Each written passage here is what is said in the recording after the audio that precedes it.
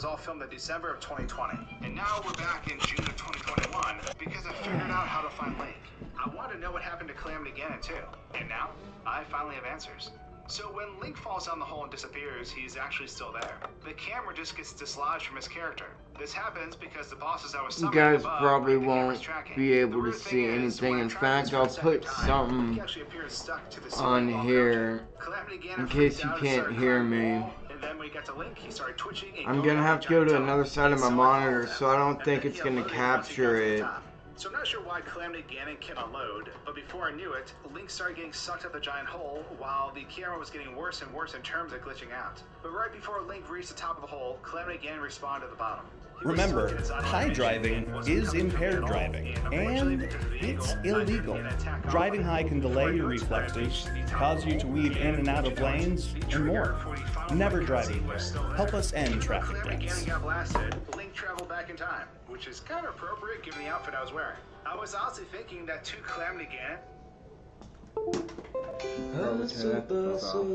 So much muscle. I don't know why that got on there. I was turning it to my. It's supposed to be to my channel. I must have clicked on it by accident. Cash and carry on, stepping up to indicate, and the time has come to deviate. And all I want is for you to be happy and take this moment and make you my family. And finally, why the hell isn't this working in OBS? Oh yeah, my bad. And finally, you have Why is this so skinny? found death-defying this mess I'm buying. It's raining down with love and hate, and I do my best to motivate. And estuary is blessed but scary. Your heart's about to palpitate, and I'm not about to hesitate. And want to treasure the rest of your days here and give you pleasure in so many ways here. And finally, you have found something perfect, and finally, you have found. Here we go.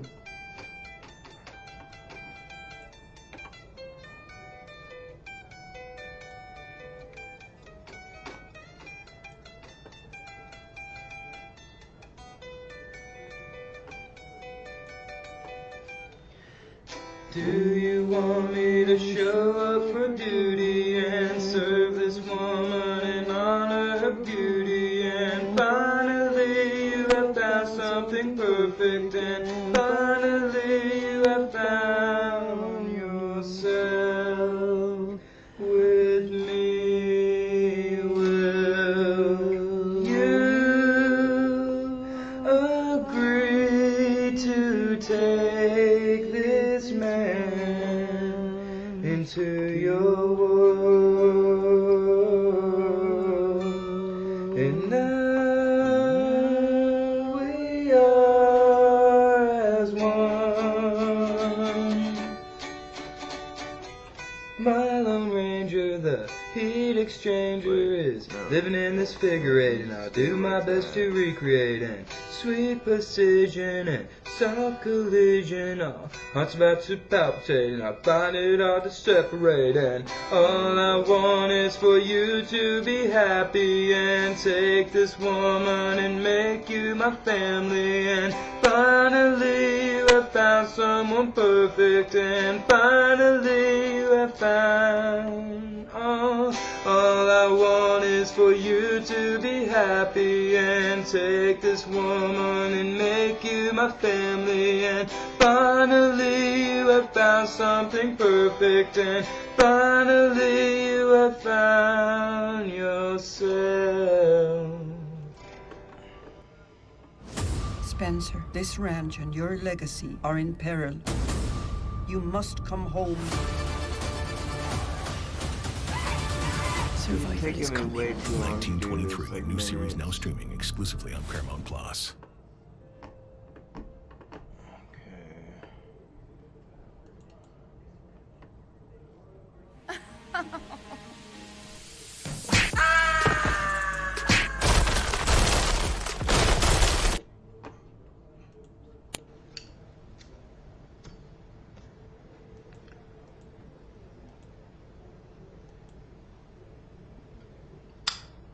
Wait, did I turn Streamlabs on by accident? Son of a bitch.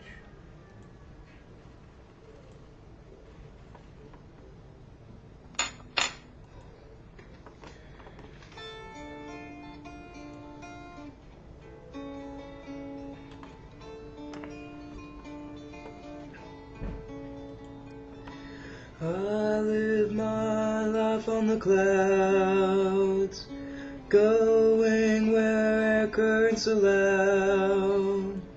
Your storm blew away so long ago. Who'd have thought I'd see you again in the show? And I was holding a feather outside, but the wind blew too hard, and I lost my grip. And as I watched feather flow away, I said to myself, wouldn't it have been just a little easier if I never held it at all? I was holding on to your hand as you hung over the edge, but we lost our grips. And as I watched you slip away, I said to myself, wouldn't it have been just a little easier if I never held you at all? Now I'm floating through an empty void, disconnected from everything that is real. I think I might be losing my mind, going insane all the time to sit in my room and meditate. Leave my body in search of Eden again. There used to be peace here, but no more. Gotta find a way to cure the disease in this land, and so I try and write a beautiful love poem for you, but I sing too hard, and I blow out my voice, and all this could be cured with just a kiss. But you and I both know there's too much space in between us at this point.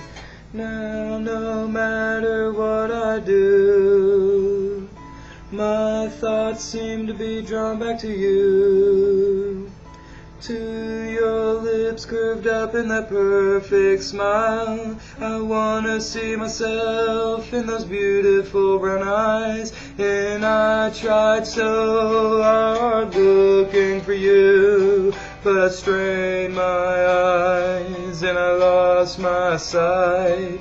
And just when I had given up, you took my hand and you led me to a place where I thought that I could see again. Now I cannot concentrate. This river of love is flooding my banks of thought. I need to get away, I need escape from this torture into your loving embrace. And now and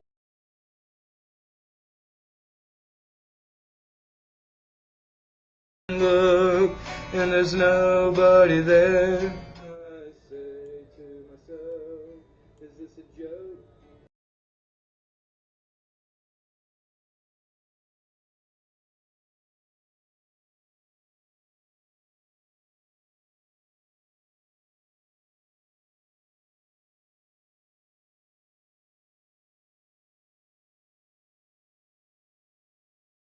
But the world is still with its snowing spring.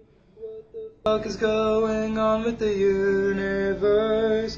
Right now I'm separated.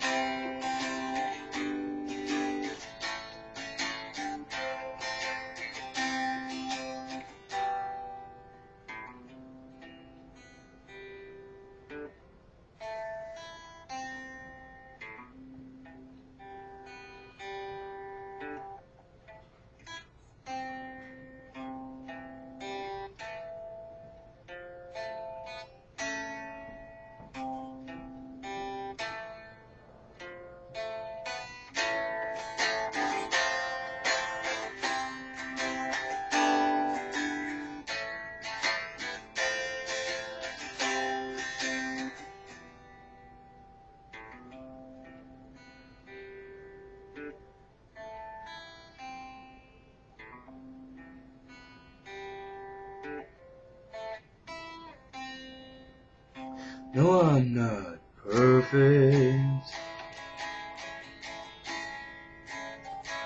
Lord, I'm not hardly close. I ain't got no money,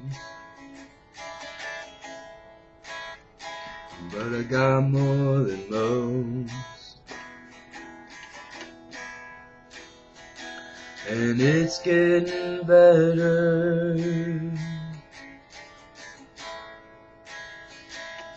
On the way, take life's little lessons, learning more every day.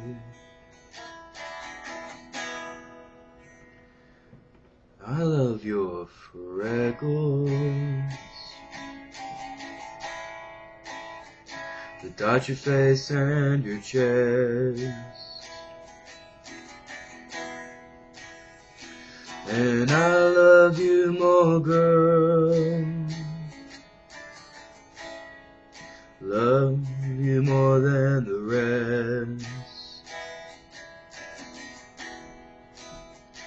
And your eyes are brighter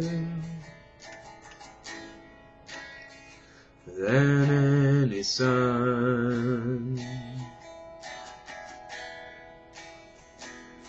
Come with me along the strip, girl, we're gonna have some fun.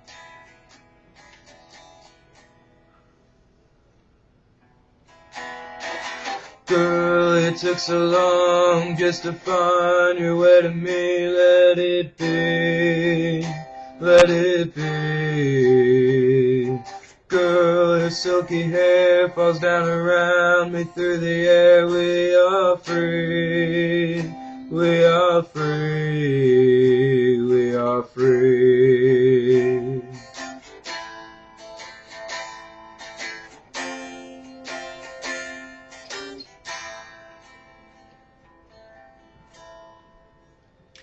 Yeah, we're not perfect. No, we're not hardly close. But brothers and sisters, keep on reaching.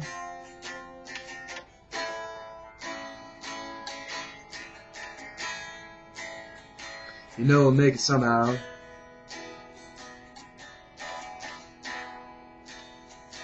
Just share all your love now.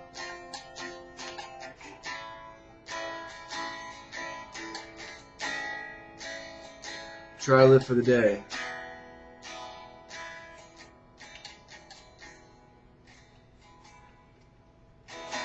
Girl, it took so long just to find your way to me. Let it be, let it be.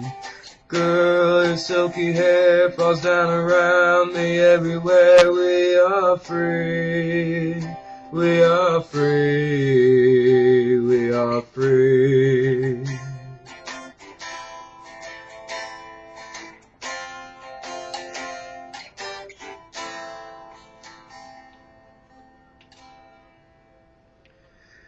I love your freckles that dot your face and your chest. And I love you more, girl. Love you more than the rest. And your eyes are brighter than any sun. Come with me along this trip, girl, we're gonna have some fun.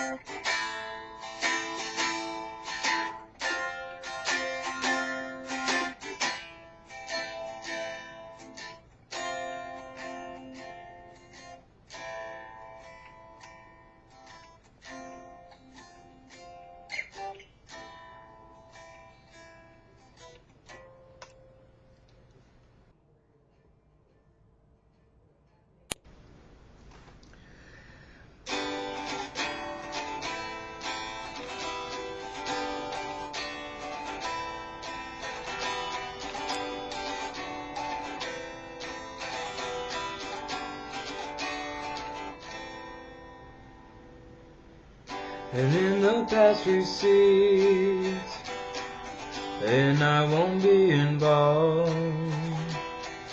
The effort to be free seems pointless from above. You're looking down at me, I'd rather stay below than have you staring up at me. There's nowhere I want to go.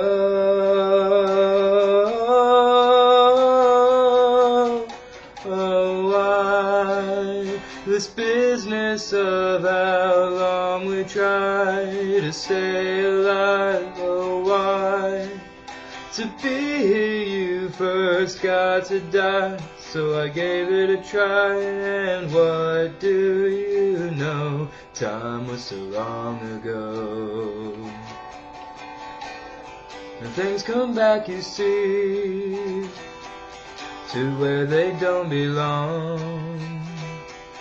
In every drop of sea is the whole ocean. Oh,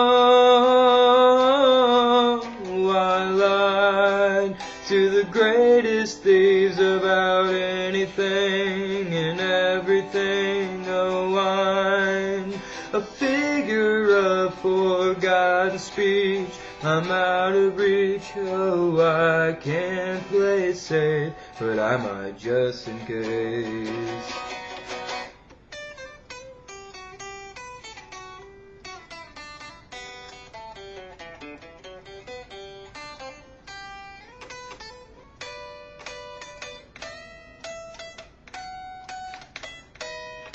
Oh, I'm disguised as a reaching hand. I'm a working man. I don't understand why clock out comes so slow.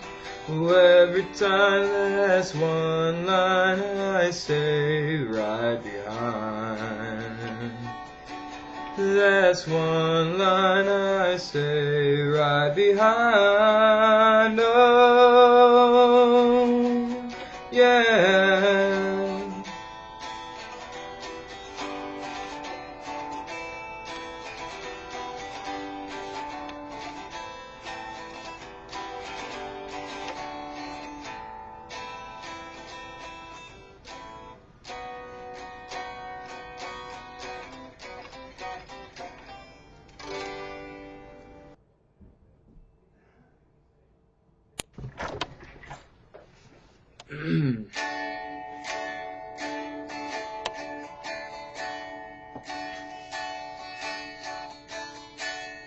Nobody knows you when you're down and out.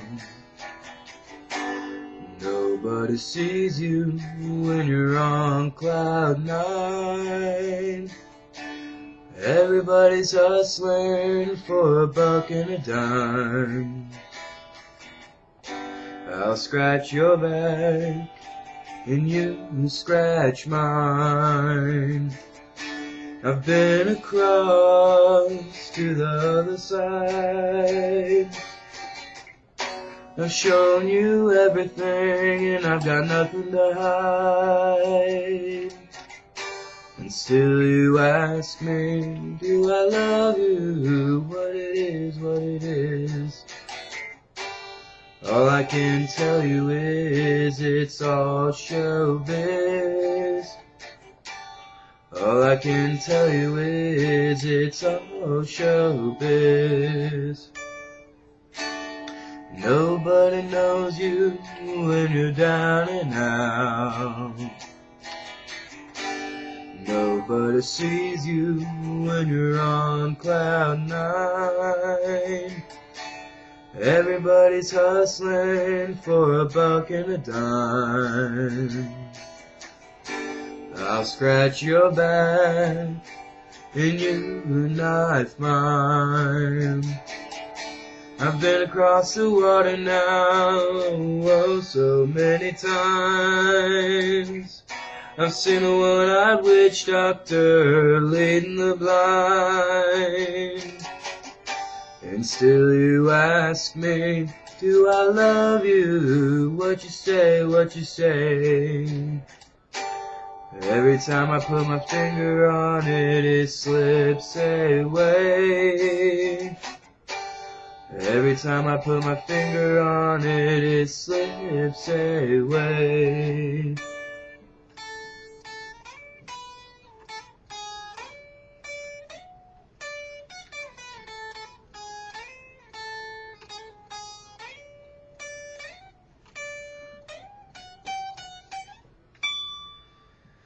Well, I get up in the morning and I'm looking in the mirror to see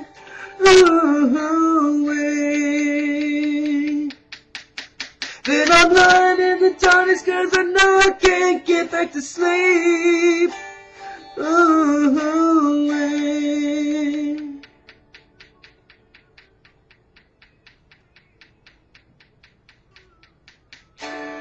Nobody knows you when you're old and gray. Nobody sees you when you're upside down. Everybody's hollering about their own birthday. Everybody wants you when you're 6 foot in the ground.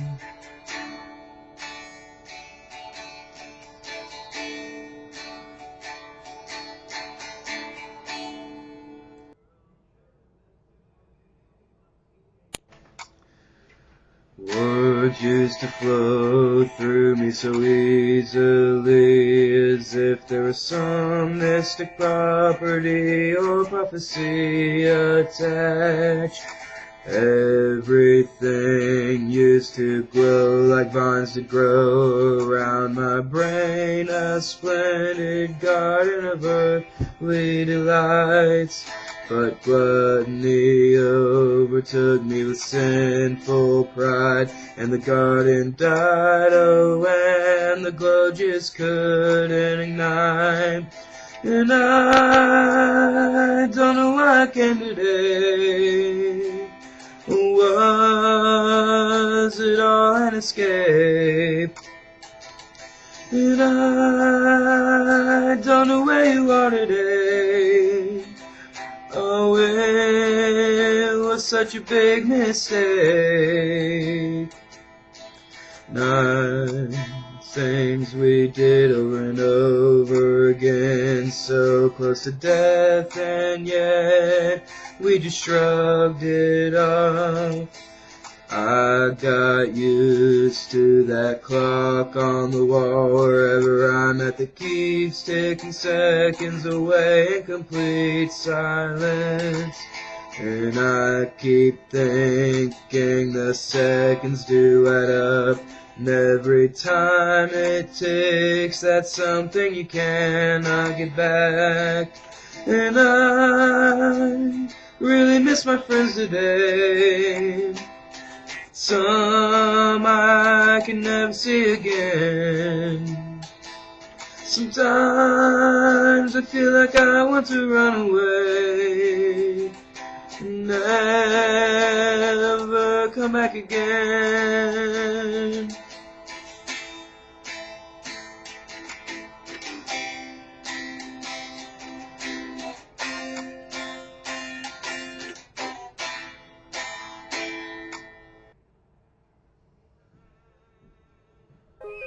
Once you meet with a TurboTax expert who will do your taxes for you, you're free to do not taxes. Show your eyes things that are not taxes. Show your brain things that are not taxes. See if not taxes makes you laugh or cry. Come to TurboTax and don't do your taxes. Meet with an expert who will do them for you. Intuit TurboTax.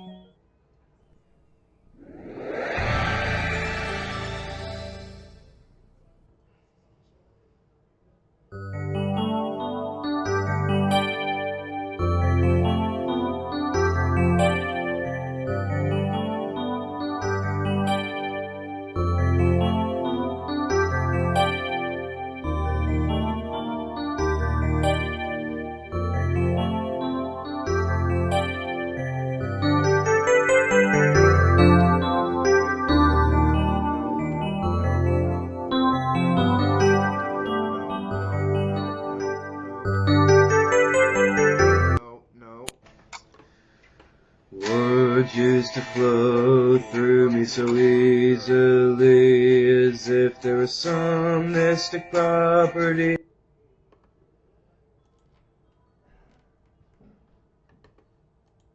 A major fast food chain is hiding a dark secret, and several TikTokers are exposing.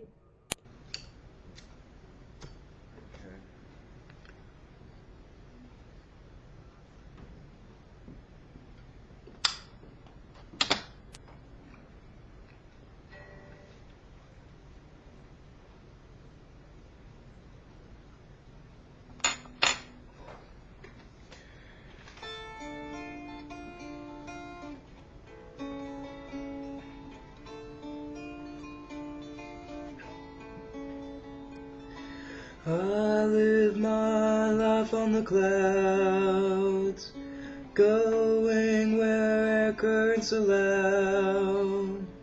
Your storm blew away so long ago. Who'd have thought I'd see you again in the show? And I was holding a feather outside, but the wind blew too hard, and I lost my grip.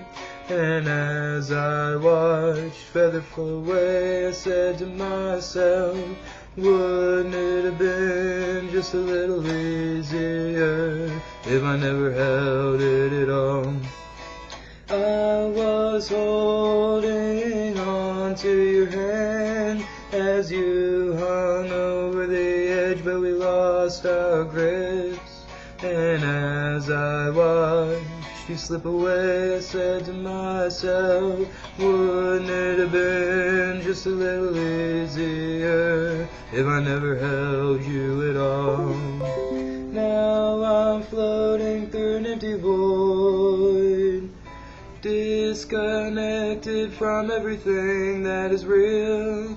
I think I might be losing my mind, going insane all the time to sit in my room and meditate, leave my body in search of Eden again. There used to be peace here but no more.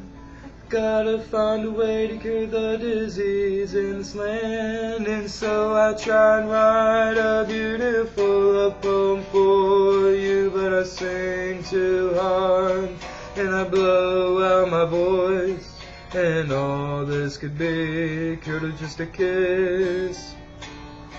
But you and I both know there's too much space in between us at this point. Now no matter what I do, my thoughts seem to be drawn back to you, to your lips curved up in that perfect smile. I wanna see myself in those beautiful brown eyes, and I tried so hard looking for you, but I strained my eyes and I lost my sight. And just when I had given up, you took my hand and you led me to a place where I thought that I could see again. Now I cannot concentrate. This river of love is flooding my banks of thought. I need to get away, I need escape from this torture into your loving embrace. And now and again, when I feel your hand on my shoulder, but I turn and look and there's nobody there, I say to myself, is this a joke? How could something that felt so right now be so strange? Strange days from now, they have passed. I can feel my muse, she's come back. But the world is still weird, it's snowing in spring. What the fuck is going on with the universe? Right now I'm separated from what could potentially be the best friend I've ever had, and I'm losing my grip on reality, insanity, which now all that lies out on the East Coast in her eyes.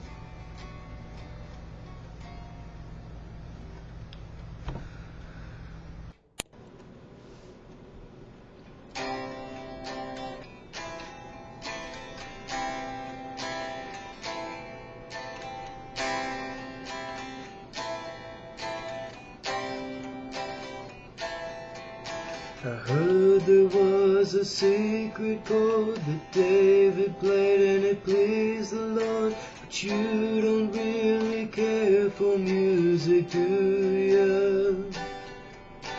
It goes like this: the fourth, the fifth, the minor fall, and the major lift. Baffled king composing hallelujah, hallelujah, hallelujah, hallelujah, hallelujah.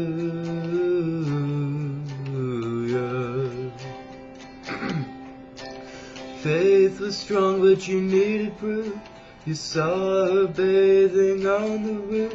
Her beauty in the moonlight overthrew you. She tied you to a kitchen chair. She broke your arm and she cut your hair. From your lips she drew the hallelujah, hallelujah, hallelujah, hallelujah, hallelujah.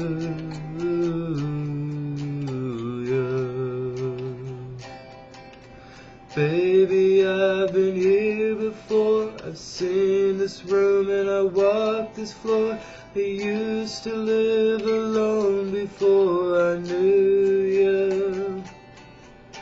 Seen your flag on the marble arch, but love is not a victory march. It's a cold and it's a broken hallelujah,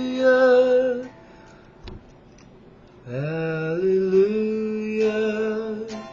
hallelujah, hallelujah, hallelujah.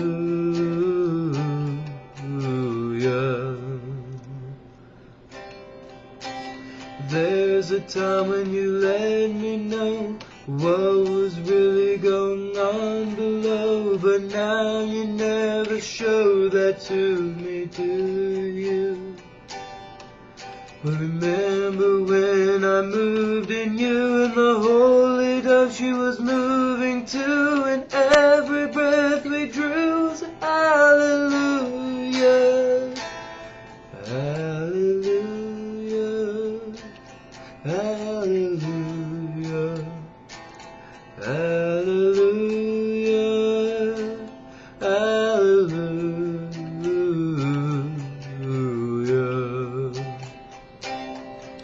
Well, maybe there's a God above. All I've ever learned from love is how to shoot somebody who outdrew you. And it's it's not a cry that you hear at night, and it's not someone who has seen the light. It's a cold and it's a broken hallelujah. Hallelujah. Hallelujah. Hallelujah. Hallelujah. Hallelujah. Hallelujah.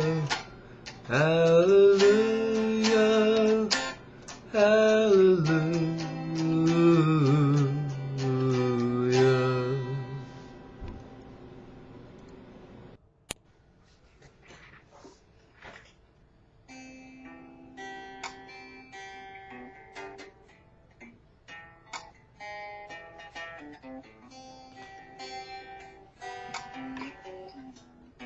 Yeah, hey, it's good to see you, Frankie. You should be able to see me, if you're watching my stream. So, I mean, it's real. I'm really glad that you're here watching me, man. I really fucking miss you. Sometimes I feel like I don't have a partner. It's amazing that you've been clean for a Sometimes year. I feel like my only friend is the city I live in, the city of angels. Lonely as I am, together we cry. And it just so happened that coincided with my probation, which is not why I quit. I quit because I wanted to get sober off of I drive on the street, cause she's my companion. I walk through her hills, cause she knows who I am. She sees my good deeds and she kisses me windy. Well, I never worry, now that is a lie. Negate any good things in my life. In fact, it made me crave weed and other I don't ever wanna feel like I did that day. No, take me to the place I love. Take me all the way. Said I don't ever wanna feel like I did that day. No, take me to the place I love. Take me all the way.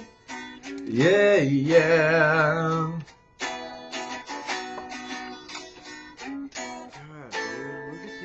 It's hard to believe that there's nobody out there. It's hard to believe that I'm all alone. At least I have her, love the city, she loves me. Well, I never worry, together we cry.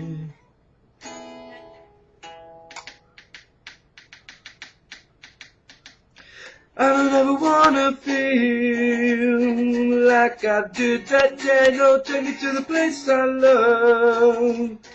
Take me all the way. Said I don't ever wanna feel like I did that day. No, take me to the place I love. Take me all the way. Oh yeah, oh yeah. Oh no, no, no, no, yeah, no, yeah. Of me, she said, no, yeah, no, yeah. One time, under the bridge downtown is where I drew some blood, and under the bridge downtown I could not get enough of under the bridge downtown. Forgot about my love, singing under the bridge downtown. I gave my life away. Oh yeah, yeah. Oh no, no, no, no, yeah, no, yeah. Fuck me, she said, no, yeah, no, yeah. Will I stay?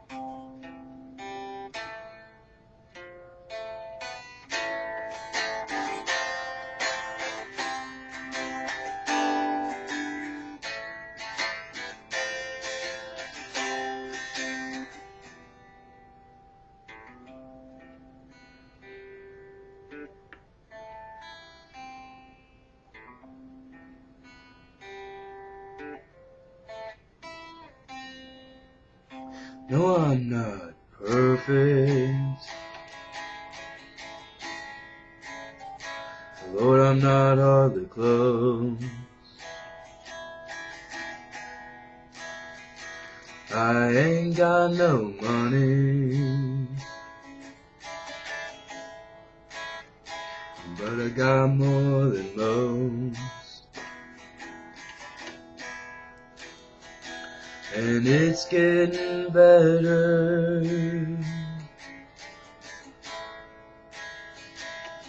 On the way. Take life's little lessons, learning more every day.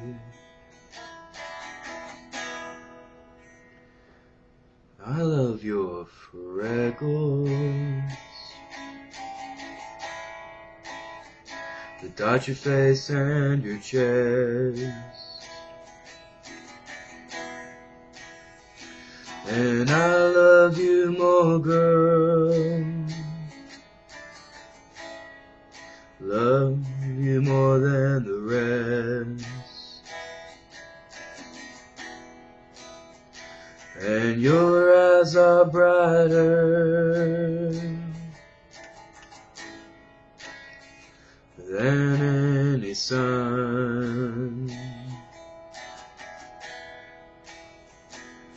Come with me along the strip, girl, we're gonna have some fun.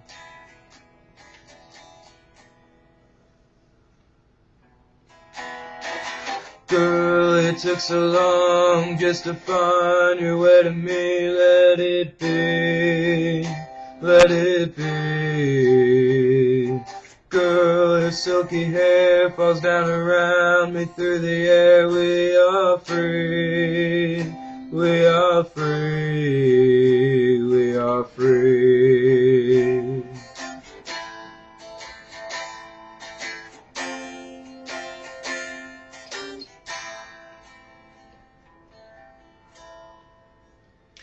Yeah, we're not perfect.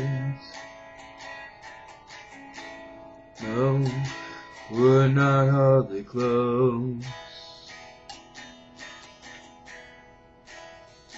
But brothers and sisters, keep on reaching.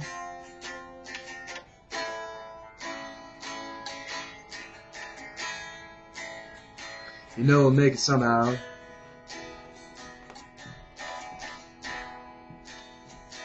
Just share all your love now.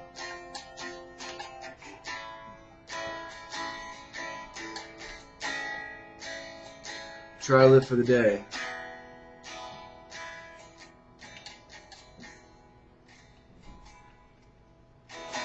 Girl, it took so long just to find your way to me. Let it be, let it be. Girl, your silky hair falls down around me everywhere. We are free, we are free, we are free.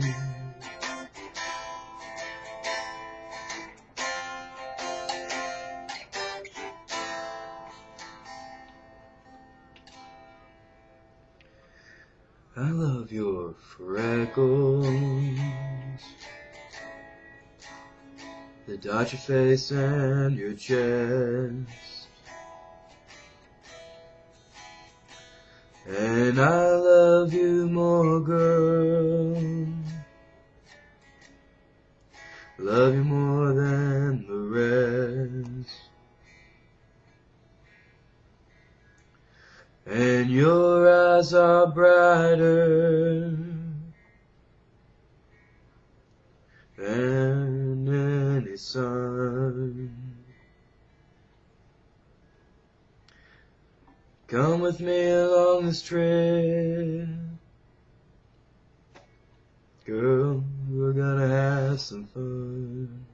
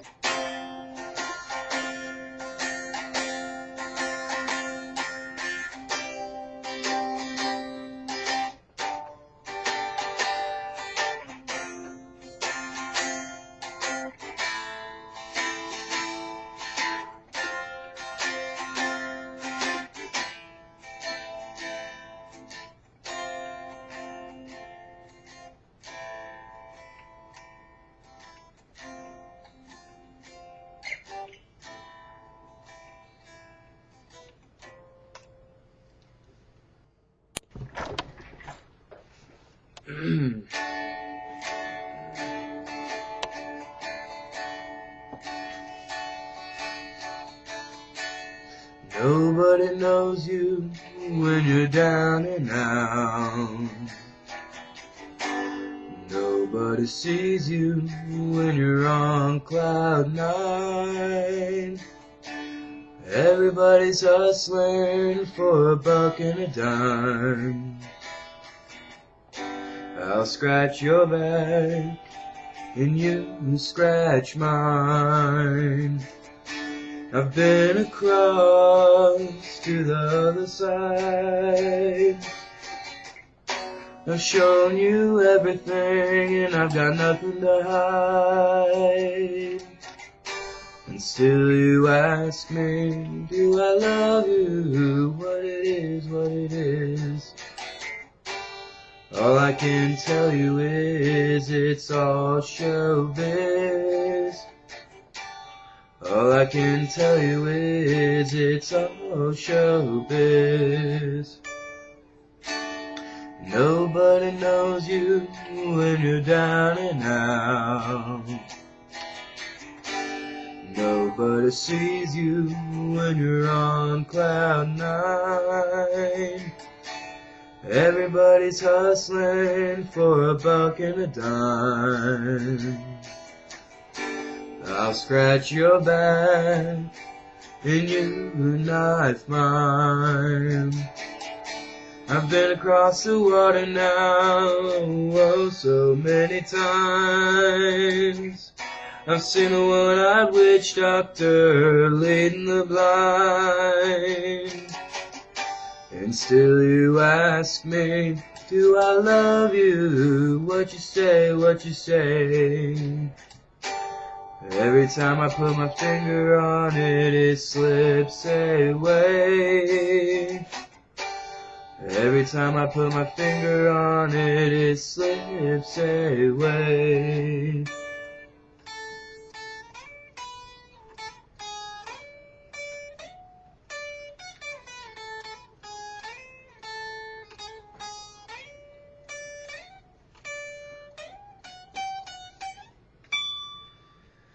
Well, I get up in the morning and I'm looking in the mirror to see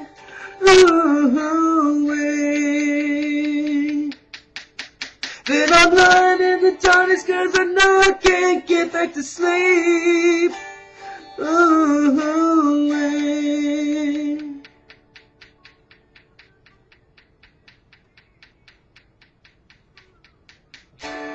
Nobody knows you when you're old and gray. Nobody sees you when you're upside down. Everybody's hollering about their own birthday. Everybody wants you when you're 6 foot in the ground.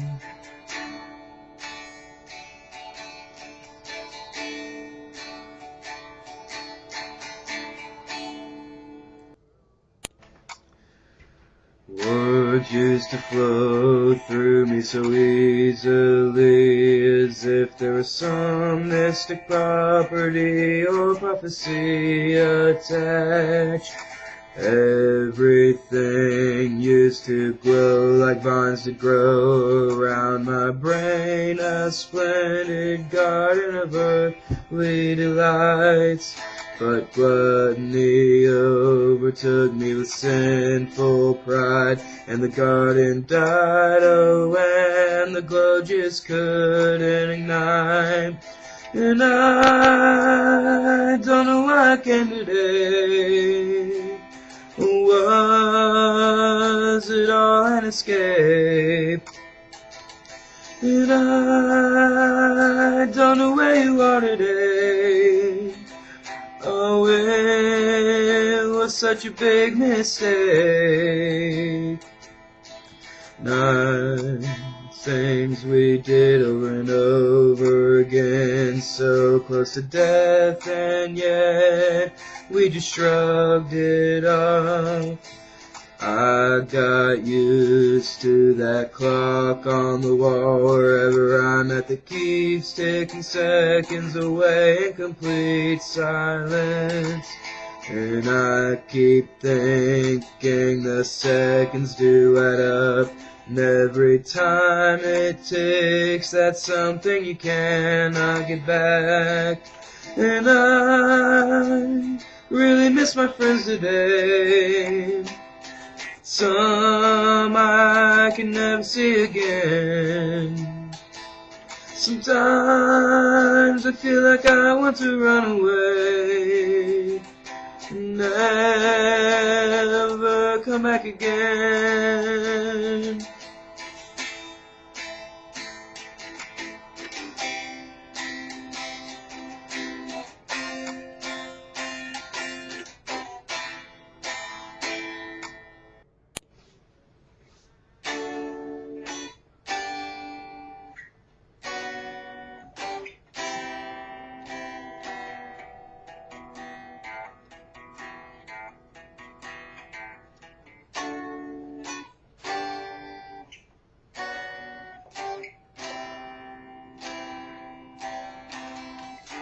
You know when you see something you want, and there's nothing you can do. I love her, she loves him.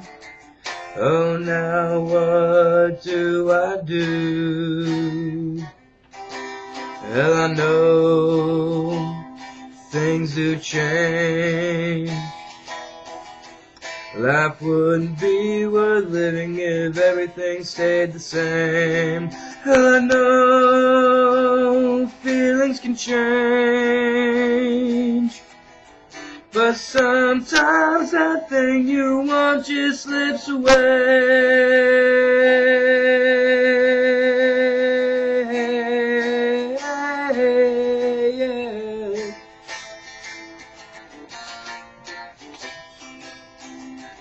I've lost friends and loved ones, been betrayed by them too. You've got to keep an eye out for the ones that love you. Hell, I know the man can change, but sometimes that decision is hard to make. And I know that times do change, but sometimes for too long things stay the same.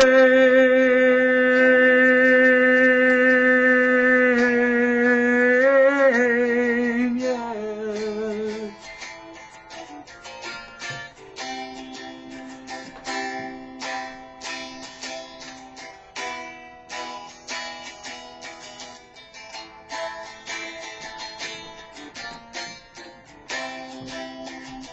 Oh my God, where did you go? And love, what did you do? Never in my wildest dreams did I think I'd be back with you.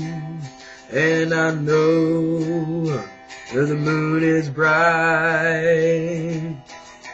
This time I'm sure it's enough to see us through the night. And I know that I love you, and these songs of mine are what I can give to you.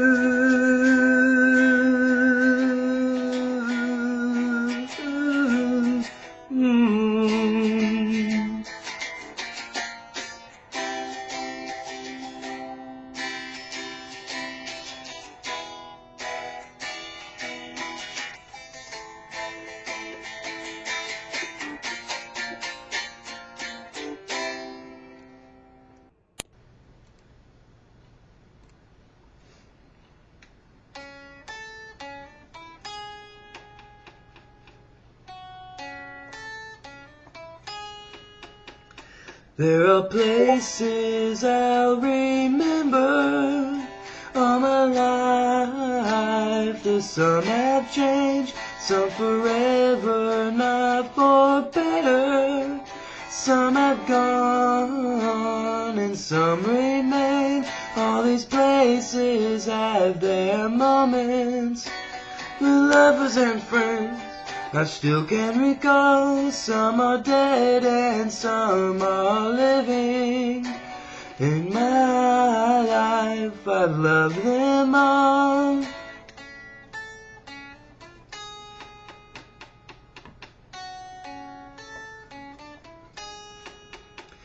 But of all these friends and lovers, there is no one compares with you. And these memories lose their meaning when I think of love as something new. Though I know I'll never lose affection for people and things that went before. Oh, I know I'll often stop and think about them, but in my life I'll love you more.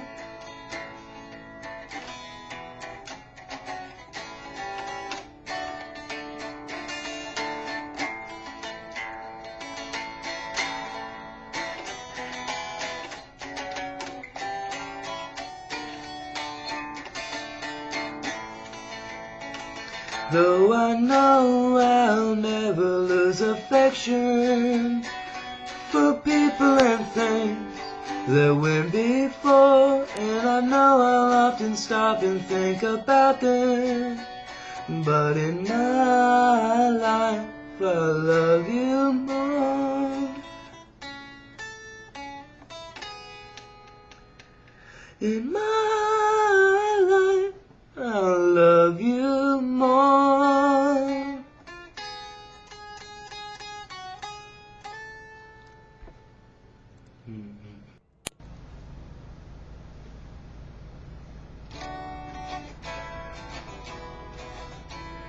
Wintertime winds blow cold this season, falling in love I'm hoping to be. Wind is so cold, is that the reason keeping you warm, your hands touching me? Oh, come with me, dance, my dear, winter's so cold this year. You are so warm, my wintertime love to be. Wintertime winds blue and freezing, coming from northern storms in the sea. Love has been lost, is that the reason? Trying so desperately to be free. Oh, come with me, dance, my dear, winter's so cold this year. You are so warm, my wintertime love to be.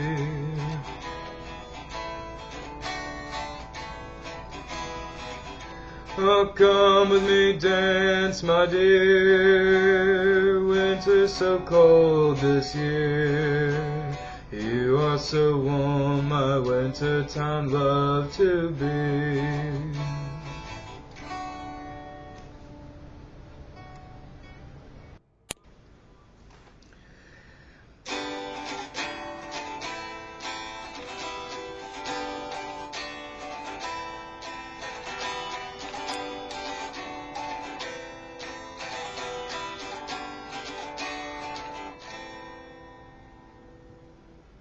And in the past recedes, and I won't be involved.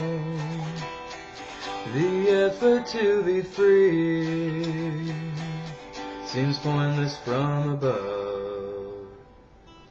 You're looking down at me, I'd rather stay below than have you staring up at me. Is nowhere I want to go.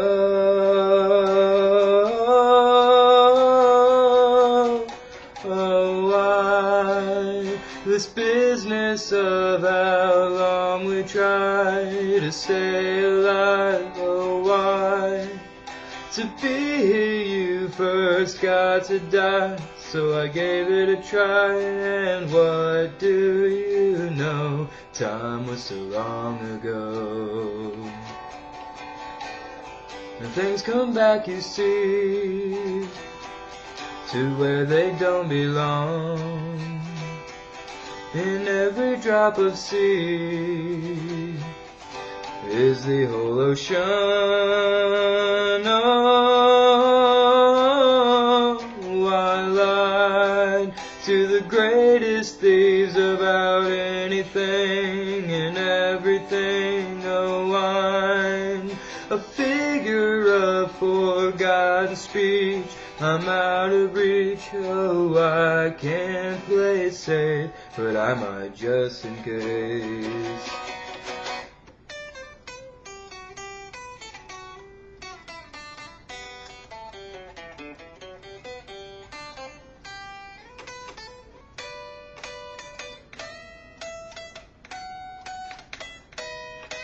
Oh, I'm disguised as a reaching hand. I'm a working man. I don't understand why clock out comes so slow. Oh, every time that's one line I stay right behind. That's one line I stay right behind. Oh, yeah.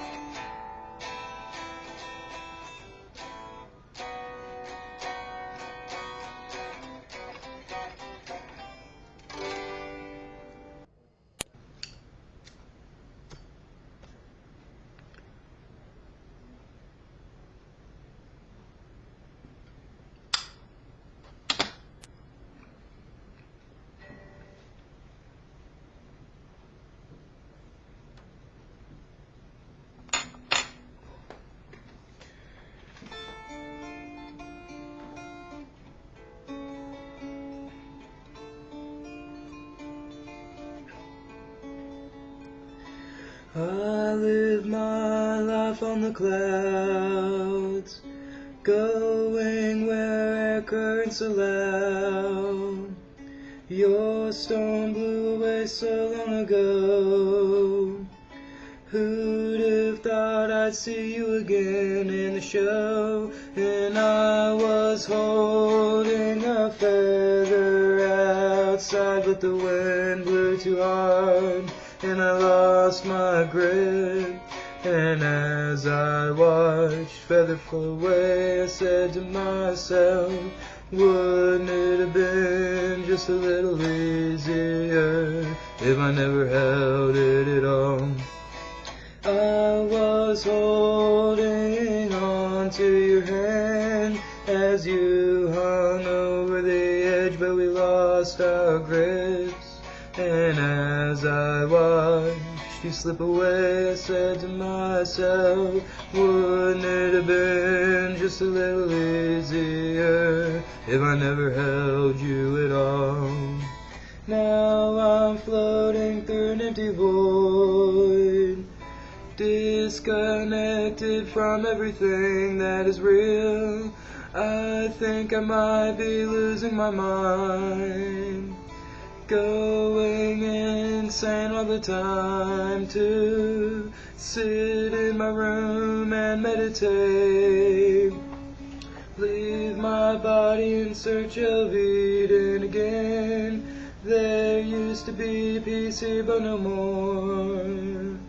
Gotta find a way to cure the disease in this land. And so I try and write a beautiful love poem for you, but I sing too hard and I blow out my voice.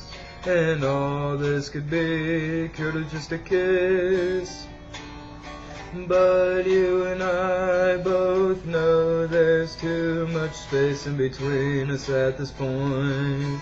Now no matter what I do, My thoughts seem to be drawn back to you, to your lips curved up in that.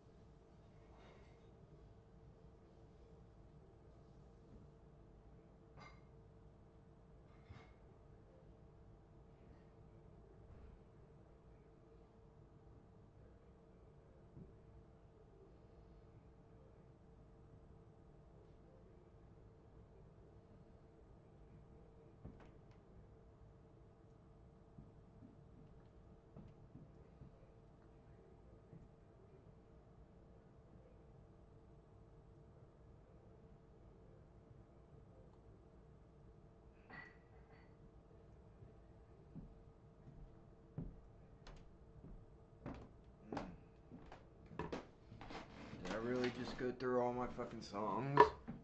Oh, hey Serena, holy shit, I'm sorry, how long have you been here?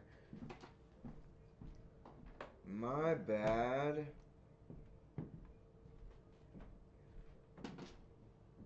Sorry, I've been kind of going through things, trying to talk to a few people. I'm seriously, I think you might have been here when I was talking about getting back into the dating scene. And I'm thinking about signing up for a dating profile.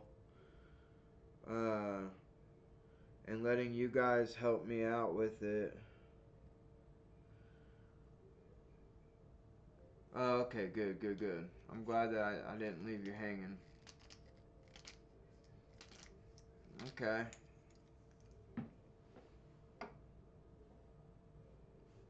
What do you think of that idea? Do you think that's a bad idea to have you guys, like, my chat fill out my dating profile with me or for me?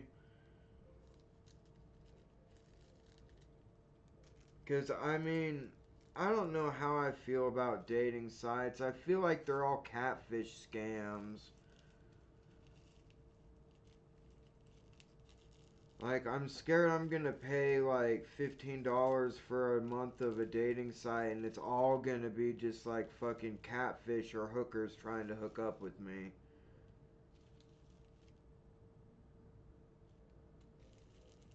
Because I know that's what some of my friends use those sites for, is to just meet up with hookers. And I do not want to get bombarded with fucking hooker requests and OnlyFans accounts and girls telling me to donate to their fucking PayPal.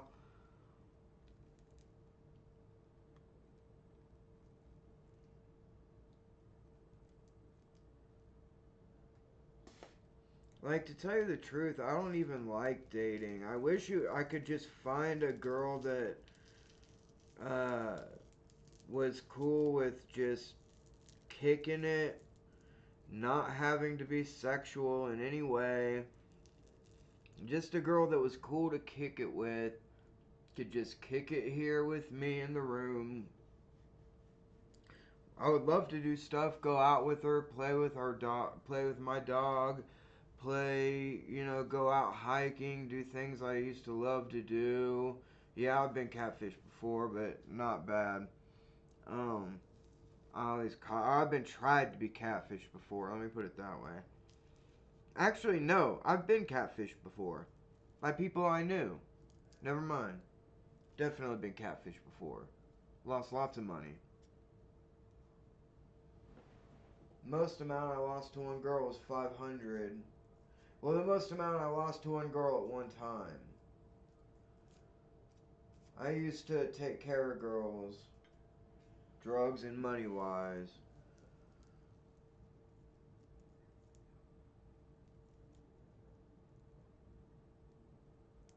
No. I mean, I don't know. I got a dad bod, and I'm not afraid to admit it. I'm not that out of shape. I'm just kind of fat. I'm a little embarrassed of it. At least I still have the outline of a six-pack.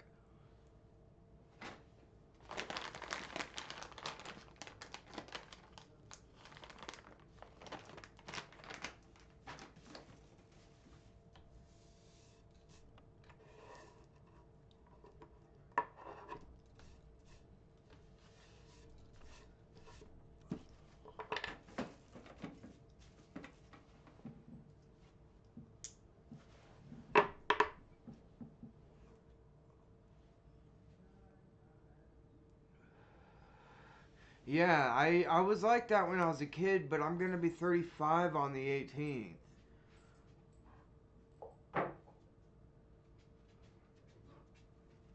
Yeah, maybe. I mean, I used to think I was a super fucking unattractive guy when I was younger, but I got over that when I got older. I think,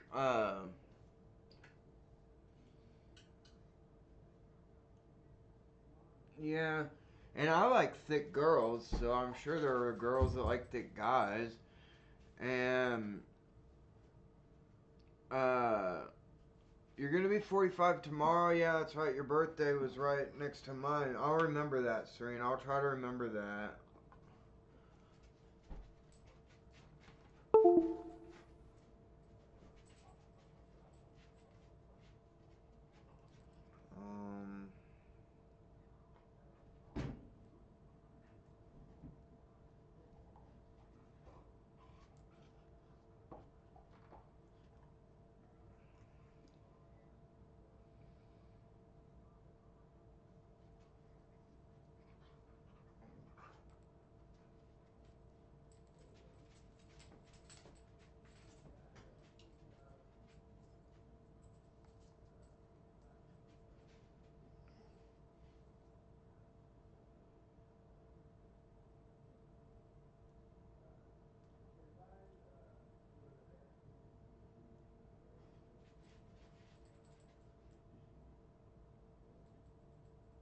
Um, why is my video paused on my...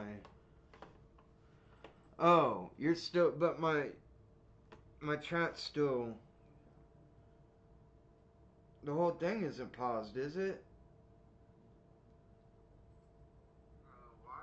Okay, no, good, okay. Yep, that's right. So Sheba and I are only 2 days apart.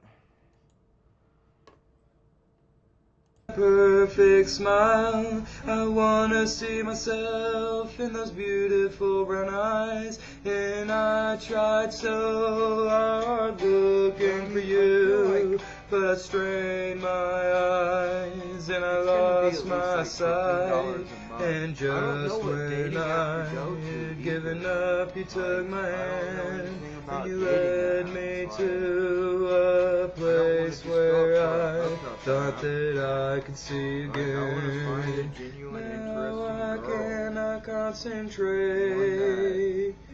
This river of love is flooding my banks of thought. I need to get away, I need escape from this torture into your loving embrace. And now and again, when I feel your hand on my shoulder, but I turn and look, and there's nobody there, I say to myself, is this a joke? I feel like I don't have a lot How could something that felt so right now be so strange?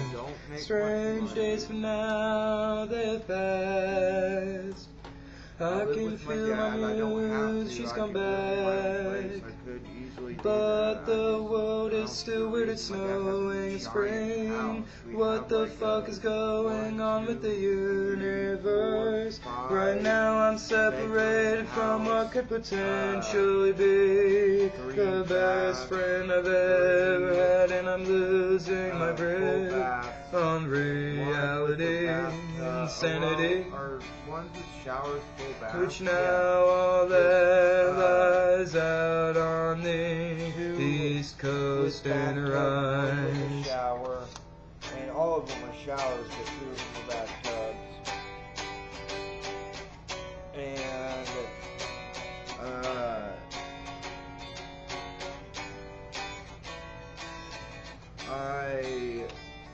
we have 2 huge living rooms. We have a big kitchen. I mean, this house is huge.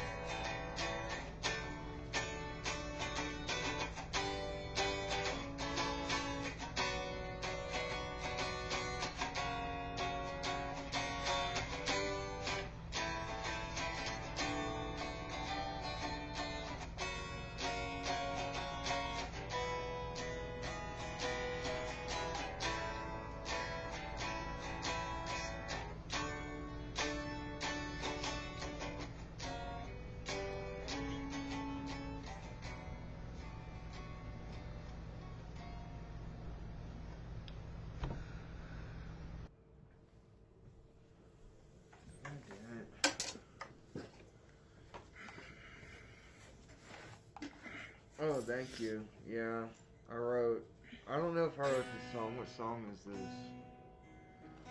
Hey, come back.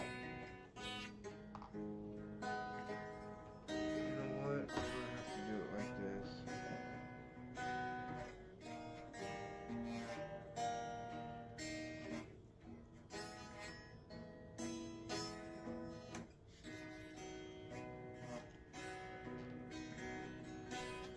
I don't wanna watch you walk away from me.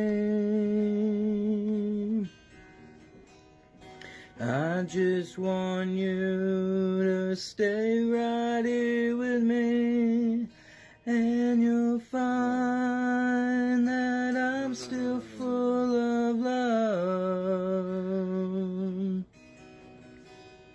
Why'd you wanna go and do that? We had worked so very hard and long, and I'll cry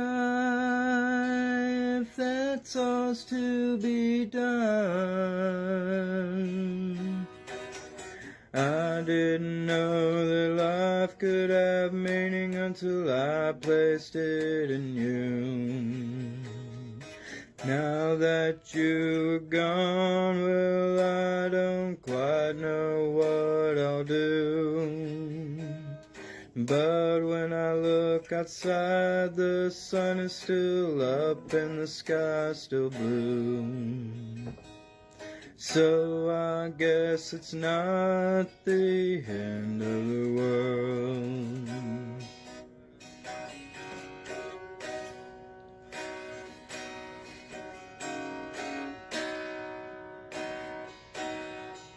Yeah, I know how you. Yeah, if they don't like that, they're definitely not for me.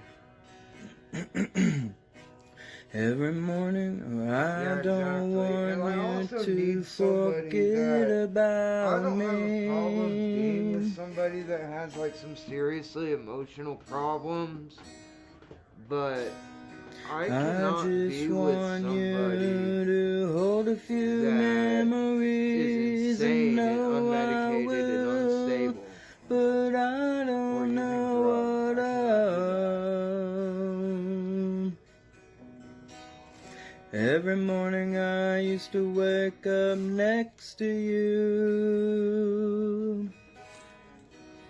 Now I can't sleep at night 'cause I'm all alone. So I just sigh and look up at the moon.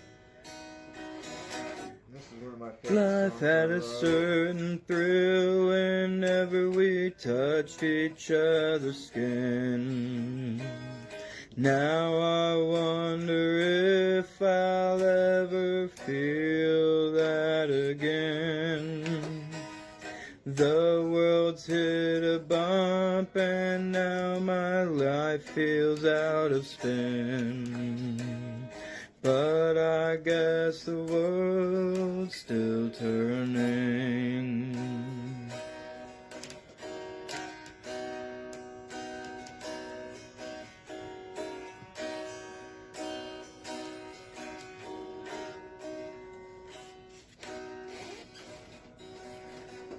There were times when we felt like we were one. So being separated makes me feel like I'm not myself. It's almost like they took part of my soul. I wonder if it will ever heal back or not. Am I gonna live forever with this dark hole in my soul? I sure hope not. That's not how I want to live. In my experience, the girls that think that Sometimes I feel like there's nowhere left for people like me. But all I have to do is open my eyes and see.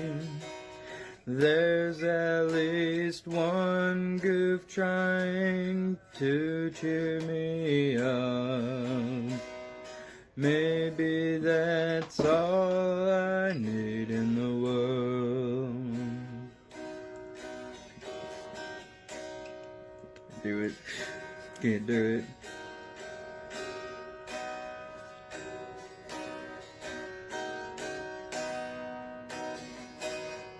Okay, hold on.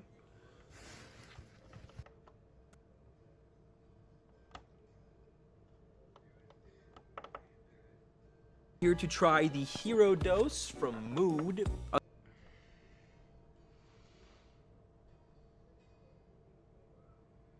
Tastes just like candy. I could eat this whole pack. Yeah, it works all right. It works. For someone like me, it works. I like this chair. I feel like playing guitar, man.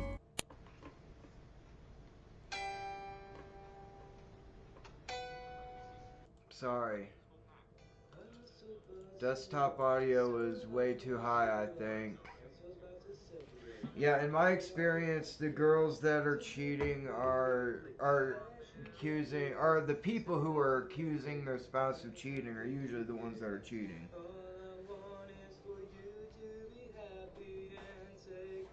My ex used to say that all the time, and she used to cheat on me all the time too. One of my exes.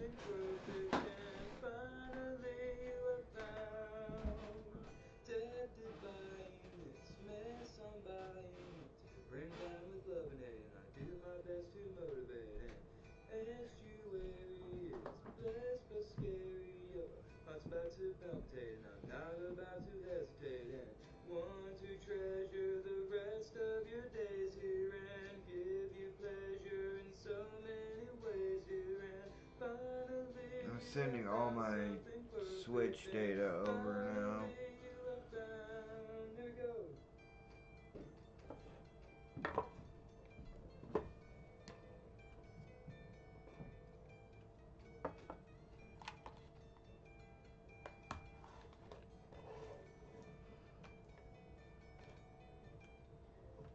Do you want me to show up for duty and serve this woman and honor her beauty?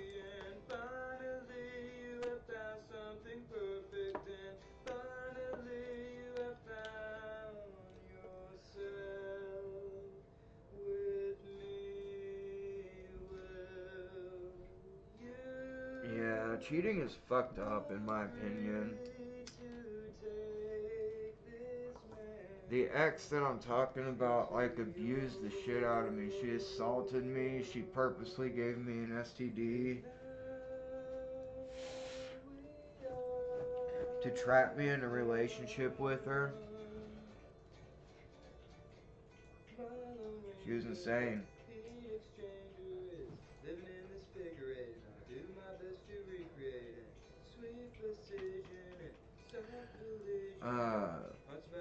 That's why I feel weird getting back into the dating scene. I never once really cheated on her, but technically I kinda did. We broke up, and I said, look, you go on a break with me this time, all the fucking rules are off. I was like, I'm sick of us breaking up and getting back together. You fucking go on a break with me this time and say we're on a break. All the fucking bets are off. I was like, I'm sick of you cheating on me every goddamn time you get mad at me. And then you say we were on a break. You do this shit, all fucking bets are off. So she said, no, fuck you, leave. We're on a break. And so I said, you know what? Fuck it. That night, I drove down to Kansas City. I don't even know what the girl's name was. I don't know who she was. She was just some fucking dopo I met after I bought a bunch of drugs. We went and fucked. And, like, it wasn't good sex. In fact, I don't even think I finished, to tell you the truth. It wasn't good sex. It wasn't, like, anything special. Like I said, I don't even remember her name. I was just fucking sick of it, dude. Sick of her acting like, I don't know. Like, I felt like she thought I would never go out and do it, or couldn't go out and do it, didn't have the balls to go out and do it or something. Man. So, what the hell is up? What the hell is this? Why is this person just standing here?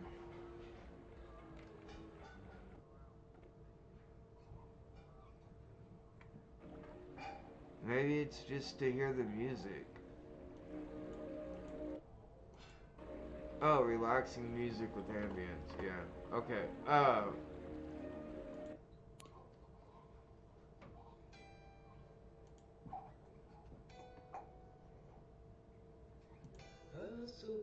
Yeah,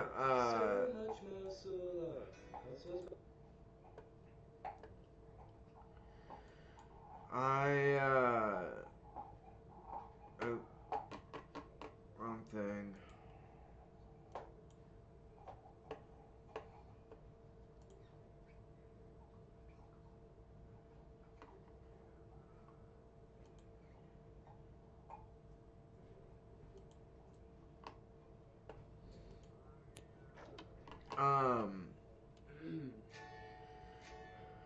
So the thing was, with this girl, like, she was really fucking abusive. I thought I loved her.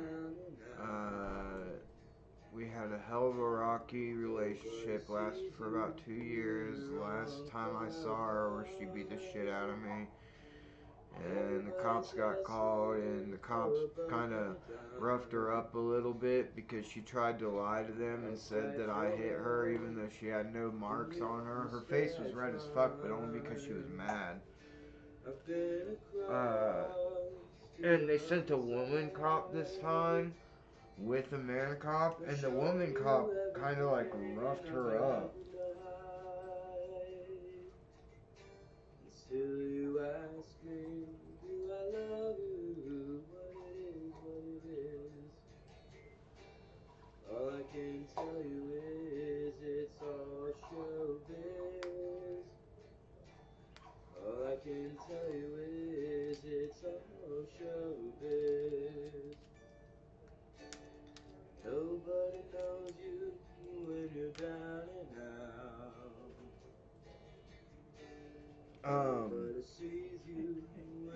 And the woman cop roughed her up. And then the male cop said, are you still not pressing charges? And I was like, no. And I was like busted up, dude. Had 2 black eyes, bloody nose, bloody lips. Motherfuck, dude. I got fucked up. Like, she beat my ass.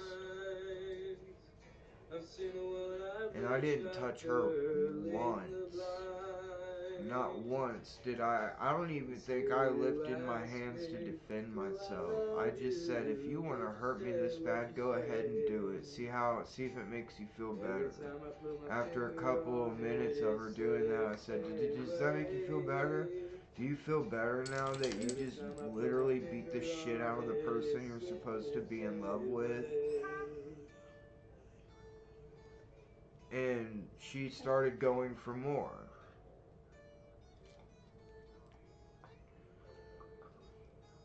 And then fucking,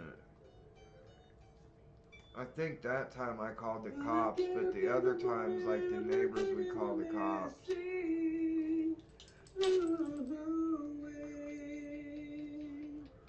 But I guess I did it because I felt like, dude, the relationship is over and I need her to get away and me to get my shit and get out of here. She put all my shit outside the house except like my guitar. My guitar was the only thing I had that was ever worth anything to me.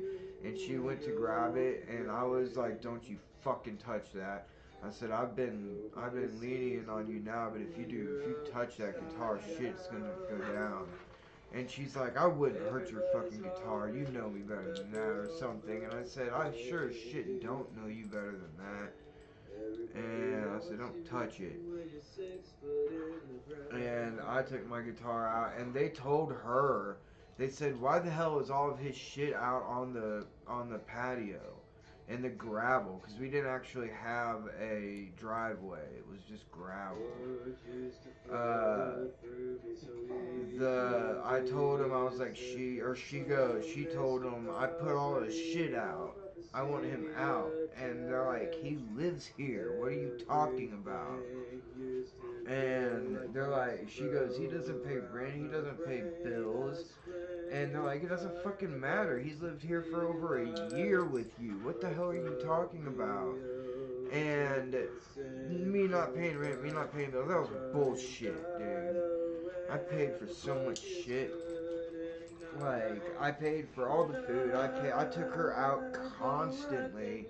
I spent all my money on her. That was the time. That was the time her and I were together was the only time I was ever clean. From the time I was 15 to the time I was almost in my 30s. And so, like, me not paying for shit, dude, I bought her clothes, I bought her fucking whatever she wanted, dude. And, I admit I irresponsibly bought stupid shit for her that was, she liked it, she liked being pampered and taken care of, but I admit I could have done better with the money and put it to things that would have been more important, like getting a better house for the two of us or something, or, you know, but she never complained about me buying tons of jewelry and all kinds of shit for her, and I never asked for any of it back. I think one thing I did, and then I felt bad, and I was like, I'm not asking for anything back. That'd be so fucked up. I just never could ask for something back, because I bought that gift for them because I love them. Why the hell would I ask for a gift back? You know what I mean?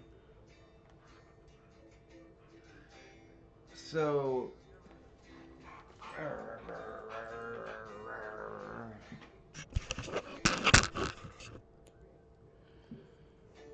she,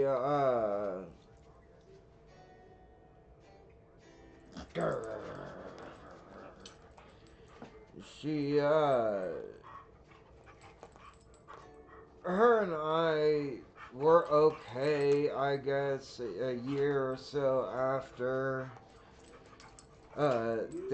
maybe a couple years after things calmed down, we cooled down, but then she was supposed to come after, something happened, and I don't want to get into it, because I don't want people to judge her or whatever, and she was coming to my house, and, I was like hella nervous about it, so I got like super drunk and passed out, And I don't know if she ever even came by my house. She said she didn't see me, like, so she said she couldn't find my house, and I had a bunch of missed calls because I slept through the calls. Because I have my ringer off. I never have my ringer on. And,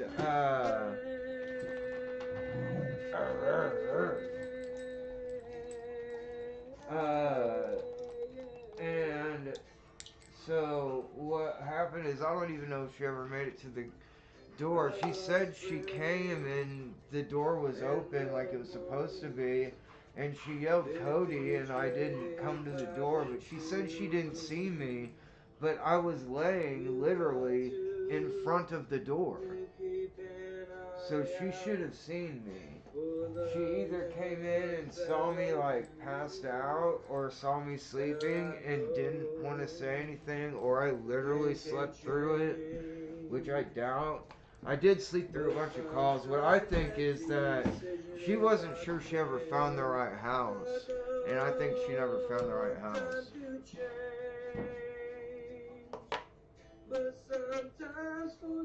Or that once I didn't pick up for so many times, she bitched out and didn't come, which I don't blame her. We hadn't seen each other in so long. And then one time I talked to her and I was a little drunk and I was being a little disrespectful to her. I was like calling her like stupid pet names, not like trying to call her pet names like that I would used to call her, but like jokingly just calling her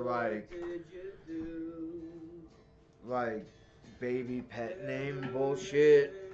Because I knew she was on Facebook and we were supposed to talk about something and she wasn't talking to me and it was pissing me off. It wasn't pissing me off, I was just bored, I should say. I didn't really give two flying fucks, and that's why I started kind of like harassing her, and because I didn't give a shit, but that's no excuse, and she just blocked my ass.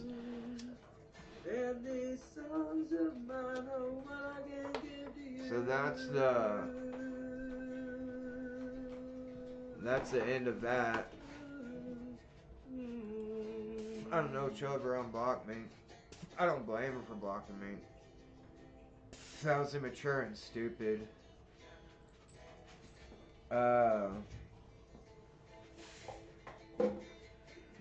But, yo, dude, I don't know, I don't feel bad. That girl fucked me over so bad. I cannot tell you how bad she fucked me over. I can. There are places I'll remember all my life. There's some have changed, some forever, not for better. Some have gone and some remain. All these places have their moments. Lovers and friends, I still can recall. Some are dead and some are living. In my life, I love them all.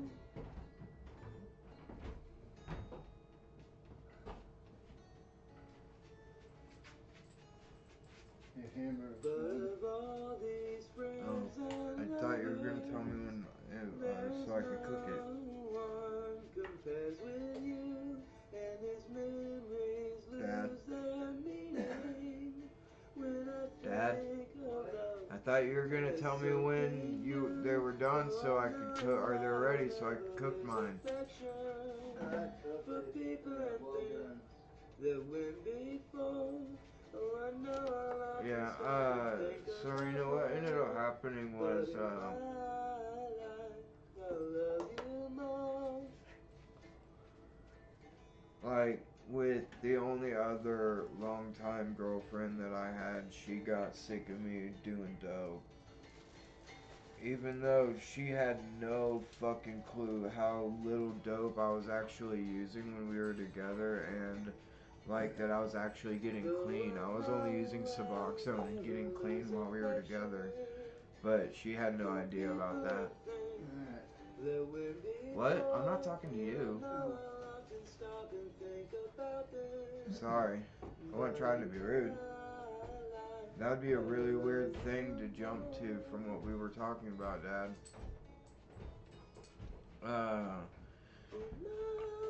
And she also lied to me. She said I wasn't a rebound because I was like, you did go back to one of your ex-boyfriends even though he had a girlfriend. I can't remember if she was pregnant at the time. I was like, you did go there. It did seem like you went there to flirt with him. But then you saw me and you decided to go to me. And the thing is we met, we met one time, we got along real well, kind of. We didn't like talk too much, but we could tell we were both like very, very alike. And then she came over again one time randomly when I came over there after work. And I was, ironically, I was in withdrawal. And I was going over there because I felt like shit and I hoped being with my friends would make me feel good. She was there. I didn't sleep all night. I know she didn't sleep all night because this one of my other friends passed out on the couch, like halfway laying down on her like that, to where she like had to scoot over and had to like scoot over in a really uncomfortable position to sleep. So I know she didn't get any sleep. And I got up early in the morning because I was in withdrawal and I felt like shit. It was probably like 6, maybe 7 at the very latest. And her and I talked for about like 5 minutes. She's like, hey, you want to go to my house? I was like, absolutely. And we immediately, I told her like a few things and about me. She didn't give a shit. She didn't give two flying fucks. And I told her, I was like, look, I'm in withdrawal, I've got back pain, I don't have, I don't think I could do, like, I tried to fuck her and nothing, it just wouldn't work, I was in withdrawal. And then she gave me a couple Vicodin, and I actually was able to fuck her finally. And I can't believe she let me stick around, because honestly that was a pathetic lay. I'm not gonna lie, I knew it was.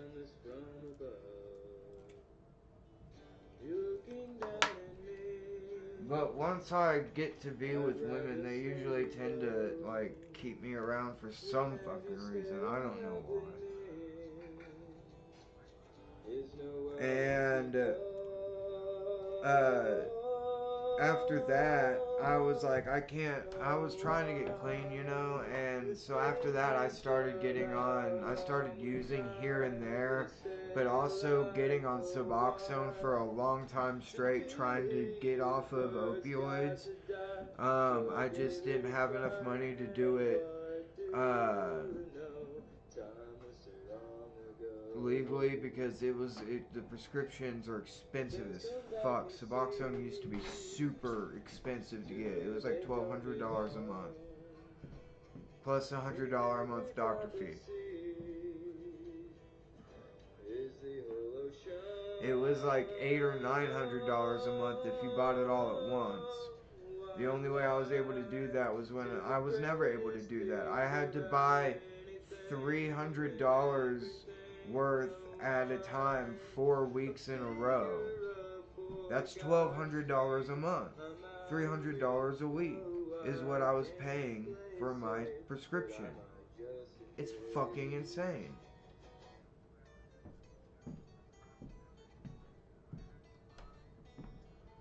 And it's the only way I could stay clean. And I finally got into a free clinic. I got lucky. But anyways, with her, I had not started that yet. I didn't get that job till after we broke up, like a few months after we broke up. And I found out she went back to, we were together for, I considered it a long-term relationship, but we were only together about like 3 or 4 months. 5 at the most. But I stayed with her every every single day for like 5 months. Like she literally, I left a couple times just to go see my family and shit, but she literally was super cool and even encouraged me moving straight the fuck in. It was crazy. Like normally people don't like that shit. I had a bad habit of letting girls do that to me too, but and her and I, dude, she was a freak, dude. She needed it like 2 or 3 times a day, and but I was fine because I was still using opiates pretty hard back then, so I had no problem. And we were together a lot. We spent a lot of time together. Her and I actually were really close. I really liked her. She wasn't really so much of a long-term concentrate or a long-term relationship as she was somebody that I deeply, deeply loved. I did love her. I did care about her.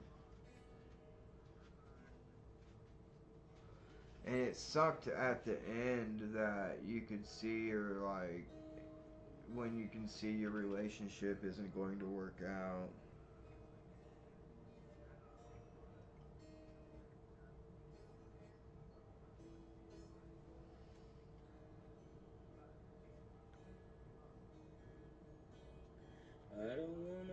And man, my voice is fucked up in these. But you know, the problem with me dating now is like dude, I am nothing like I was when I was a kid. I'm physically attracted to different kinds of women. I'm completely, almost like asexual. It's like Ethan talks about his antidepressants because he's on high dose antidepressants. Honestly, he describes the same problems I have with mine. He describes it very, very well.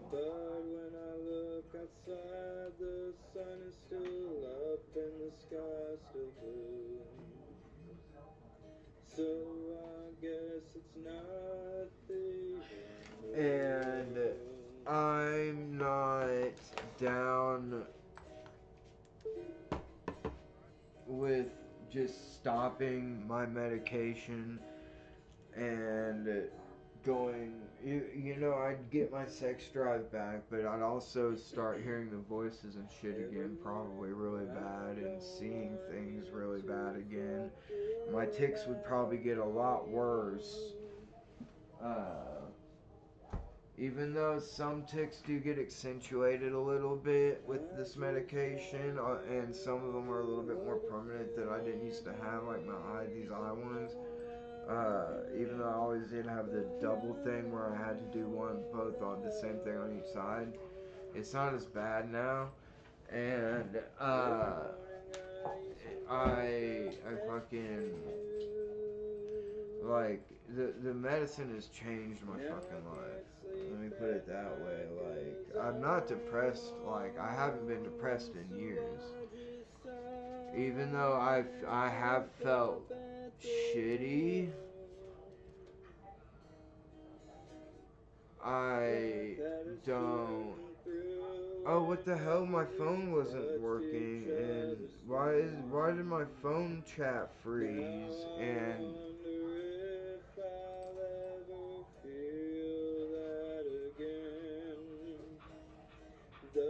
no, I never pressed charges on her. The cops came out all the time.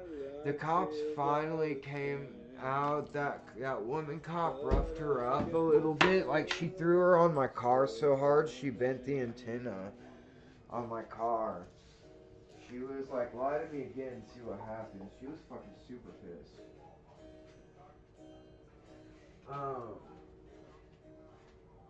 then, what happened was the male cop came, he pulled me to the side, and he was like, look, dude, I have no room to talk because I'm still in a relationship with this woman. And he said, but I've had her try to call the cops on me when she's beat on me and she's been arrested. He said, but you have no idea, like, how easy it is. And he's like, all of my friends keep trying to tell me to get away because it'll look super bad if, like, I try to do anything to her to protect myself and she gets hurt because I'm a big, strong cop and that's going to look bad for me. I think she might have been a cop too, the way he was talking, but I wasn't sure. He didn't let me know for sure. But, he said that, he's like, if you ever actually did defend yourself, it would all be on you. Everything would go down completely differently.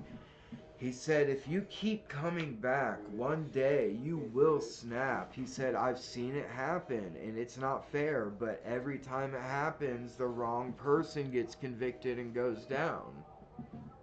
And he says, and I'm not, and like he said, I'm no one to, like, be judging because I'm in a relationship where my girlfriend's been arrested for abuse too. And he said, so, but I know from experience, dude, one day you're going to lose your temper and you're going to be the one that goes to jail, even if you don't deserve it.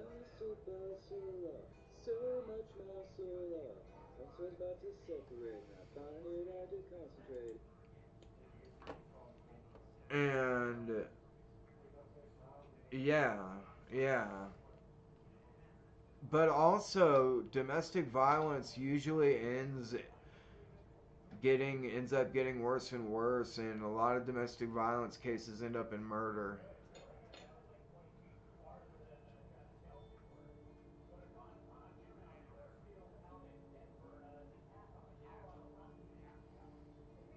Yeah, I know, and it sucks with a lot of medications that you can't know how they really start changing you for at least 2 to 3 weeks, and by that time they make you feel awful and you have to get off of them and then try a new one, try again, and it fucking sucks. The process of trying to find the right meds really suck. I did get on Haldol for a while, but my counselor, and like kind of privately, but you know, he begged me kind of to get off. He's like, you're turned into a zombie and everybody talks about how you don't talk. You just kind of exist now. And it's so weird because you're always so happy to share your knowledge with everybody. And everybody likes to hear you because your words are very poetic and wise most of the time. He was talking about me because I go to group a lot, and you know, I'm known as like one of the people to look up to there. I'm supposed to be. I don't think I am, but a lot of people do. And he was like, dude, you changed. You've completely changed. You are not that person anymore. That Haldol is like, you know, you gotta. I'm not a doctor. I can't give you medical advice, he said, but I would get the fuck off that. He didn't say I would get the fuck off that, but he implied it. And I did. I got off of it, and it was like the world became. It was like the world went. Like there's that movie where those kids are in a black and white world, and then they learn about like sex and drugs and shit, and their world turns to color. It's like that, dude. It's like my world went from black and white to color when I stopped taking them. It was insane. It was like the opposite of taking hallucinogens. Instead of opening my mind, it became closed. It was nuts.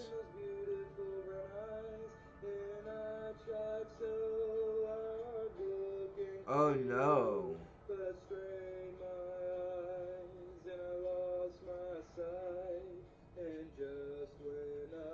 What do you mean you end up sleeping on Dennis?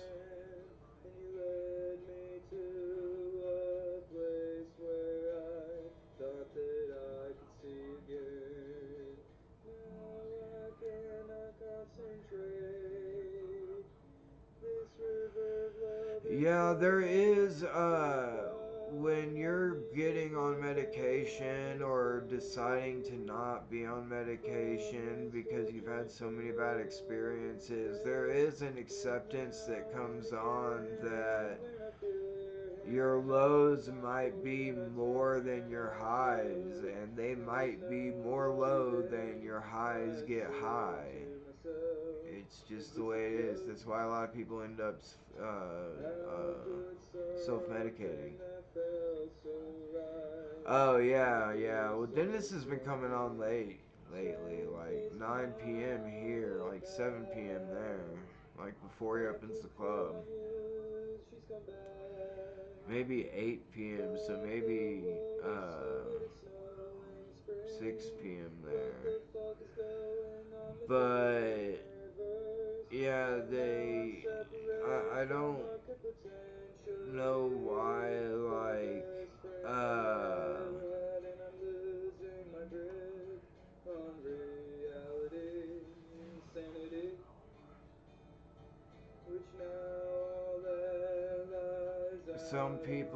some people just don't, like, I'm a very big proponent of natural medicine, which even includes shit like opium tea, uh, very, very strong hallucinogenics. Those are all natural medication. Cannabis, alcohol is a natural-ish medication. LSD is a natural-ish medication. I consider chemistry to be natural as long as you're collecting some of your ingredients from the wild. If you are completely synthesizing a chemical, like it's possible to do, like they found out you can completely synthesize cocaine. They still do that. Actually, I think they still harvest it from countries that grow it, because it's probably a shitload easier to just extract it. But cocaine is still Schedule 2. You can get a prescription of cocaine in this country. It's possible. I don't know if they do it anymore, and I think if they ever did, it used to be like for certain things like eye surgeries or really, really, maybe surgeries you had to stay awake for, and really, really sensitive surgeries.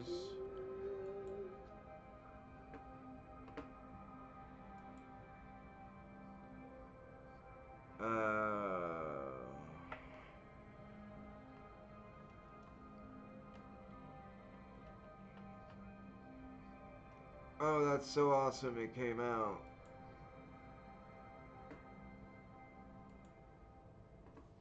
Hey there. I was gonna listen to Purple Rain, and then I was like, wait, I'll listen to Tech 9. He mentions Purple Rain in this.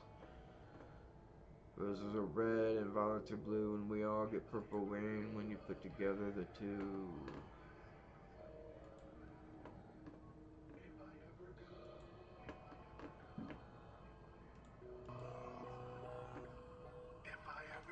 Yeah, me too.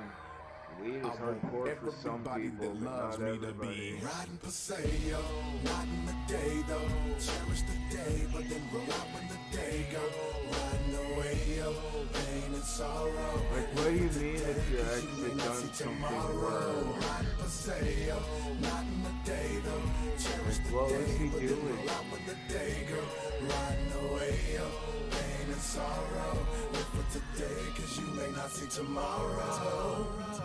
Roguish are red and violent. Oh, was he violent too? Rain when you put together Like the I was like mine. Let's talk about this street. I know meter, yo, is needed when it's time for me to go. I spent my whole life on this And KC I street. The Paseo, found with a real out, stay in the face, like, he's heat.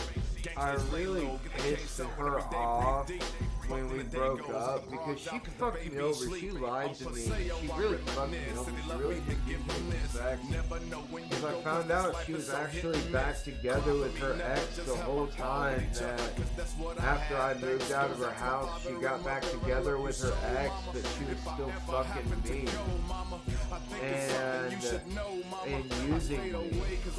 And she told me I wasn't a what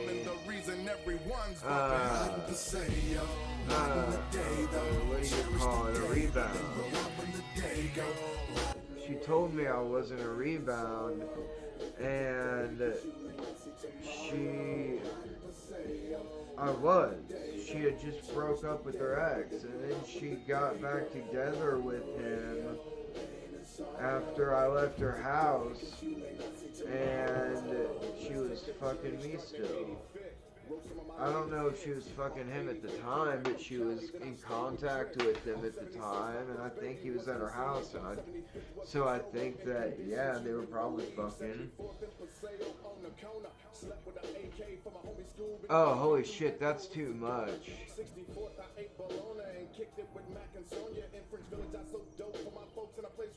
Kitty beaters in prison get fucked up. That sucks, Serena. I'm sorry.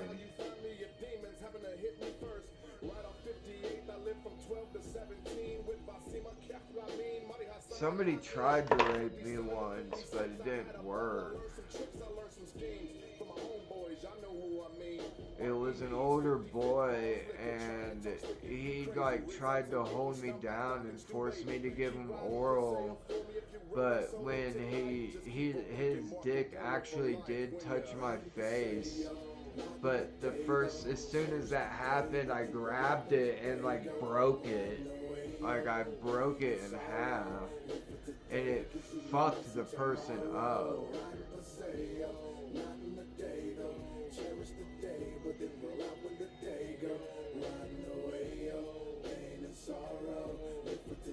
Yeah, dude, if I ever saw my dad hurting my mom, I would like take a bat to him. I would flip the fuck out. But he would never do that. And I would never hurt or cheat on my mom. And actually, my dad did put her through the ringer mentally. He did. Yeah. I broke my dick before too, which really fucking hurts. It was that girl I was in a real long-term relationship with. One time we were fucking like really crazy, and I picked her up, and she freaked out because I picked her up and threw her, and I was gonna start fucking her again, but she freaked out. So because I picked her up, because I don't want to get too graphic, but I was holding her and fucking her, and then because she was small, she was only like 98 pounds, and I threw her on the chair. And I was gonna jump on her and start fucking her, but she got scared and held on to the chair like this so she didn't go down far enough. And when I jumped in, I missed and literally broke my dick, like in half. I almost went to the hospital for it, but I looked up what they did when you went to the hospital. They said there's nothing they can do except give you pain meds, and they couldn't give me enough pain meds to do anything to me. They would only give me a few Vicodin, and I was known for doctor shopping at all the hospitals back then, so they probably wouldn't even give me more than a couple Vicodin if I was lucky. And maybe if I was really lucky, a tiny prescription of Vicodin, but that wouldn't have worked. Yeah, I know. I was all up in that episode like, dude, AB, I feel you. I know, I feel you. Actually, I think I did it worse than AB because mine like broke like at a 90-degree angle. I don't know if his broke that bad. It probably did, and he was just too embarrassed to say it.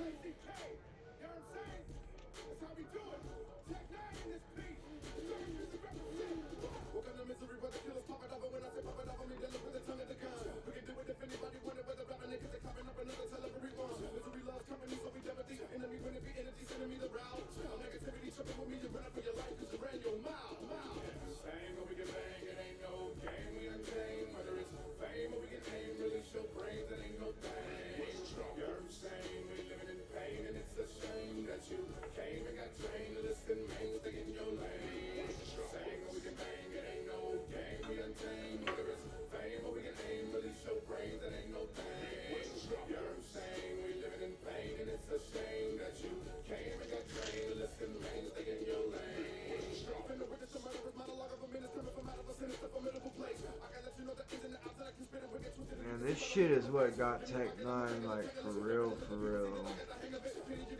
big, I think. When did this come out on YouTube? 6 years ago? When did Misery Loves Company come out?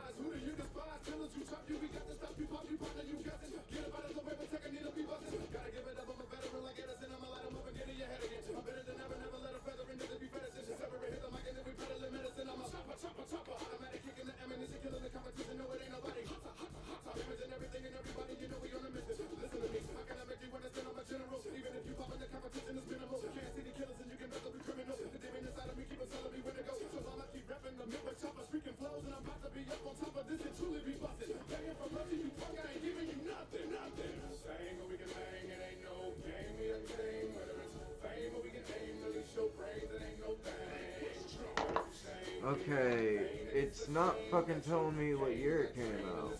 What the shit? 2007? Didn't KOD come out in like 2006? No way this came out. I mean, that we were listening to it then, but I didn't know it was that new. I thought this was one of his 90s ones, like Angelic.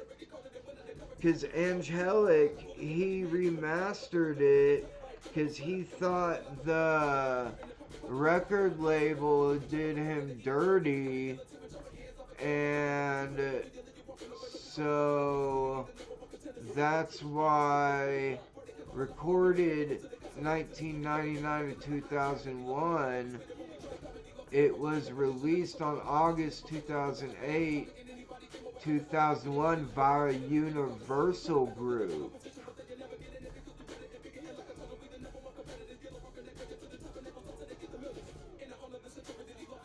Imprint JCOR Entertainment was re-released as Angelic Reparation in 2003 via Strange Music. That's when Tech 9 made his own music label and was like, no, fuck you, I'm sick of you fucking me over, I'm making my own label. And he actually became the most famous and the most rich, wealthy, independent rapper, or the highest worth,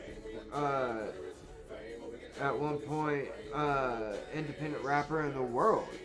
And he started Strange Music, and that was, he re-released Angelic, and Strange Music fucking blew up. He actually named Strange Music after the Doors.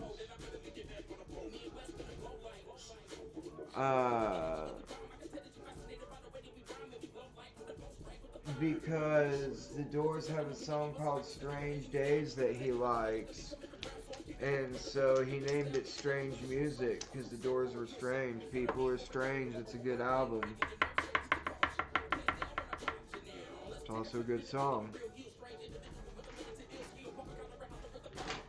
And Tech, I think, is into a lot of those hardcore hallucinogen, LSD, and mushrooms. And he's got a song that's like, LSD, I love you very much. PCP, I love you very much. Shrooms and weed, I love you very much.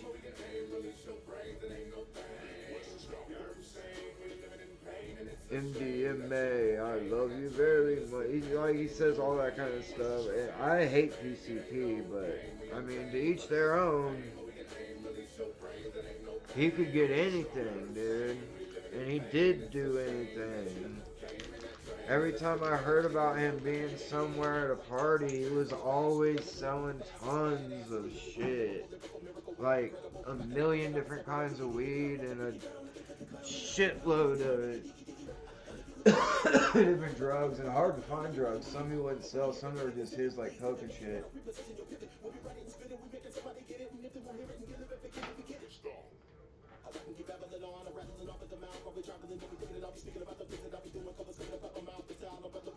This can't be Chris.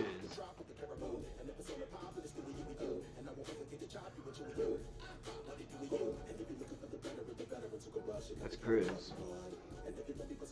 For sure, for sure. Yeah, dude. The doors are amazing. Yeah, dude, breaking your dick is...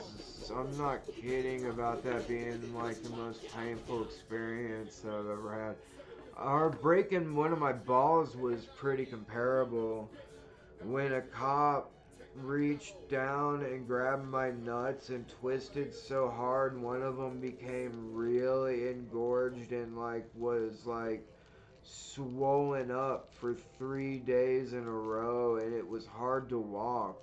Like, I couldn't walk for 3 days because of how swollen my nut was. And it was only one of them that got real fucked up. And I mule kicked his ass, because they brought me to the back of the jail where there was no, at the time it was just like, it just went back and then like this to a closet. And now it's a jail cell, but at the time it wasn't anything like that. And there was no camera back there, so they brought me back there, and this short, pudgy, Barney Fife-looking cop with a mustache, wasn't Barney Fife-looking at all. He was a big fat guy, tiny little fat guy actually, with a big cop mustache. Looked like the guy Farva from Super Troopers that everybody hated. And funnily enough, the big guy looked kind of like the guy that was won the maple syrup chugging thing a little bit. He had kind of like a similar mustache, except it was brown, and a similar look. And the other cop was looking out, and he just started fucking wailing on my legs like as hard as he could. He left bruises and shit. And he just started wailing on me, and then he started wailing on my back and my sides underneath my ribs.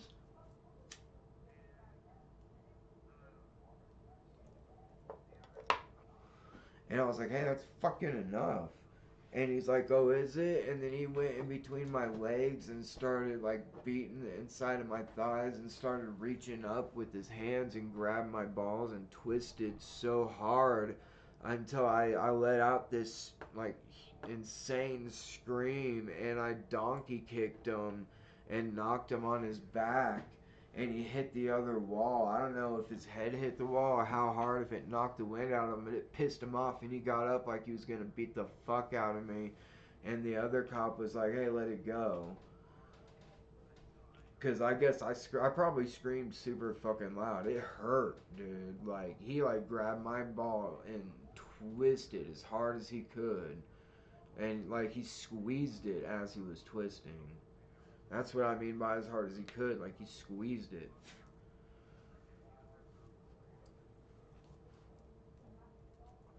And I should have gone to the hospital and told him what happened. My attorney told me not to. If I showed him the bruises and I was like, and I got a swollen nut, I could show you now. I could go to the hospital and show him. And he's like, look, I can put you in for the I can put the complaint in for you, and I absolutely will do that if that's what you want me to do. That is my legal obligation. I will do that if that's what you want. I can't find my Creator Clash keychain. It's somewhere around here. And he said, but I've gone through this with people before and they don't like you, and people like you before that they don't like, that they do this. He said they do this all the time. It happens all the time. And well, like, I didn't want to kick him. It was like a reflex. Like, the pain was so bad, I just had to get him away from me. And he was right behind me. And I used to, like, do 500 pounds on the thing that you sit down and lift with your legs with one leg at a time. So I've always had incredibly big calf muscles and really strong legs, and so I donkey kicked his ass really fucking hard. And like, he flew across the hall and hit the wall in the back. That's why I said I'll hit his head or knock the air out of his, or if it knocked the air out of him. But he looked like it fucked him up, and he got up like he was gonna beat the shit out of me.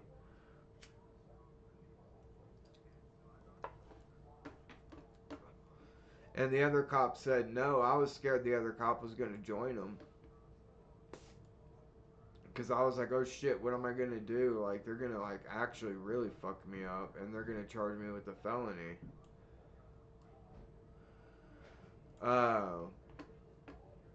But they like, really, I mean, dude, they arrested me like 8 times for weed, and this was one of the times they arrested me for weed, and I had less than 3 grams on me. I had, like, maybe a gram and a half on me. I had like a couple bowls, that's it.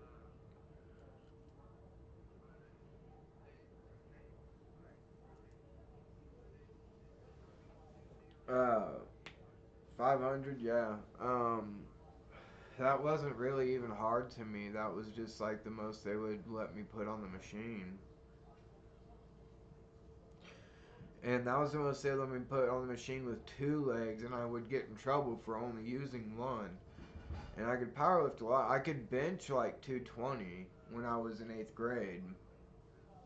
But I was a big kid too. I weighed a lot. I weighed probably 180 in 8th grade. Yeah. But some can be really cool. Like, some have given me warnings about how others are out to get me. And they showed that the last time they brought a case against me, the guy pushed me in open court in front of the judge, and the judge didn't fucking do a goddamn thing except look at me like I was a piece of shit. Found out the guy's wife worked for the judge, and or the circuit court, and I heard the prosecutor tell them that we've really been trying to get him. You're doing the right thing. Like, it was insane. I got set the fuck up. And they got super pissed when I got off with, I had to plead to, I think I fucking had to plead to a misdemeanor violent crime though. But they were super pissed I didn't get a felony.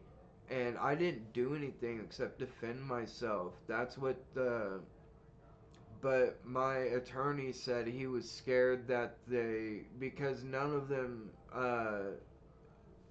it was obvious what happened in the police report. Like, the guy chased me down and pulled in front, like pulled around me and then pulled in front of me and slammed on his brakes, and he did it twice. And his words were, I was protecting traffic from him because he was driving like a madman. But like, that's fucking insane. You can't do that. You can't fucking do that. And then he was high as fuck too. He was stoned as a motherfucker. And one of the cops was there that I think it was the one that fucked my balls up. And I was like, dude, he's high as a motherfucker. I was like, I'm literally on my way to spirituality and recovery group. I was protecting myself. Why are you arresting me? What the fuck is going on? And he goes, I swear to God he said this to me. He goes, oh, well, I thought people that smoked weed weren't violent people. Because he knows he had arrested me multiple times for weed. And I was that typical punk kid that didn't get along with the cops, like Hyde from that 70s show. Even though I cringe comparing myself to Danny Masterson at all. But it's just the character on that 70s show, not him as a person at all.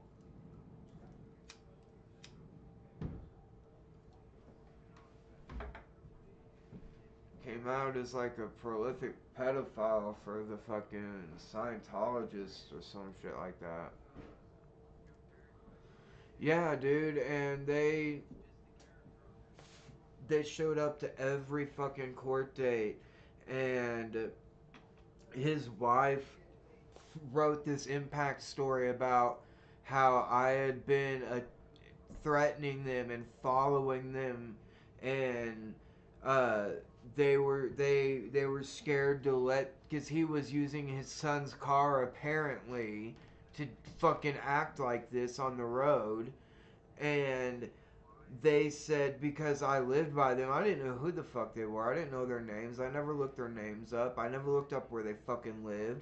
And yet the cops told them where I lived before the trial even happened, which is illegal because they made me get the fucking police report, and it was like fucking almost $15, and then they gave me a single sheet of paper that said just a few lines on it. And I said, what the fuck is this? I said, no, I want the police report. And they said, no, you have to be an attorney to fill out all the paperwork to get that police report. And I was like, no, you don't. I have the right to this police report. And she said, well, then you're going to have to wait till trial. And I was like, well, can I have my fucking money back? I was like, you just took like that much money. You just gave me this little piece of paper that says nothing on it. You could have told me that. And she's like, fine, and took the paper back and gave me my money back. I was like, what the fuck is wrong with these people, dude? Of course I didn't curse at her and talk to her like that, but I was fucking fuming, dude. And so, I think my attorney sold me out so he could get a better deal for some other clients of his. But even then, they were really pissed that I got off with a misdemeanor, even though I was attacked and it was complete self-defense.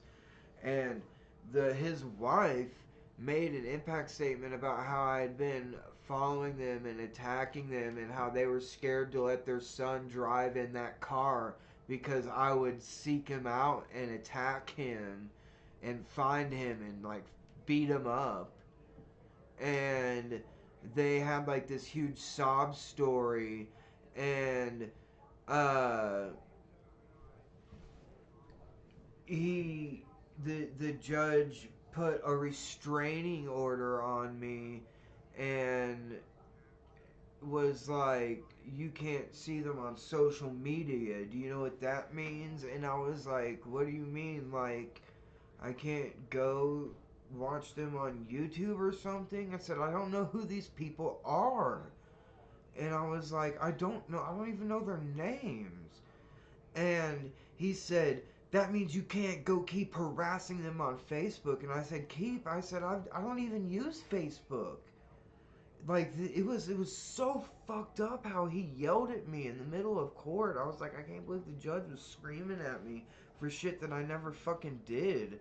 But like I said, apparently that woman worked for the circuit court. And they wrote the guy's uh, actual testimony, because the testimony he wrote when he was high as fuck was like all over the place. It was like outside of the lines. It had little notes and little drawings in the margins and shit, and they were all incorrect, and everything in his original testimony was against everything me and 3 other witnesses stated. But they still came after me. And so, yeah, they set me up as like a motherfucker, because I got when my buddy was growing mushrooms and we were there when he died, they didn't know what the DMT was, so they left it there, but they took all the mushrooms and they were going to charge us with manufacturing and dispensing mushrooms. Like, they were going to send us to jail for growing mushrooms. Like, that's the wildest load of bullshit in my life. But I knew my rights, and I hit them right.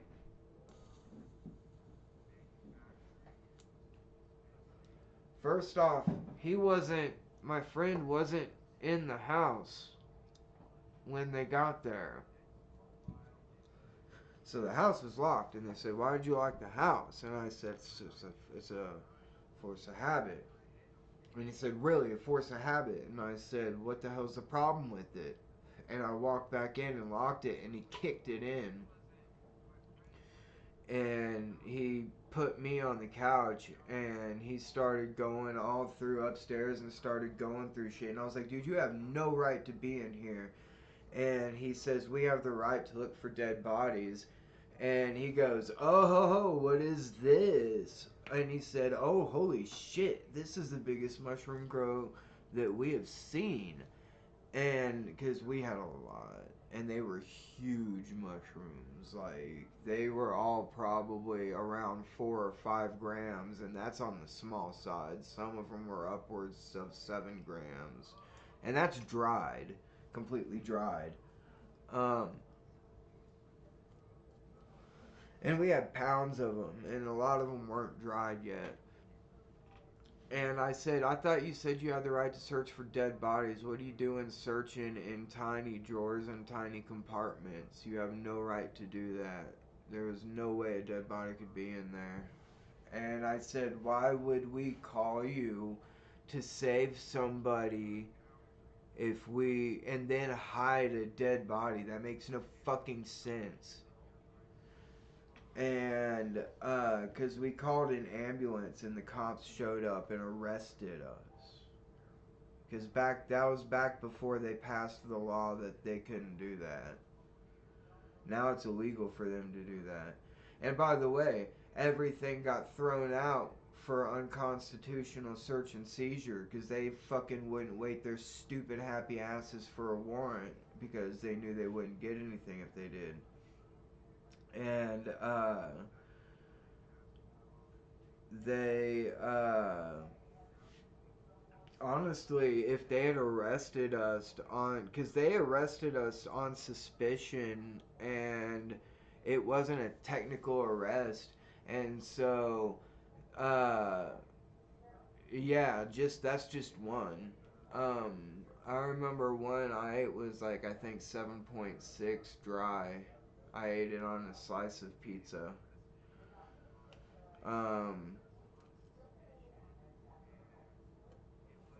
Yeah, it all got thrown out, but they were pissed at me because they know I put him there, because I'm the one that said, what are you doing looking for dead bodies and little drawers and little nooks and shit.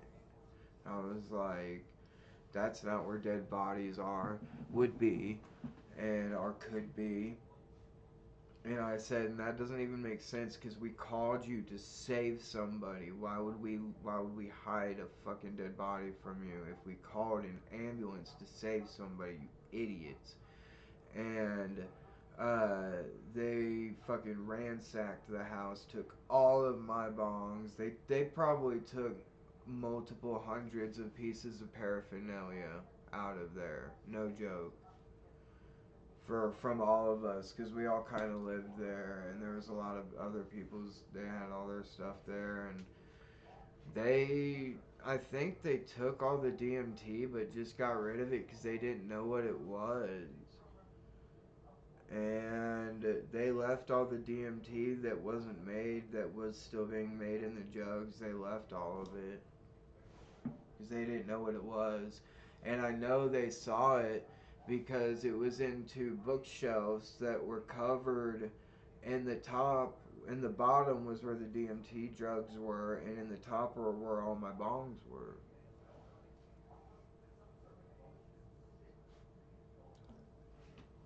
Which they had no right to fucking open that shit and look inside there and take all my shit. I should have got all my shit back. But that's not how the justice system works. I just don't get charged, but they still steal thousands of dollars worth of valuables of mine. In which they use, dude. My friend caught a cop using one of my pipes that they stole. It was either one of my pipes or one of my friend's pipes, and he tried to get it back from me, and he's like, oh, fuck no, I cannot give you this pipe to give back to them. Fuck no, I cannot do this. But he was older than us, and he was friends with this guy since high school that had become a cop, and he was smoking weed with them out of a bowl, and he recognized it as one of our bowls. And he tried to get it back for us. And the cop said, fuck no. And I think the cop probably got rid of it after that. Actually, I fucking doubt it.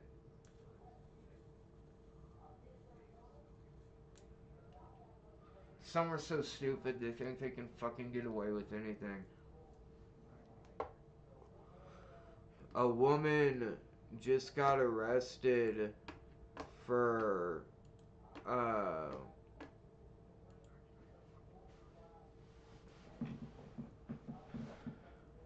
trafficking methadone with a Cash App connected to her fucking personal bank account. And she's a cop. And she's been doing it for like almost 10 years. She's been doing it since like 2016 or some shit.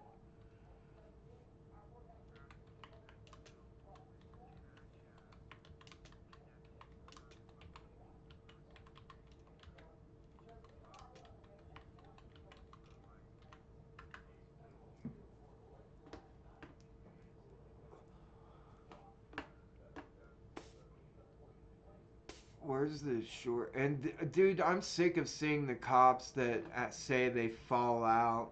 When I thought it was a cop that was finding a huge amount of powder of it and might be getting it like inhaled, scare, like having it in the air and then getting some of it inhaled into their lungs, I was like, okay, then it's possible. But then every single cop that just touches it goes down. Dude, it takes minutes for it to go through you transdermally. And if I'm correct, in fact, I believe fentanyl patches might have a chemical in them to make them more transdermal.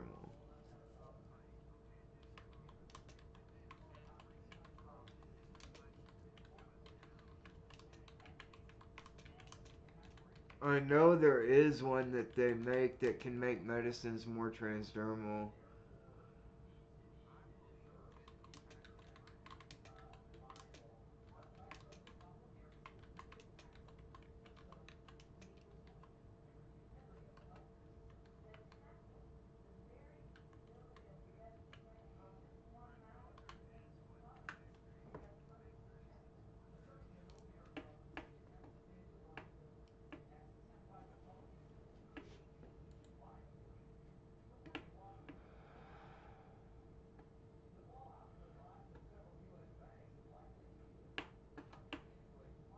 That's just who should be prescribed it. Okay.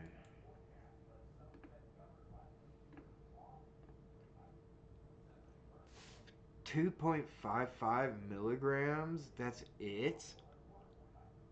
That must be...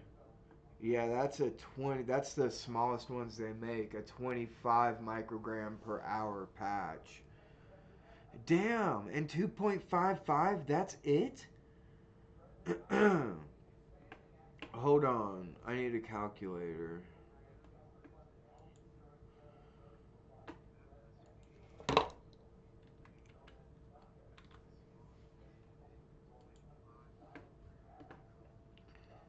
$25 times 24, times 3. 1,800 is the minimum. So 1.8 milligrams is the minimum you would need for 25 to last 72 hours, which is how long they last. You put them on for 3 days in a row. And so at 25 micrograms an hour, you would end up with that. But they have to put more than that.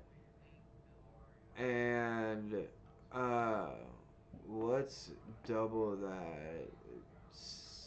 16, 2.6. So they put almost double it. But the ones we would get were 100 microgram an hour, and they would have 10 milligrams in each patch. We would know which pharmacy would sell the biggest ones, and they were gel patches.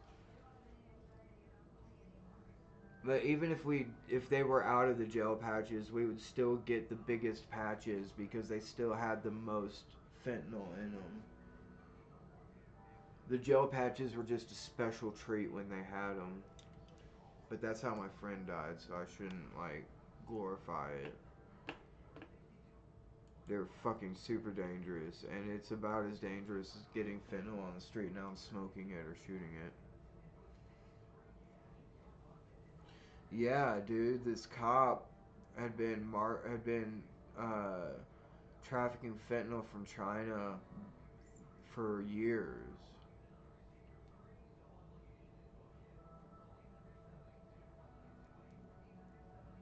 Oh, they just leave their radio on in front of your house? That's fucking annoying. I hate people with loud ass cars. It's like the episode of South Park where where the bikers are like, everyone like, they think everyone likes them because of how loud their bikes are and stuff, and then when nobody's paying attention to them in the restaurant, they start going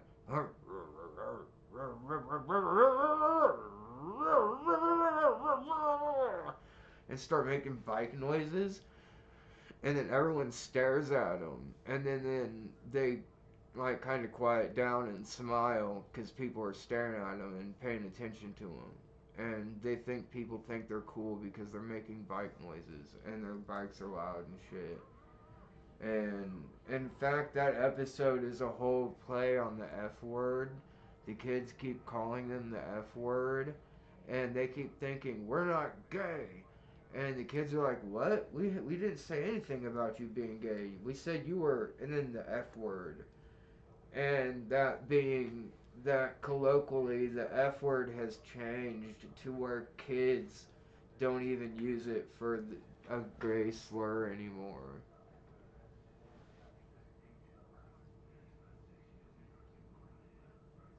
Oh, fuck.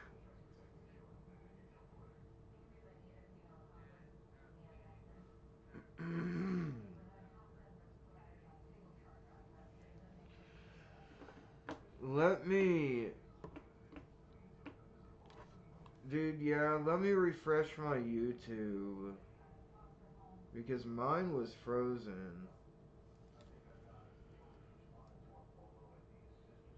Okay. Yeah, no, mine did too. Uh...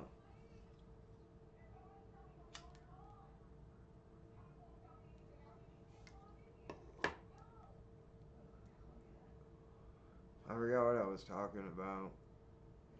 Oh yeah, but that guy that when the cops uh I'm pretty sure the prosecuting attorney wrote his statement for him, which I'm pretty sure has got to be illegal. Um, Coaching your witness, however, is not illegal, but I'm pretty sure writing their statement and then letting them no, I think writing their statement and then letting them sign it is legal, because cops do that to people all the time. They say, just sign this, sign that you did this.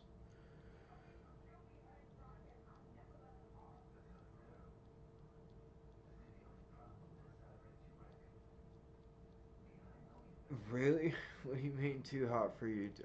Oh, because I'm putting this fentanyl stuff all over it?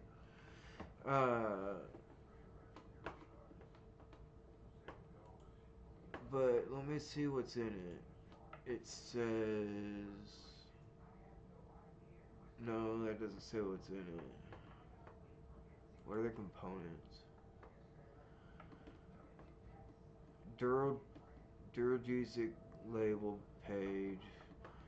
Each 12.5 centimeter square patch contains a total of 5.10 milligrams. These must be the 50 milligram an hour ones. It provides fentanyl at a rate of 50 milligrams per hour delivered through the skin into the bloodstream.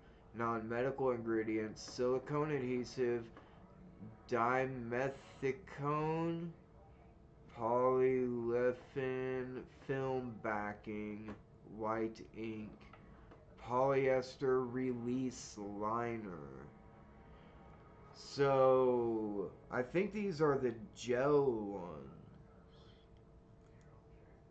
The polyester release liner is the sticky part of it, I think. And that's like the part you put on your arm, and I think that's the gel one. And let me look up what dimethicone is used for. That's the film backing. Polyfin film backing. So these are either the gel ones or the matrix ones, and the polyester release liner is filled with fentanyl. And this is the backing of it, and the white ink is on the back to tell you the directions of it and how much it is. And obviously it has to have I guess a silicone adhesive to stay on your skin. And it has to have more than the bare minimum, because if it gets a little bit hotter or your skin sweats, it releases more. So we used to look for the ones that have the most.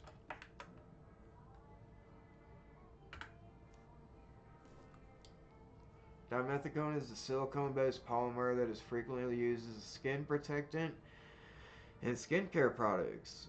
The second most common moisturizing ingredient found in moisturizers after petroleum, dimethicone helps condition the skin, improving softness and flexibility. Huh, that's what they put in fentanyl patches.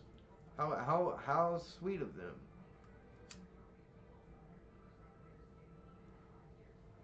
Motherfuckers. Just be fucking honest about fentanyl, dude. Be honest about opioids. They lied about Oxycontin. They lied to people about how addicted they would get. Fentanyl and cocaine bonus. Fall over, man. No, I want the one that was...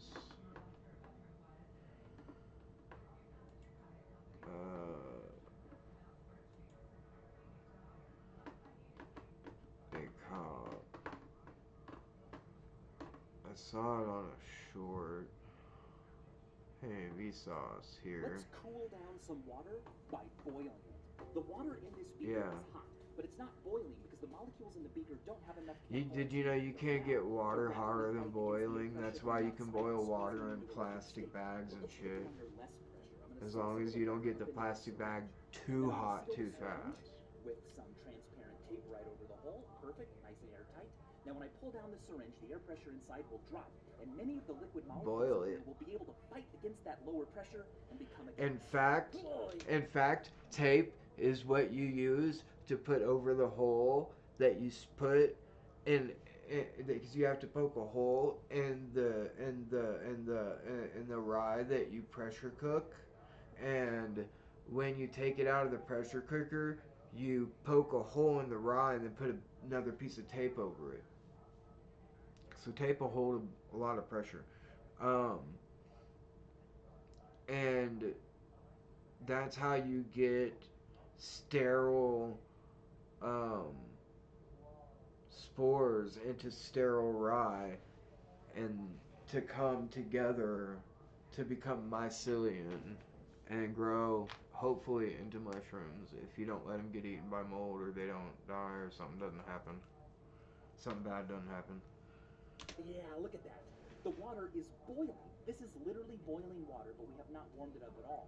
In fact, now that it's boiling, it's actually colder. That's because the temperature of this water is just the average. That's how air conditioners work. But by boiling it like this, we've allowed those molecules with the highest kinetic energy to escape as a gas. So what's left in liquid form are actually colder molecules on average. Let's cool down some water by boiling it. The water in this beaker is hot, but it's not boiling because the molecules in the beaker don't have enough kinetic energy right now. Wish I had the money for his box. This guy. See, he's mean to these guys, but I can't feel bad for him. What the hell? Give that here, freak!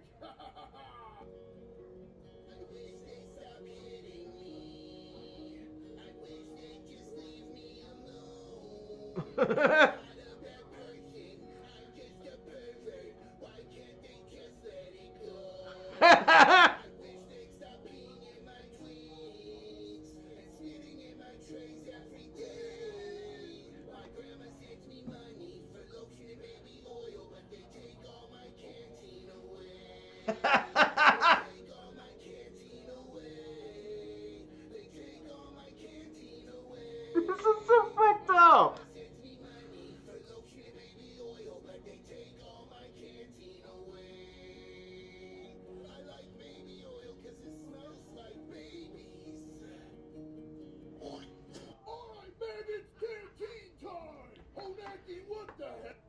Is this? Are you the one that said, "Hey, Chrome, Serena"? Are you the one that said this guy had Joe Rogan nipples? Yeah, Chrome. I was looking some shit up to see if they put something to make it more transdermal. I know they've recently come up with one. Not anymore. I'm honestly scared to make hallucinogens for other people because it's a real hardcore experience that's going to change people's lives for the best, and I've guided a lot of people through it already.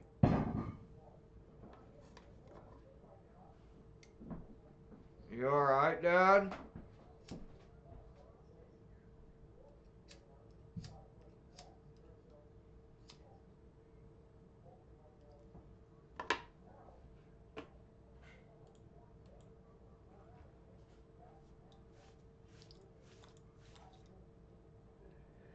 Yeah, they are.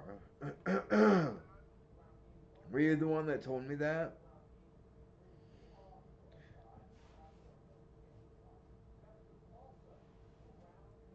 Why did Chrome, I have to approve her comment, but not Serena's? Okay, he just made one about the cops recently within the last few weeks.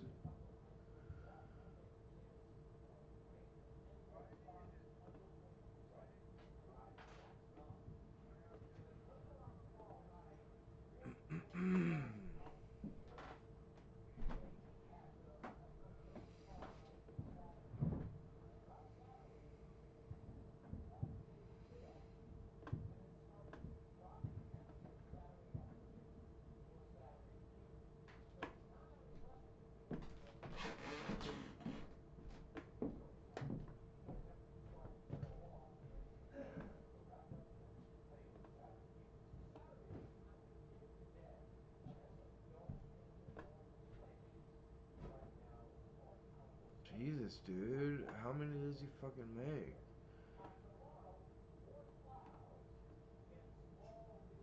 I haven't seen it.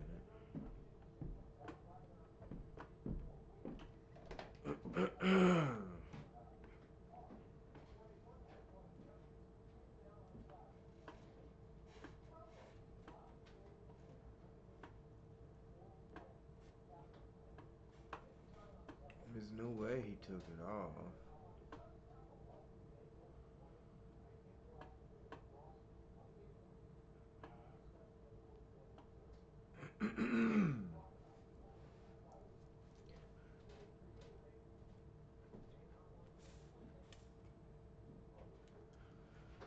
Maybe I can look it up with his name.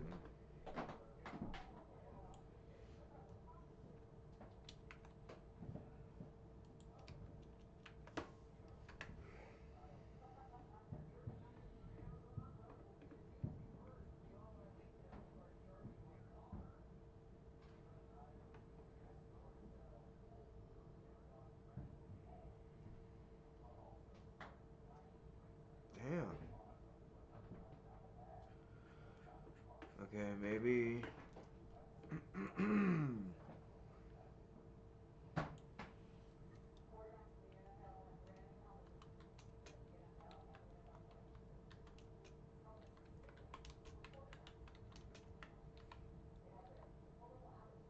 Is the app 1P or 2Ps? Yeah, it's gotta be this lady. Because she keeps showing up. Is that Matthew McConaughey? Back at yourself and you start wondering, oh, how in the hell did I get here? Yeah, me too. But the last couple of years, Wait, man, is they've this a been wild, movie? haven't they? Or is this like some Goalpost stupid cologne always commercial? moving left and right, so much uncertainty, people divided and making us feel like we're way further apart than we actually really are, even from ourselves. Look, if we're honest, if we admit, we all want more success, more connection, more love, more balance, more freedom, thank you. More of what we want and need. And in times like these, man, we can all use a roadmap to help us get a little bit more of that. No. So I thought they were friends. Here's what I did. I decided to do a one-time live event to help us find that frequency. One that knows where we want to go and knows how to get us there. This is about helping you become the person you want to see looking back at you in the mirror. It's gonna be you, me, some really smart people that I trust, like Tony Robbins, Dean Graziosi, and some others. Would you please join me? So just click the link, save your spot. The event's gonna be free. I wanna see you there. Looking forward to it. Just keep living.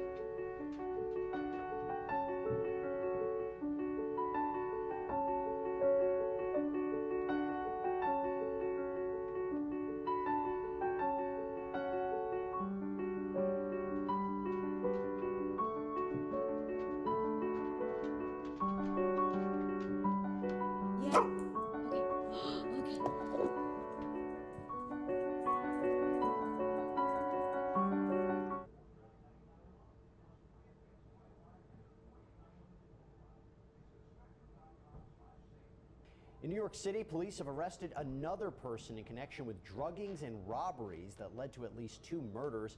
And in Northern California, the executive director of the San Jose Police Officers Association is accused of distributing drugs all over the country. So we're going to actually start with the West Coast story. My goodness, 64-year-old Joanne Segovia appeared in a federal courtroom on Friday after investigators charged her with attempting to bring illegal synthetic opioids into the country from overseas. The drug was a form of fentanyl, one of the leading causes of overdoses in the United States. Prosecutors say Segovia was involved in a national distribution scheme using both personal and office computers to order the illegal substances. In initial police interviews, Segovia denied her involvement and instead blamed it on her housekeeper. The San Jose Police Officers Association said Thursday that they are conducting their own internal investigation into Segovia's activity at the organization. She has been released without bail under strict conditions from the judge. Her next hearing is set for April 28th. Let me bring back in Brian Buckmeyer to talk about this. So, Brian, Segovia's organization is against everything that she is being charged with. What do you take away from the case? I take away that they're not watching their own. Segovia was bold enough and was able to not just use her personal computer, but her work one as well to order drugs internationally. The San Jose police may not have known what Segovia was doing, but to be able to use police resources to further the fentanyl epidemic in this country is disturbing to say the least. We're all told to look at the southern border and this is how it's coming in, but no, it seems to be coming from this police force. Now, I'm curious as to why no bail was set. This seems like a serious crime to me, and one that a judge would set some amount of bail. I'm worried that this could be a foreshadowing of Segovia getting a different type of justice that others will have received. Okay, well, as I said, that's the West Coast. Now let's go to the East Coast, where two men have been arrested in connection with drugging deaths in New York City. 25-year-old Julio Ramirez was found dead in a taxi last April after leaving an LGBTQ bar called the Ritz in Hell's Kitchen. The medical examiner described his death as a, quote, drug-facilitated theft. Investigators found out money was taken from the victim's financial accounts using the facial recognition technology on his phone. 30-year-old Jacob Barroso was arrested and charged with Ramirez's murder on Saturday, and he's also charged with robbery, grand larceny, and identity theft. 33-year-old John Umberger also met a similar fate just weeks after Ramirez's death. He left the LGBTQ club Q in the same neighborhood and was found dead 5 days later from the same drug cocktail. His financial accounts were also stolen from and accessed through his cell phone. What the hell is this? A second suspect, Robert DeMaio, surrendered on Monday. Jaquan Hamilton was also indicted last week, but he hasn't been with fentanyl. Investigators charged with attempting to bring... Let's see if this is... Sorry, guys. You're on I'm edge. going to What's going replay on? this. Doc, Oh, come on. I just feel a little alone. I have no one to go off-roading with. I have no one to go hunting with. No one to go fishing with. This story is maybe my favorite of the day. Here we go. This is a local news report from KRON4 in the Bay Area.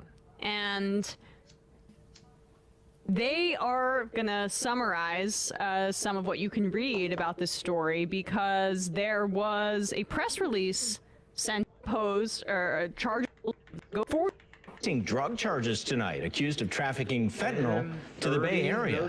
Thanks for joining us at 10. I'm Ken Wayne. I'm Pam Moore. Court documents claim that the union director was buying and selling fentanyl right under the nose of the Police Officers Association. KRON 4's Ella Sogamoni and tracking this developing story. She joins us now live from our newsroom. Ella. Ken and Pam, the defendant has worked with the San Jose POA since 2003, and she allegedly started to buy and sell illegal drugs about 5 to 8 years ago, some linked to a death in Alabama.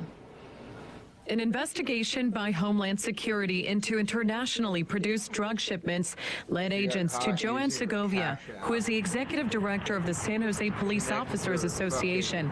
Court documents claim she was dealing drugs and receiving shipments to both her home and office address, some that were seized and opened. The criminal complaint also alleges Segovia used personal and office computers to order thousands of illegal pills from countries like India and China in packages labeled wedding party favors and gift makeup, and that she allegedly used a Cash App account in her name linked to her work email for payments. Jesus. Segovia is now facing charges for importing and exporting opioids like fentanyl. Ladaris Cordell is a retired Superior Court judge and a former independent auditor of the police department in San Jose. She had this to say in response to the allegations. It raises a lot of questions, and the issue is why didn't they know? And if they have anyone who is in charge of looking at the finances, checking the records and the books, it would seem that someone would have noticed that this was happening. So That's the concern here. So I think that the Police Officers Association has a lot of explaining to do. San Jose Mayor Matt Mahan said in a statement, this is an incredibly disturbing allegation. All right, we can wrap it here and pull up this thread that Jonah Owen Lamb put together kind of with some of the details on it, who's a reporter for the San Francisco Standard. Here's some more details on this, frankly, just ridiculous story. This is the press release. If you could just scroll down here. Yeah, the subsequent tweets. In a number of interviews with Homeland Security, Joanne Segovia lied, saying she had only ordered supplements, then fingered her house cleaner. So she blamed her housekeeper on this. Oh, that's whoops. Naturally. What's crazier is that Customs and Border Patrol seized one of her shipments and sent a notice to her address in 2020, according to the federal complaint. Huh. Customs and Border Patrol, 2020. I wonder when that was.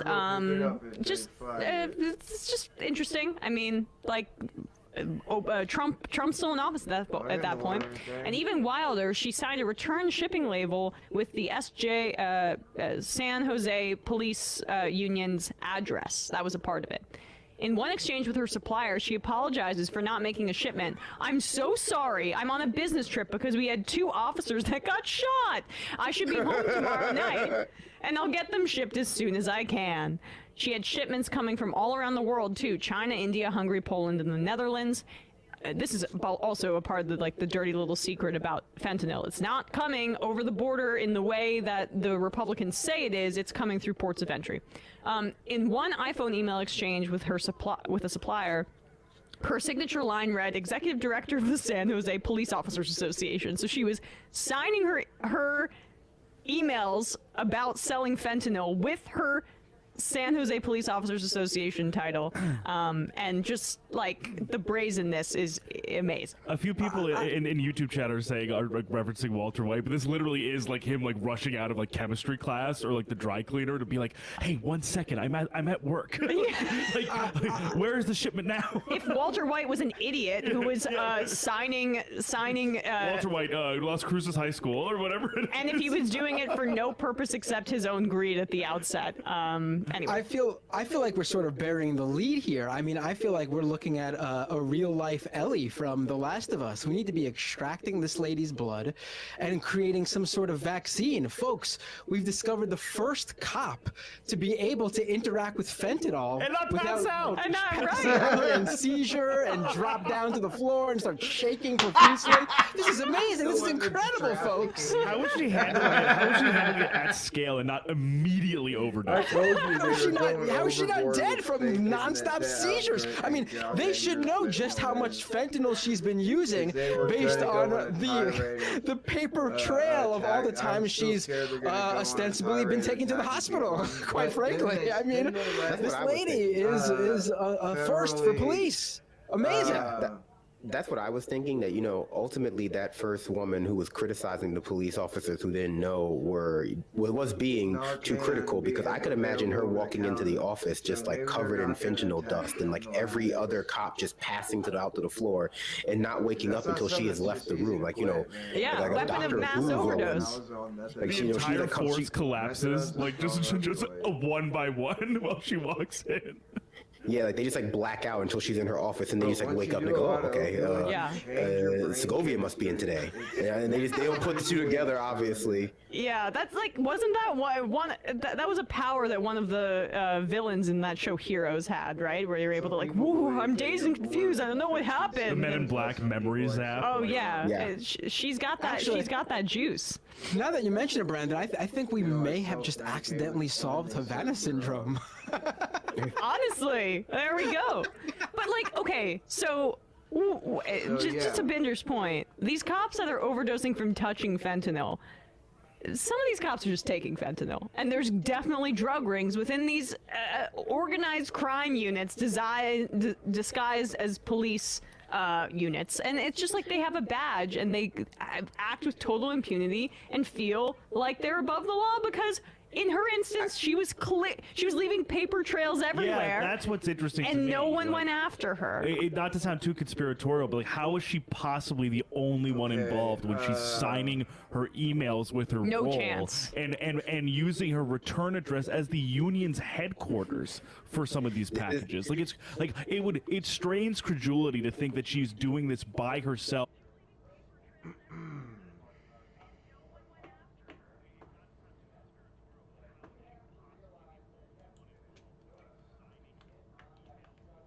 There's someone that was talking to one. Hog down.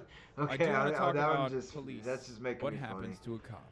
All when right, you this put a cop sounds funny. Deadly substance. Now, fentanyl is a deadly substance. Of course it is. It's a very powerful opiate. It kills hella people. But you have to consume it unless you're a cop. Now, cop fent videos are usually some of my favorite videos to cover on this broadcast because it is cop kryptonite. If you ever want to like protect your dog from being murdered unjustifiably by an invading police force that's breaking through your door, just sprinkle a little bit of fentanyl in your house. The moment that a cop enters a room that has fentanyl in it, it's like a vampire that walked in and you had like a cross in your room or something. You know what I mean? They will immediately fall. They will immediately perish. Cops cannot be in the room with a sprinkle of fentanyl. Yeah, it's like garlic. It's a cop deterrent. This is not legal advice. I'm just kidding. Okay, please, this is a parody. Bro, I think I touched some fent. Can I have a paid leave, bro? Please, I touched it. How dare you? How dare you make light of these brave, beautiful boys and girls in the blue, putting their lives at risk anytime they are in the vicinity of fentanyl. Let's watch what happened here. Like, I'm thinking if a cop dumps it all over themselves and is sweaty and then just gets it out like that. No, and then it's fucking hilarious, dude. It's not easy to watch. Over. What do you mean, dude? It's fucking hilarious, dog. What the fuck? You know the outcome?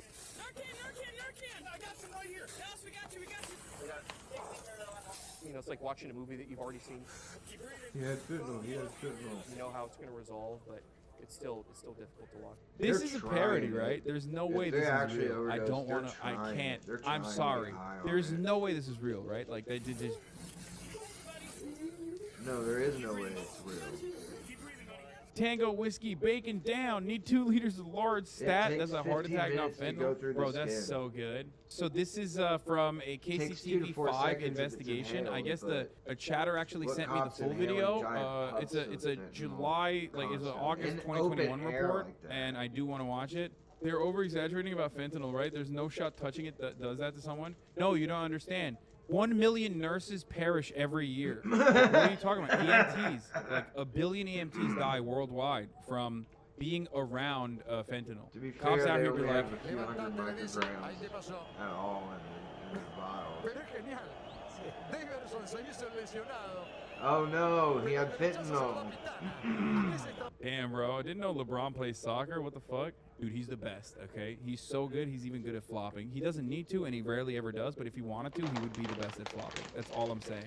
He doesn't. He doesn't flop, but if there was a moment where he needed to, he would literally flop so fucking hard, your head would spin. You'd be like, oh my god, LeBron is dead. He just got murdered. Oh, this isn't that one. Okay, well, this is a different video, but it's still pretty funny. Let's watch. Released tonight by the San Diego Sheriff's Department. It shows a deputy on the brink of death after being exposed to fentanyl. You're right. The deputy, saved by his partner who was equipped with the life-saving medicine known as Narcan. Now, I'm glad because they can get Narcan out there and show people how to use this, but Corporal Scott this isn't Crane real, of the I'm San sorry Diego to tell County you. Sheriff's Department is promising his trainee, Deputy David Five Eye, he's Wait, not why are going you to let doing him that? die after Five Eye was exposed to fentanyl while processing drugs at the scene of an arrest in early July. Yeah, That right, dude. discovery He caught was on doing Five it, Eye's own and he body didn't realize cam how just powerful minutes it earlier. was. He thought, like, he's like, I'm just gonna do a little line. The synthetic It's like opioid is heroin. 50 times. Why are they like Wait, it was Like- pills? That doesn't even make sense. What did he do? Did you fucking ingest it, idiot? Like, what the fuck is wrong with you? Yeah, cops do have a racial passive, which is he saying reduced. the same thing? Like he ingested it. Rapid 5i was below. Opioid is 50 times. Why are they like this? Like, Oh. What did he do? Did you fucking ingest it, idiot? Like, what the fuck is wrong with you? That's exactly cops what do I have said, a racial passive, which is reduced. Being a cop. And his reaction to it was almost instant. A couple seconds later, he took some steps back and he collapsed. Like, I'm thinking if someone has a handful of powder of fentanyl in the cop's face and they're just like right in their face. Oh maybe. no! He ragdolled, bro. Come on, dude. Maybe oh, that that's so good. But at the point that you get that overdose, one little squirt of fentanyl ain't gonna that's make so you good. Yo, normal. pack watch. Officer down, sir. We got an officer down.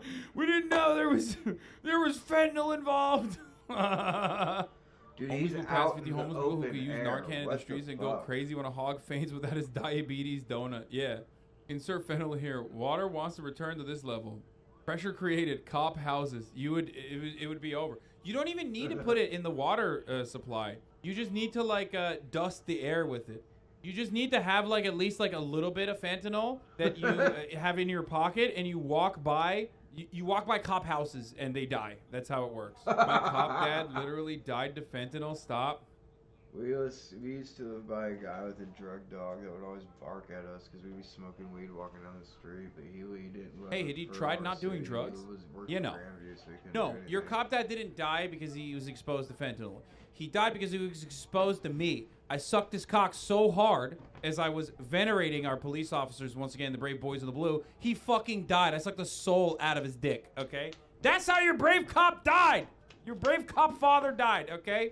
This shit has been debunked so much, and they're still putting out these videos, fucking cops. Dude, it's not the fucking cops that are pieces of shit for doing this. We already know that they're pieces of shit. Of course they're gonna fucking cut propaganda like this to make themselves look like they're actually under a serious threat or whatever the fuck. It's the fucking pieces of shit in the media that cut this fucking agitprop with, like, you know, sad music playing in the fucking background. Are you kidding me? They are just as fucking responsible for this misinformation spreading non-stop, dude. It's literally just fucking hysteria. It's mass hysteria that only impacts cops. Like, can't touch this.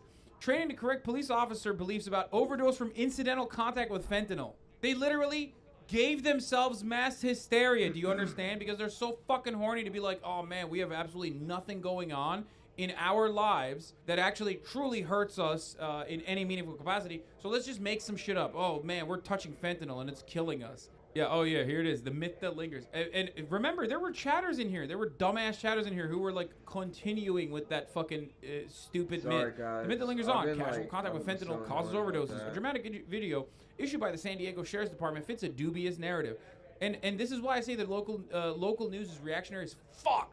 There's a reason why they always cut like fucking helicopter footage of like black people fucking stealing shoes or whatever during a protest. Okay, they literally they circle like non-fucking stop. Like, look at these black people. Look at these black people. And then there's a reason why they only fucking cover the perspective of like small business owners whenever you know a protest happens. There's a reason why they do this shit where they're like, our cops are so brave. Please suck them off. Please remember to suck off your hero cop. Yeah, I mean, cops die from fucking heart attacks and shit, but not from drug overdose. Crazy. I don't know. 22 cops died from heart attack. Automobile crashes, they drive like fucking shit, okay? But most importantly, the #1 cop killer of all, dude, COVID-19, baby. Like, fact check, overdose of fentanyl just by being in its presence is not possible, experts tell Reuters. This is anti-cop agitprop, boys. I hate that. I hate that they're doing that. Here, we suck and fuck our hero police, okay? Talk to me. Oh, no. Don't be sorry. Except that cop that was doing it. He's gonna get probation. Dude, what the fuck? You fucking bitch! You fucking bitch! You bitch! It was so sad. It was such a sad moment to relive. He's like, oh, stop! You're giving me PTSD. Oh no! no, stop it. We used to have men in this country, okay? Men used to go to war. What happened? Now we got fucking bags of potatoes running around being like, oh no, I'm in the presence of a drug. I'm dying, please save me. What happened, dude? What the fuck happened? You fucking pussy! They put a neck brace on him, bro. Oh, dude, he'd wake up. Dude, that's if they great, hit him dude. with the fentanyl This cop would already. literally die at any rave. Of course He'd they would, already be dude. awake. What's going on? Men don't go to war anymore. By After the all, time we've they loaded outsourced him our into the war to the fucking brave Ukrainians who are van. fighting the Russian marauders Unless in their he's country. already calm Military-industrial and gone complex is still back making to that same money. But being what's passed out, not then they happening hit him again. is They wouldn't let him American just die. militancy dying down. Fake. Our cops Fake, are fake, dying fake, to fake, fentanyl. fake, They fake, can't even fake, stand to fake, be in the fake, vicinity of fake, drugs. fake, fake. Back in the day, cops used to cut up with their tactical Rambo knife a piece from a brown paper bag brick and put their pinky directly into the drugs and do this thing called gumming. They don't do that anymore. What's going on? Cops used to fancy themselves to a little bit of cocaine as a treat. We used to be a proper country, but nobody wants to work anymore. And cops certainly don't want to do coke any That's longer. on your own. The They beautiful still part do about it. this They're is that called like these undercover fucking cops. bags of potatoes literally probably beat the living shit And you out do of that like with random fentanyl, there's a good homeless chance people. you're You gonna know what I get mean? a Like little high maybe off not of these two. I don't know as a certainty. I'm sure if we looked at their fucking records, it pure wouldn't look great fentanyl, because they are cops. It is a part of and their you're fucking doing job. But like, literally, you like, know, their fucking homies are beating the living shit out of like random homeless people regularly, and those motherfuckers don't get neck braces, dude. They get tossed in the back of the fucking, you know, the hog wagon. Also, Pride Month. This does look like this is a little sus. This looks like it could go to a very different direction. You know what I mean? Like they're gonna start kissing. Stop. Okay. Stay with me, Hernandez. I love you. I'm Deputy David Fivey, and I almost. You guys want to know something cool? There's a book called P-Cow.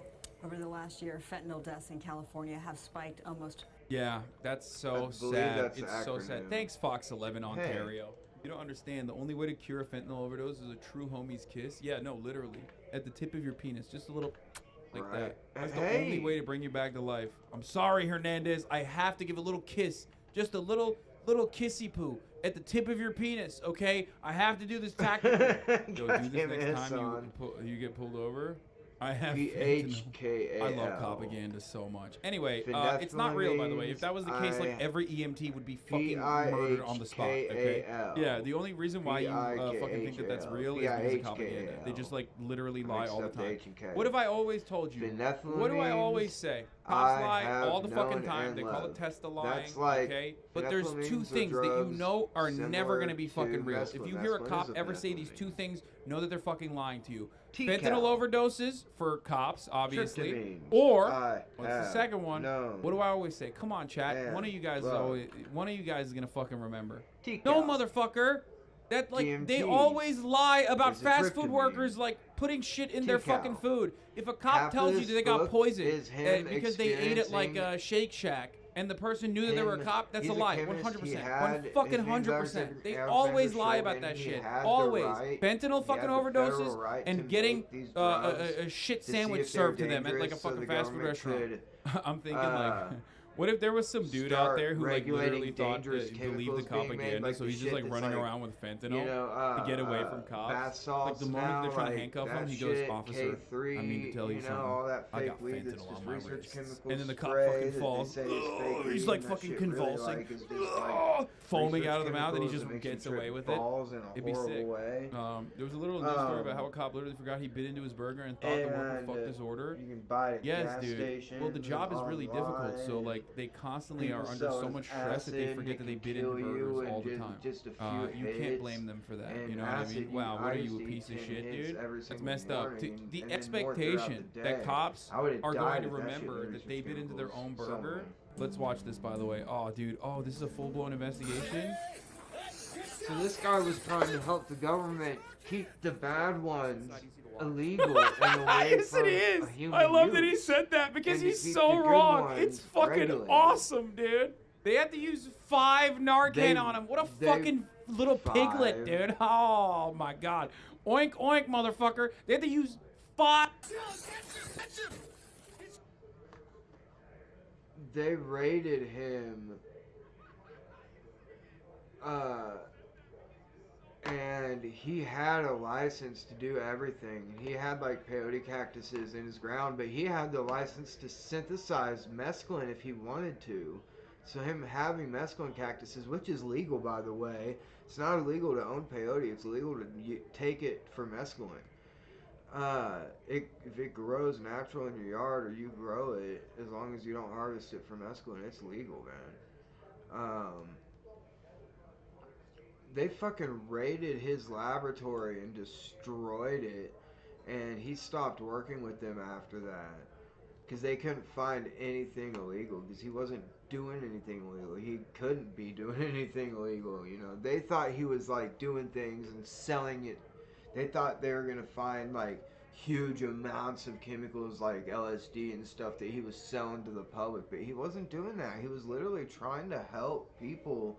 Like, if you want to do this, you can do this. He was like, people, you can do this.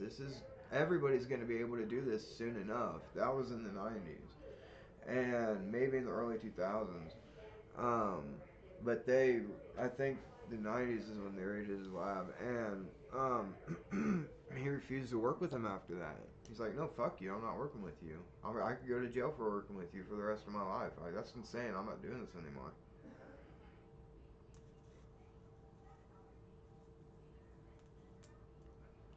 And he tried every one, almost, if not every one of his chemicals to let people know how the trip was and to let them know how they would go through it. He, in my opinion, is a shaman too.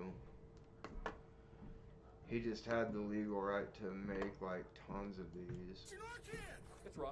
It's not easy to watch. So that guy, they're always Yes, it is. dropping I love that he open- said that because he's so wrong. It's fucking awesome, dude. They had to use 5 Narcan on him. What a fucking little piglet, dude. Oh my not- god. no. Oink, oink, He would've motherfucker. had They had to use ingested, 5 like, Narcan on him, dude.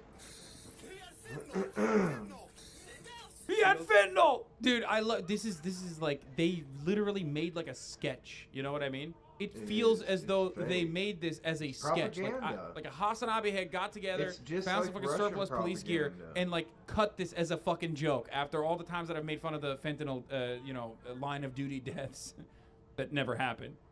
You know, it's like watching a movie that you've already seen.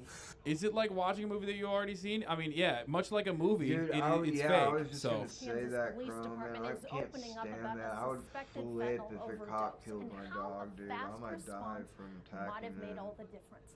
It's a story you'll only see here on KCTV5. Because we're the only pieces of shit that will do this kind of agitprop and put the fear of God in you and make you feel like cops are actually doing something and make you feel like cops actually need even more funding or make you feel like cops are actually under threat. Get the fuck out of here, dude. Investigative reporter Angie Rakono Yeah, joins us some live cops from the are newsroom. just And like, Angie, this I'm is just doing my job and I'm Incredible, I as do in this. like unbelievable, And people because can be you shouldn't respectful believe and it be like, because it's okay, fake. whatever, Once got again, caught. I repeat, it's fake.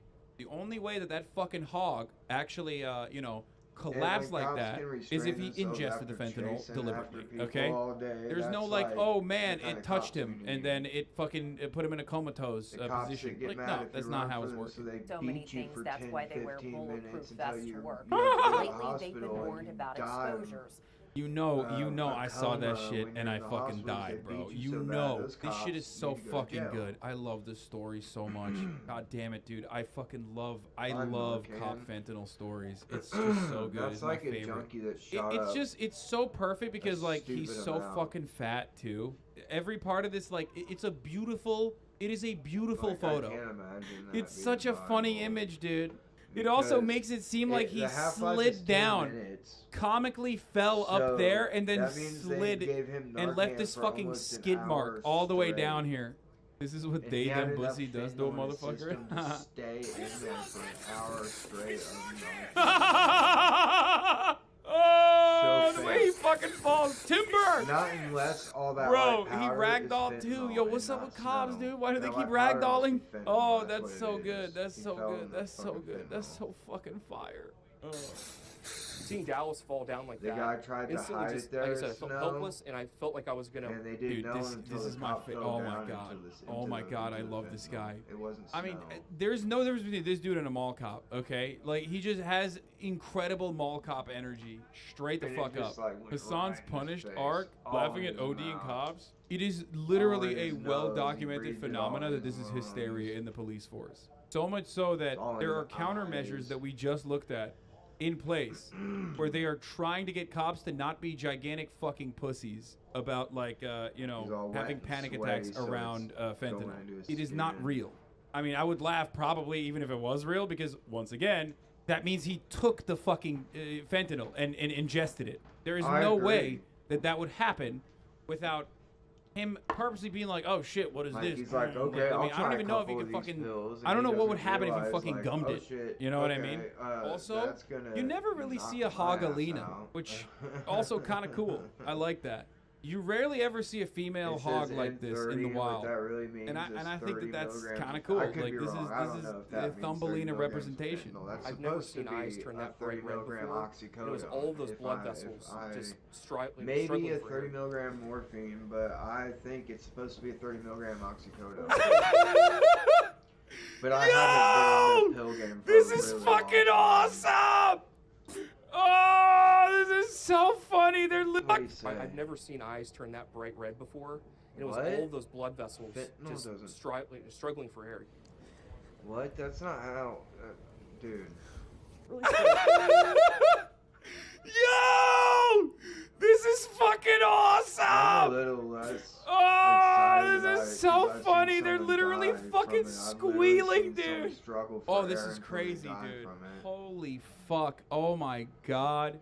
If they actually OD, they I will don't collapse and like their breathing will them, slow entirely. It doesn't make it hard to breathe. You don't hyperventilate for it. Most of I these don't pigs are just like having them panic doing attacks. Also, this is not how Narcan works. I spill it on myself all the time at work. Nothing happens. These news outlets should be sued. I just keep posting this for dumb chatters. Signed an ICURN. Oh, he's got the thin blue line. What is this, dude? He's got the thin blue line shirt on. I'm confused. Are you saying this doesn't happen when people interact with fentanyl? Yes, dude. Interact with fentanyl? What do you mean? What are you, welcoming fentanyl into your home, dude? Is fentanyl watching a television show with you? What do you mean interact with fentanyl?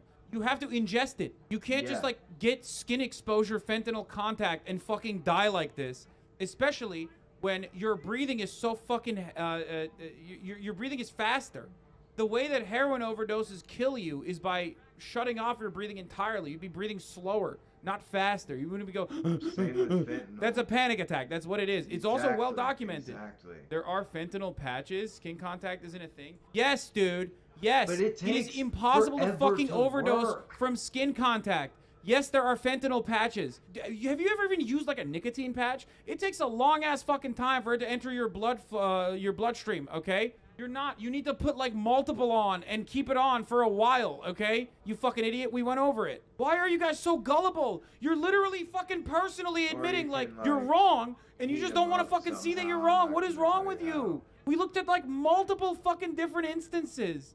We looked at actual fact checkers and actual people in medicine saying like this is bullshit, this is wrong, this is false. We looked at a study within the police force recognizing that the mass hysteria by these little fucking piglets with respect to transdermal fucking fentanyl overdoses is such a widespread problem that they have to train cops to not freak the fuck out like major pussies every time they think they're dying from fentanyl. This is why you love the boot so much, dude. You love the boot so much, you've made a whole meal of the boot.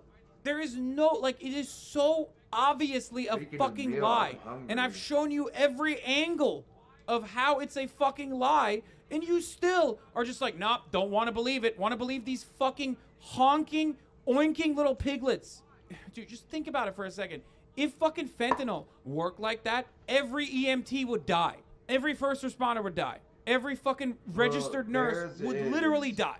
We would have like no doctors, no nurses. Everyone would be fucking dying. They're around fentanyl all the fucking time. They're treating people that are overdosing. They're around fentanyl. They're giving people fentanyl. They would just fucking die.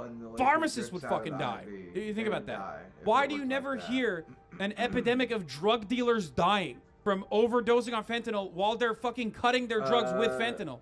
Well, how is that not happening? Are they just immune? That- Do you think that's it's just some like cops that are not immune? Or do you think these people are all immortal except for cops? Or Some maybe, people who are just really maybe, fucking they're stupid fucking and don't do lying, it right, just like they lie about every other thing. They're lying about this thing as well. There's not And an you're epidemic so of it because- fucking sad. And you're so willing and so ready to be like, no, cops It do have a has to tough be, job. like- That you're just like, you'll believe anything that they tell you.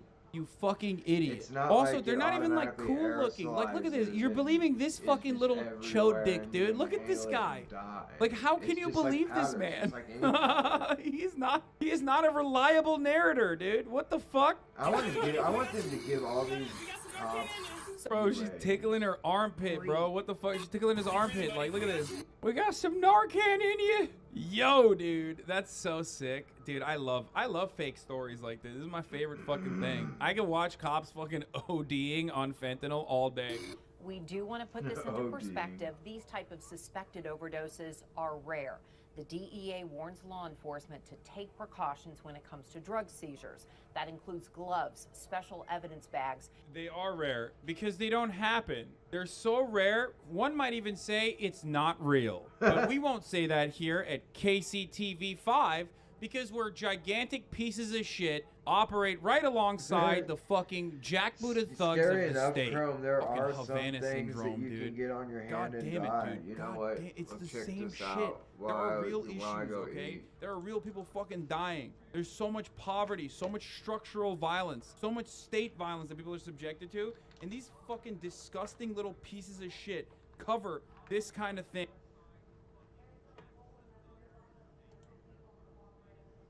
It's unbelievable that Aldi grocery prices are so low. Aloha savings. It's not a sale. It's an Aldi thing. SGU has been a great experience. In Okay, hindsight, like, I guys, wish I did this I'll be right back. I'm gonna go get some cereal. Tell me A what scientist kind of cereal spilled you 2 think drops of I'm organic gonna mercury get, on her and I'll tell you why hand. I This feel is what wrong. happened to her brain.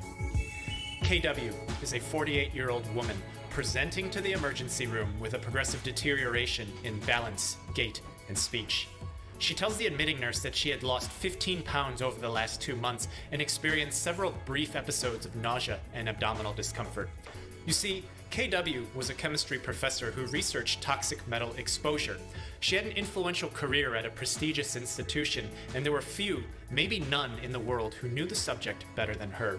About 5 months earlier, she was transferring liquid dimethylmercury from a container when suddenly 2 drops from the tip of the pipette were spilled onto the dorsum or backside of her gloved hand. To her, this was an incident she had to actively recall as it was so minor and incidental she didn't give a second thought to it. She tells the nurse that she had cleaned up after the spill properly per protocol. Her hands were in gloves so long it was sweaty inside. She was pretty sure she didn't have any physical contact without barrier with any chemicals. Over the next few weeks, KW noticed something wrong when she would walk into walls. Maybe she wasn't paying attention, she thought. One day, she almost got into a car accident. She started asking her husband to drive her to university. Maybe she hadn't slept well, she thought. Skin deep, KW appeared to be healthy, but at physical examination, she exhibited upper extremity dysmetria. Dys meaning wrong, and metria meaning length. Her movements in the limbs above her waist were uncoordinated, with intended positioning often missing the target at varying lengths. Similarly, she had ataxic gait. A meaning without, and taxic meaning order. Gait being her walk. It was awkward, imbalanced, disorderly. Both of these were combined with dystaxic handwriting and slurred speech, all of which can point to some potential neurodegeneration given her past exposure to mercury. She was right to be concerned about her condition. As the days continued, KW reports that she has a tingling in her fingers that's getting stronger. She sees brief flashes of light in both eyes. She introduces a concept of white background noise that begins to wash away her normal hearing in both ears. Her gait becomes more ataxic, speech more slurred, field of vision more narrowed. A blood test reveals KW's blood mercury levels are over 4,000 micrograms per liter, 4,000 times greater than the upper limit of normal.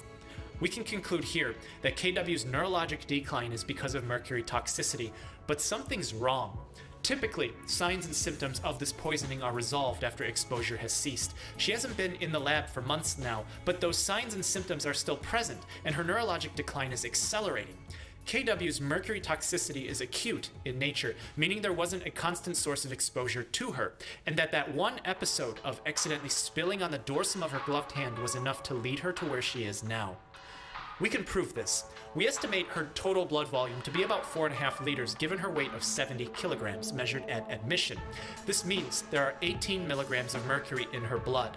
But for dimethylmercury, studies estimate that only 5% of the absorbed amount is in the blood.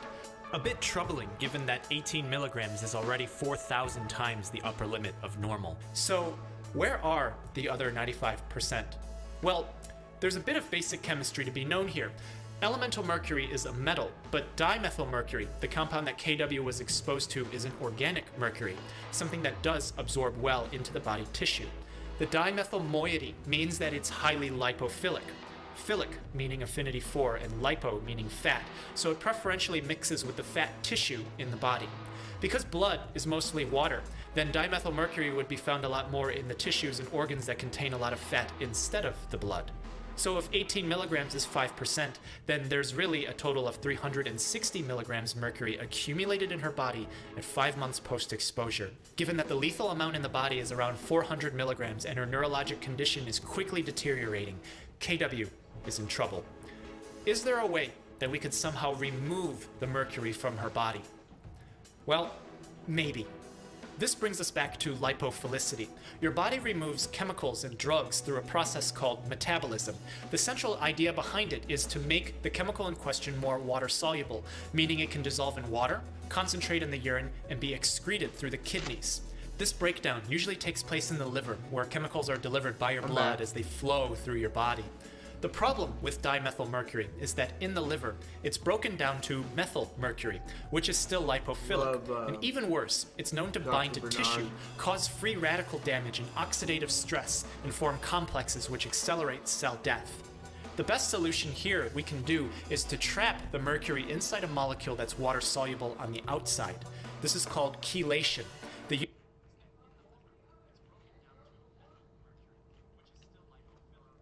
If you're wondering why I even make these things, it's to put into medicines and things like vaccines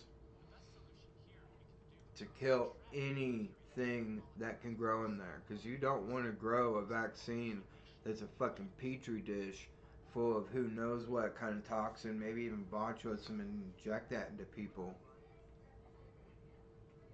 They'll die.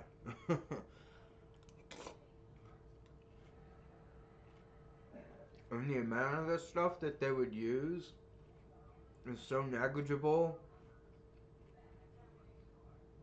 it'd be impossible to detect in the body. Impossible. Impossible to measure an effect.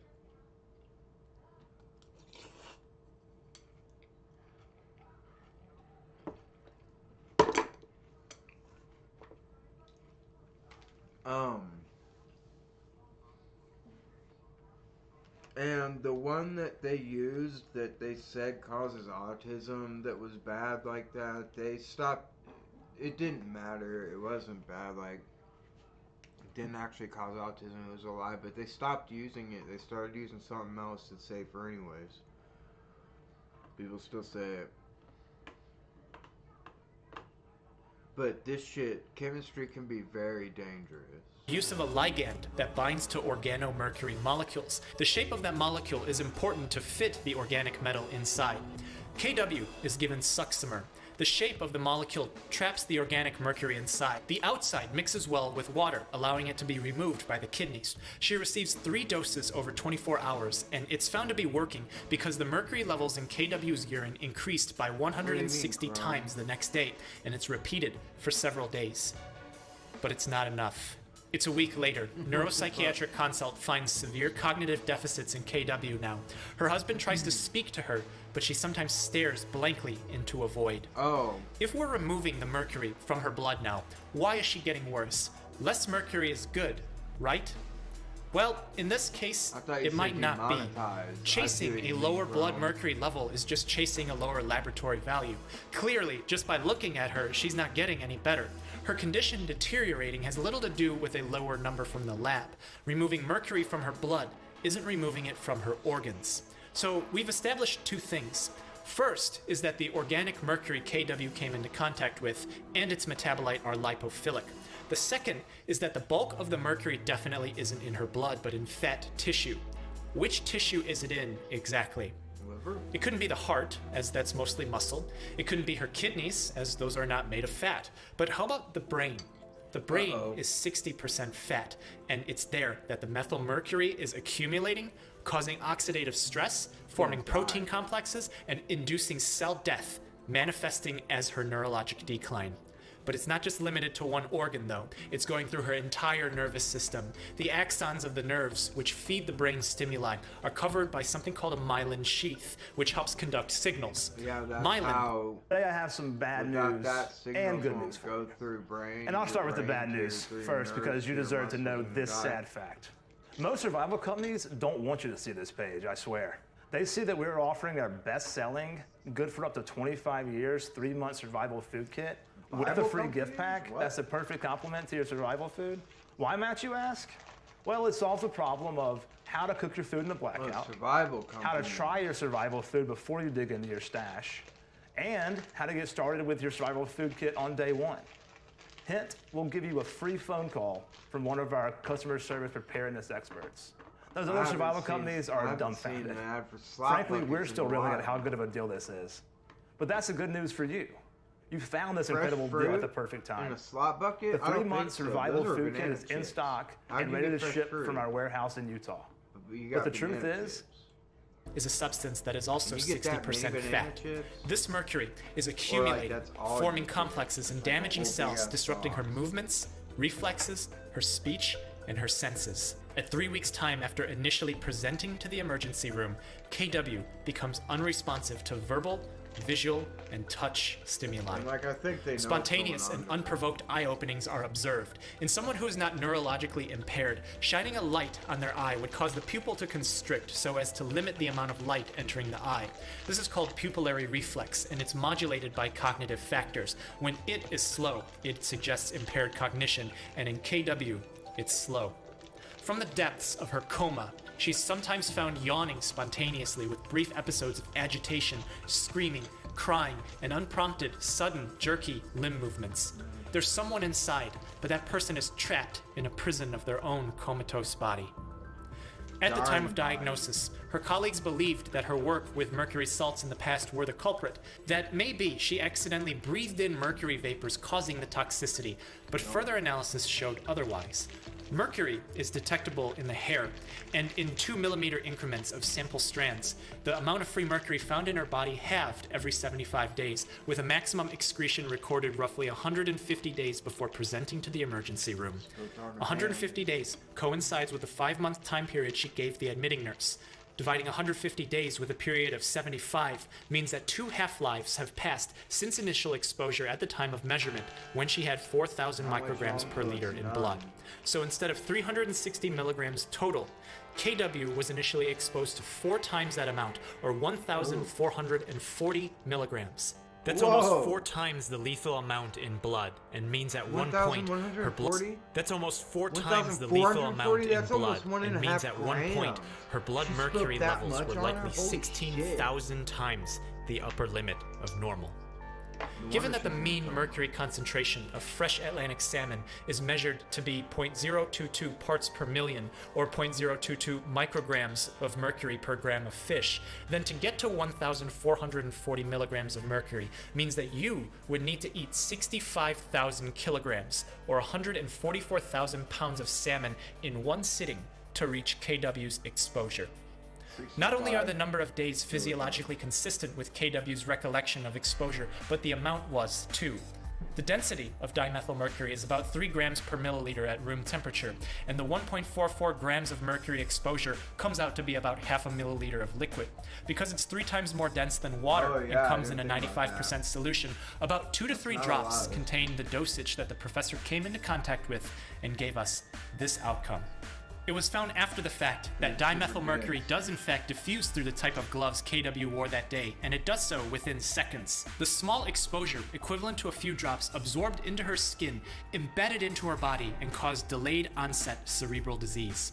It's difficult for people sometimes to realize the extent of injury that can present with what seems like trivial exposure. Even in KW's case, gloves get sweaty, so she may not have even felt any liquid that spilled onto the outside of the glove on her hand. The concept of a delayed onset of disease several weeks to months after initial exposure is not uncommon. You've experienced it yourself. Infectious diseases famously have an incubation period that can range from a few hours to nearly a year before manifesting clinical symptoms. It happens every year when there's a new flu floating around, but can be extreme during the bubonic plague in Europe, where transmission can occur through touch and manifest itself within hours. Today, in China and Iran, farmers were unknowingly exposed to super warfarins used as rat poison. Warfarin is a drug that's commonly used today in patients who are at risk for stroke. It reduces that risk by thinning the blood, preventing it from forming clots. In a healthy person, bumping your arm forms a bruise, which is a form of bleeding. That bleeding stops due to clotting.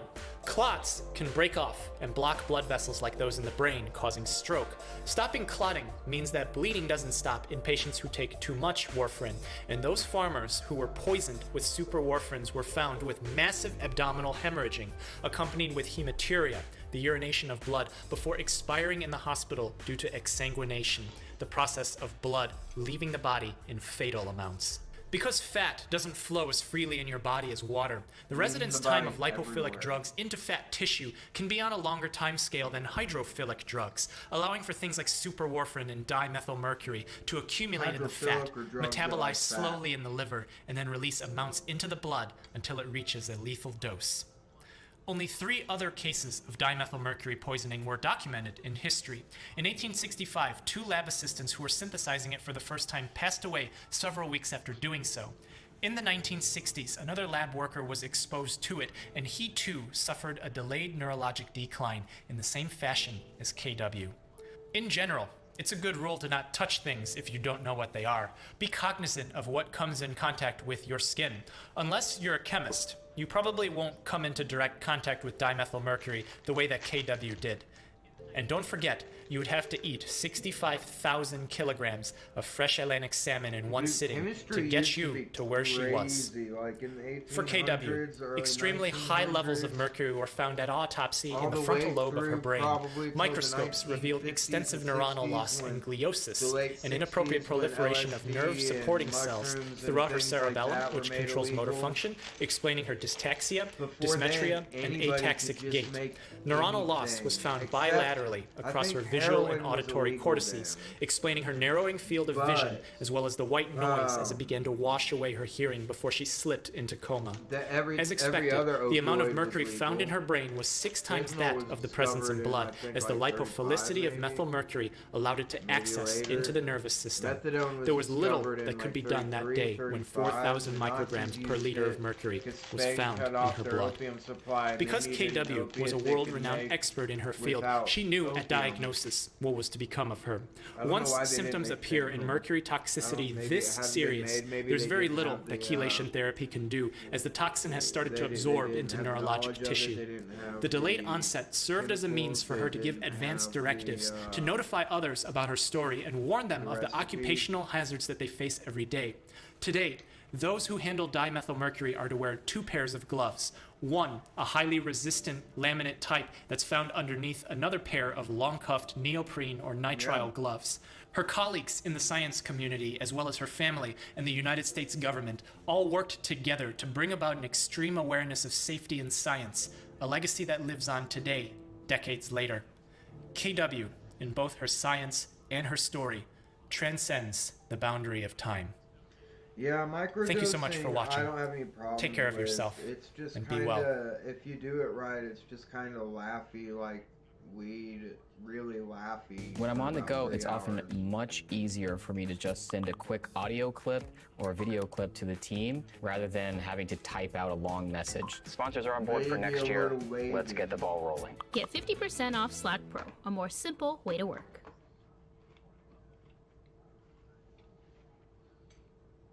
And that's a fine way to introduce yourself to it, I think. A mom drank 3 gallons of water in 2 hours. This is what happened to her brain. KC is a 28-year-old woman presenting to the emergency room unconscious. Her husband Josh tells the admitting nurse at admission that she had suffered at least 2 seizures in the past 30 minutes. You see, KC had been participating in a radio show competition, Hold Your Wee for a Wee, where contestants would drink up to 3 gallons of water in 2 hours, and the last person to urinate or vomit would be the winner of a shiny Nintendo Wii. Clearly, this was for gags on behalf of the radio station and at the expense of its contestants, but KC was determined she was going to win that Nintendo and be able to play it with her kids. Immediately after finishing all 3 gallons of distilled water, KC complained of severe nausea, and in order to hold back the urge to vomit, she was found to clench the armrests of her chair. Within 20 minutes, KC was easily crowned victorious in the challenge, and her husband began to drive her home. About an hour after finishing all that water and in the car, she begins to cry. She's suffering a massive headache and tells her husband, "I'm coming out of my skull." She feels pressure push against her eyes and reports that the vision in her left eye is going dark. Her husband drives quickly so they can get home and she can take a nap because they both believe she can sleep it off. Interestingly enough, after drinking all that water, she has no urge to urinate or vomit. At home now, KC goes to her bed to lay down while her husband begins to prepare dinner. Dinner's ready. It's only been 30 minutes, and the husband watches some TV and lets his wife sleep. It's here, in bed, that KC silently suffers her first seizure. Unknowingly, Josh watches TV for another hour, trying to be considerate to his wife, who he believes is sleeping, but is actually unconscious and suffering seizures every 20 minutes. As he finally feels it's time to call her for dinner an hour later, he goes to her room to see her and finally sees her suffer yet one more seizure. 911 is called. Inside the ambulance, KC's 6th seizure is seen by the paramedics as she arrives to the emergency room where we are now. Given the patient's immediate past medical history, there's several clues as to what's happening. Any doctor will be able to easily identify that KC is suffering from acute hyponatremia. Hypo meaning low, natri meaning pertaining to sodium, or more formally natrium, as is shown by its symbol on the periodic table of elements, and emia meaning presence in blood, low sodium presence in blood. Acute meaning that there are no underlying pathophysiologic conditions that are leading to this problem aside from the 3 gallons of water that are inside her body at the moment, which leads to the first clue. Josh tells the admitting nurse that KC had not vomited or urinated since the contest ended, which means that there hasn't been a net flow out of her body. The 3 gallons of water are hanging around somewhere inside of her. That water is important to note because KC is a woman. The female body is, on average, made of about 50% water compared to male bodies, which are typically 60% water. Given that KC is 28 years old, she's premenopausal, meaning that she has more estrogen in her body than a 60-year-old post-menopausal woman. Estrogen is a sex hormone that increases the proliferation of fat tissue. Fat, which is made up of oils, doesn't mix well with water, so as women's bodies are made of more fat, they hold on to less water compared to men, who produce more sex hormone called testosterone, which increases the production of muscle tissue, a tissue that does hold on to water. So if the female body is typically made of less water and contains more fat, which doesn't mix with water at all, then where are those 3 gallons of water inside KC's body? Well, there's a bit of basic chemistry to be known here. The fluid in your body is a soup of several chemicals. In this case, it's hard to believe Mint's new family plan is just $15 a month per person. So I've asked my wife and plan members. it's the most important being sodium, which is 1/2 of this table salt. The interesting thing about sodium is that it creates something called an osmotic gradient, which means that wherever sodium is, water will flow towards it. In the small science experiment, I dissolve salt in this water and place it into a tube. I submerge the tube in a pool of water that has no salt dissolved in it. You'll see that water flows into the tube. That water flows towards the sodium. So let's go back to the name of Casey's condition, hyponatremia, low sodium presence in blood. If she hasn't urinated or vomited since she drank all 3 gallons of water, how is it possible that there's low sodium? Nothing has left her body, so there shouldn't be less sodium present, right? Yes. But the water in your body is made of 0.9% sodium, so for every 1 liter of water, there are 9 grams of sodium. Most of the water in your body is inside your cells, and in general exists with 0.9% sodium. In the medical world, we call this normal saline, or isotonic. KC drank distilled water, which has no salt. If water flows to where there's salt, and your body water, which is mostly inside your cells, has salt, then KC cells must have lots of water flowing into them. This would mean that her organs, like her liver and her stomach, are starting to swell with water. That should be okay, though, because your abdomen is soft. But the water wouldn't just be flowing to those too. It would be flowing into her heart, her muscles, but those aren't enclosed in a hard space either, so it wouldn't be too much of a problem if they swelled up inside. But what is a problem is the brain. It's enclosed inside a hard space, your cranium, also known as your skull. Your brain only has space to expand 8% in volume until it starts to push up against the bones in your skull. As the water keeps flowing into the sodium-rich cells of Casey's body, her brain is starting to crush up against the sides of her skull, smashing blood vessels as it expands, preventing blood flow and causing hypoxia, or the deprivation of oxygen. As the flow of blood is disrupted to Casey's brain, parts of it start to necrose, or quite literally die.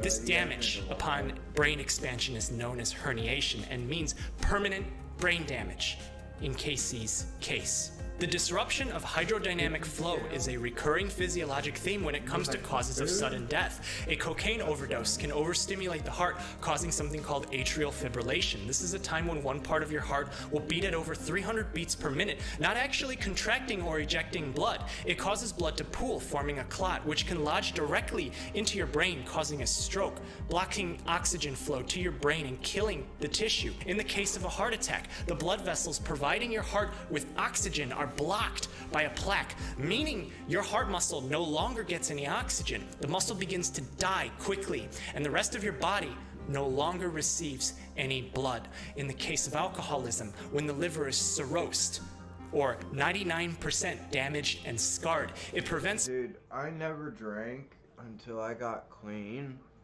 and I ended up like drinking so much because I have such a high tolerance to depressants,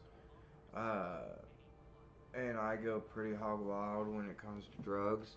I ended up drinking so fucking much that I almost got hepatitis, and the doctors said they biopsied my liver. They said that if I wasn't so young, they would have diagnosed me with cirrhosis, which you don't come back from. But they thought I could come back from my liver being fucked up because I hadn't drank in a long time, hardly. Like, I'd only had a few drinks in like the last year or two before this had happened. Now it's been, I don't think it's probably close to 2 years now. But there was like, because the clinic that I went to, they didn't test for alcohol at the beginning. So when the girl I like left, she moved away and she ghosted me.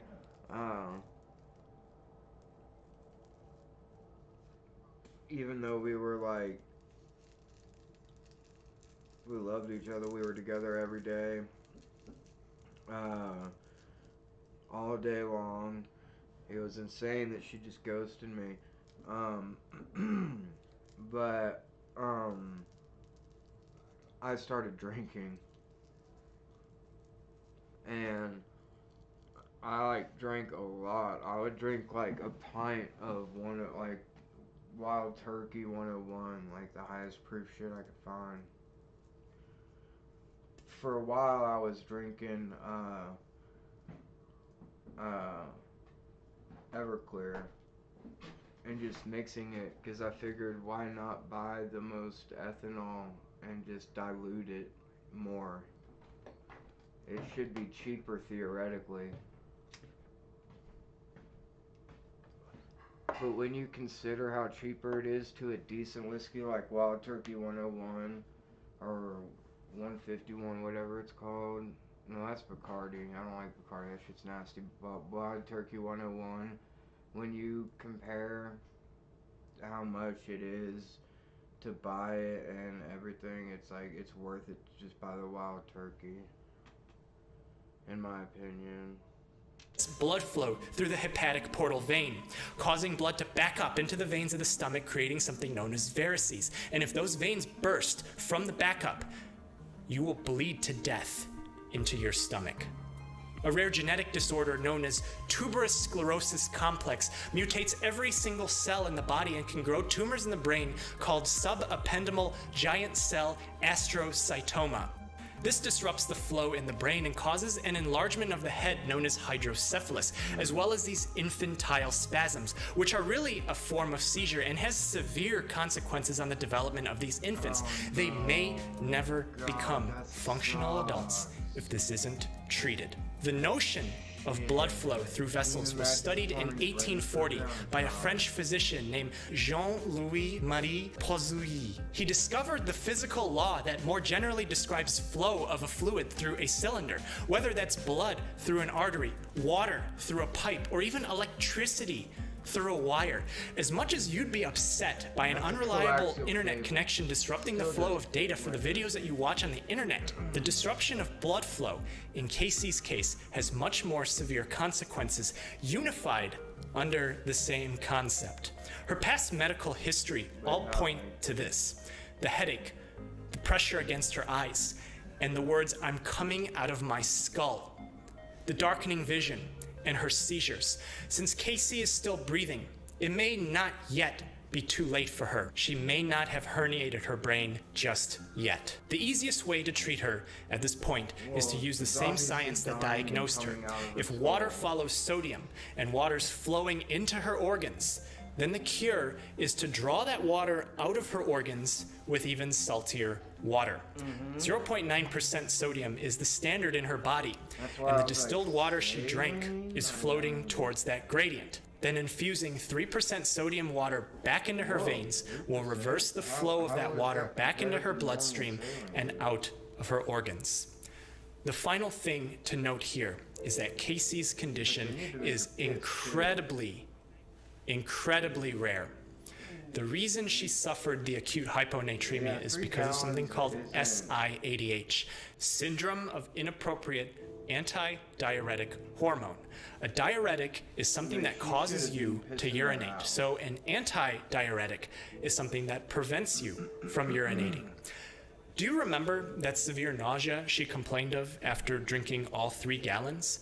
Well, nausea is a powerful stimulus for something called anti-diuretic hormone, formerly known as vasopressin.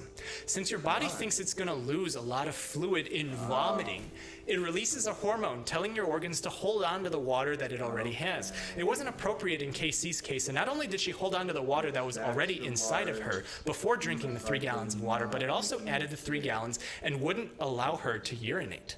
And because in this context, SIADH is very rare, it was an accident that it happened to Casey and not the other contestants on the radio show.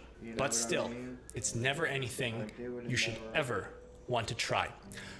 Luckily for Casey, no herniation occurred in her brain, and the 3% sodium infusion was enough to solve the hyponatremia and draw the water. I'm sorry. I'll leave the desktop audio down so you guys can hear me. Urination preceded her saying hello to her husband.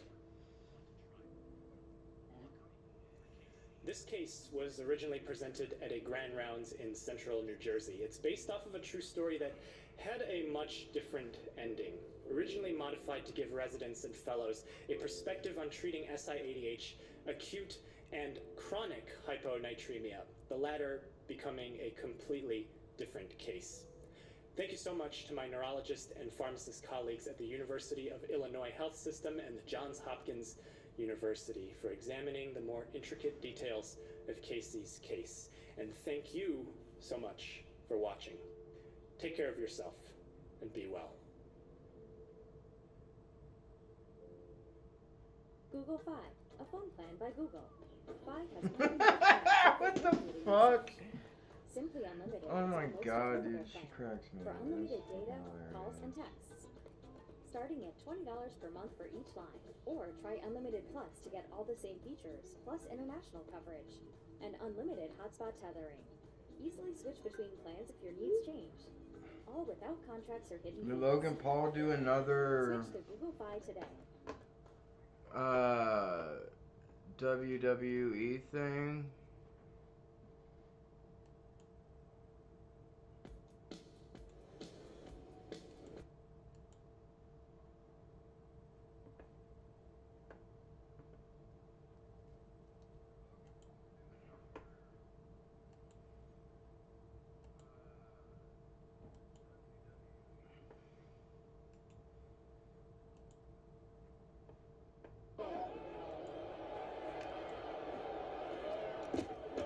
Oh, is this what KSI and Logan did last weekend or whatever?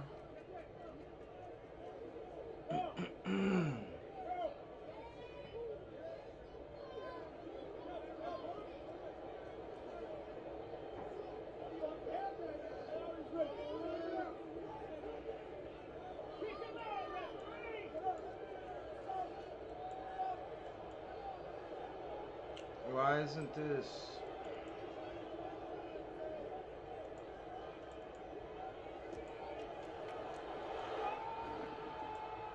Sorry.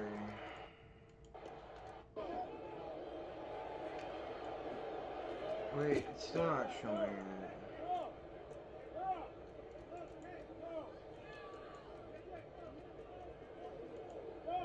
There we go.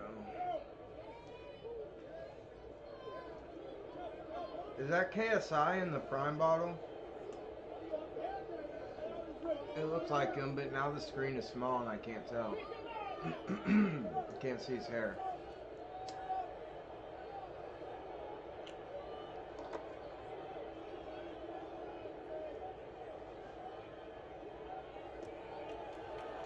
Gross.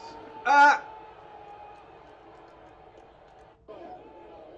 Was he even in the suit at that point?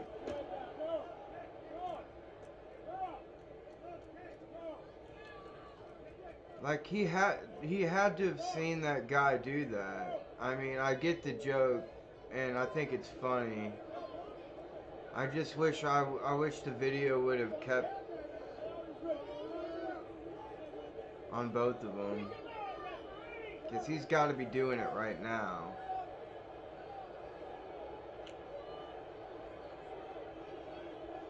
Logan should have like drank the whole thing and then spit some of it out, and then he wouldn't have noticed. And see, I'm wondering if anyone's in there. And that's definitely KSI.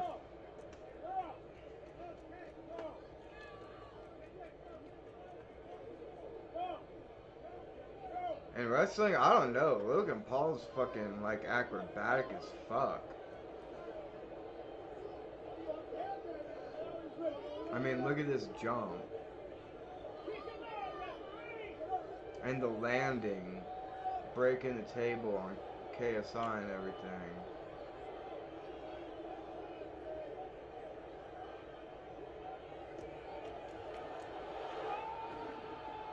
Damn, that's not, I mean, that's a perfect landing on him.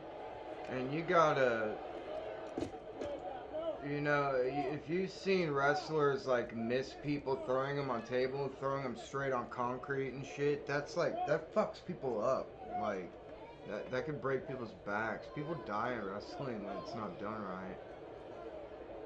Apparently, what's the name? Vince McMahon has a penchant for punching people, and he's gotten his shit knocked clean by wrestlers before when he's been too rough.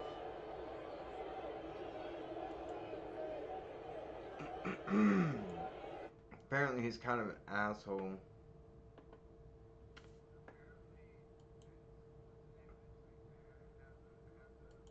Every once in a while, the right wing will take a breath and stop hating on trans people long enough to hate childless women. That's like their other vitriol at the moment. And here's a meme where it's like, if I had kids, I couldn't be so spontaneous. I mean, right now, I could theoretically jump on the next plane to Paris, or hike the Appalachians, or go scuba diving. You can't just pick up and go when you have kids. And I don't like the feeling of being tied down. But meanwhile, she's just a fat bitch eating pizza. Whoa, got her. No one needs to justify their reasons for not wanting kids to your ass. No one needs to have a good reason not to have kids. Just because you got stuck with kids. Every once in a while, the right wing will take a breath and stop hating on trans people long enough. In the military, we call... If you've heard that lithium-ion batteries don't go in the trash, here's why. They can accidentally cause literal dumpster fires. Which is also bad. Lithium-ion batteries leach toxic chemicals into the ground, so sending them to a landfill is bad. But on top of that, they are flammable. They can start fires when crushed, stabbed, heated, or aged. Over about 20 seconds, they will smoke and then spark and then produce a jet flame up to 222 degrees Celsius. This happens because punctures increase the pressure inside the battery and kicks off a chemical reaction. The added heat melts the film between the positive and negative electrodes, causing a short circuit. And if the battery isn't totally drained when you throw it out, its charge can fuel that fire. So to avoid that fire and that danger, you can either recycle them with the manufacturer or take them to hazardous waste collection points. There's a link in our pinned comment to help you find one. If you've heard that lithium-ion batteries don't go in the trash, here's why. They can accidentally cause literal dumpster fires. Commonly used lithium-ion batteries leach toxic chemicals into the ground, so sending them to a landfill is bad. But on top of that, they are flammable. They can start fires when crushed, stabbed, heated, or aged. Over about 20 seconds, they will smoke and then spark and then produce a jet flame up to 222 degrees Celsius. This happens because punctures increase the pressure inside the battery and kicks off a chemical reaction. The added heat melts the film between the positive and negative electrodes, causing a short circuit. And if the battery isn't totally drained when you throw it out, its charge can fuel that fire. So to avoid that fire and that danger, you can either recycle them with the manufacturer or take them to hazardous waste collection points. There's a link in our pinned comment to help you find one. If you've heard that lithium-ion batteries don't go in the trash, here's why.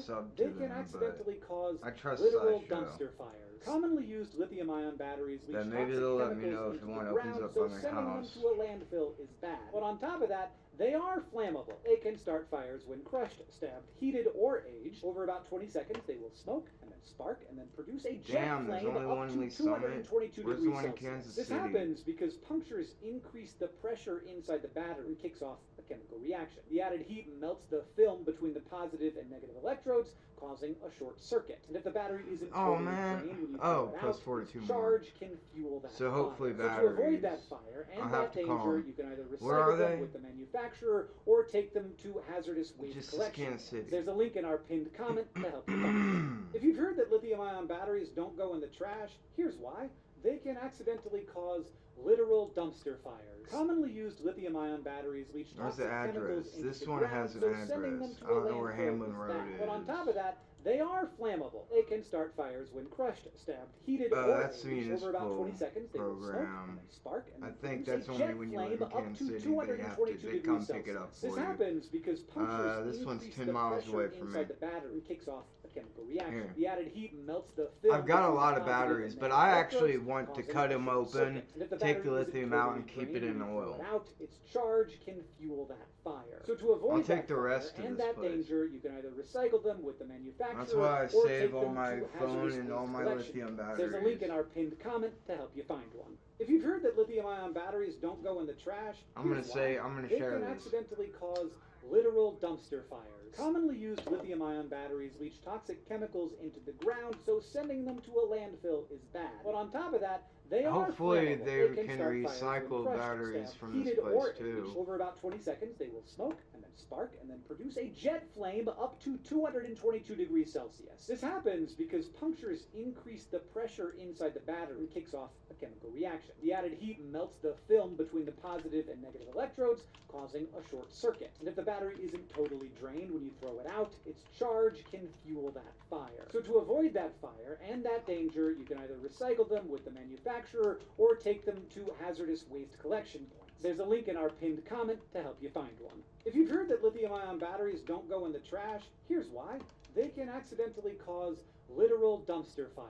Commonly used lithium-ion batteries leach toxic chemicals into the ground, so sending them to a landfill is bad. But on top of that, they are flammable. They can start fires when crushed, stabbed, heated, or aged. Over about 20 seconds, they will smoke and then spark and then produce a jet flame up to 222 degrees Celsius. This happens because punctures increase the pressure What time inside is the it? battery. Oh, yeah, I don't think he's gonna be on for over an hour. Melts the film between the positive and negative electrodes, causing a short circuit. And if the battery isn't totally drained when you throw it out, its charge can fuel that fire. So to avoid that fire and that danger, you can either recycle them with the manufacturer or take them to hazardous waste collection points. There's a link in our pinned comment to help you find one. If you've heard that lithium-ion batteries don't go in the trash, here's why.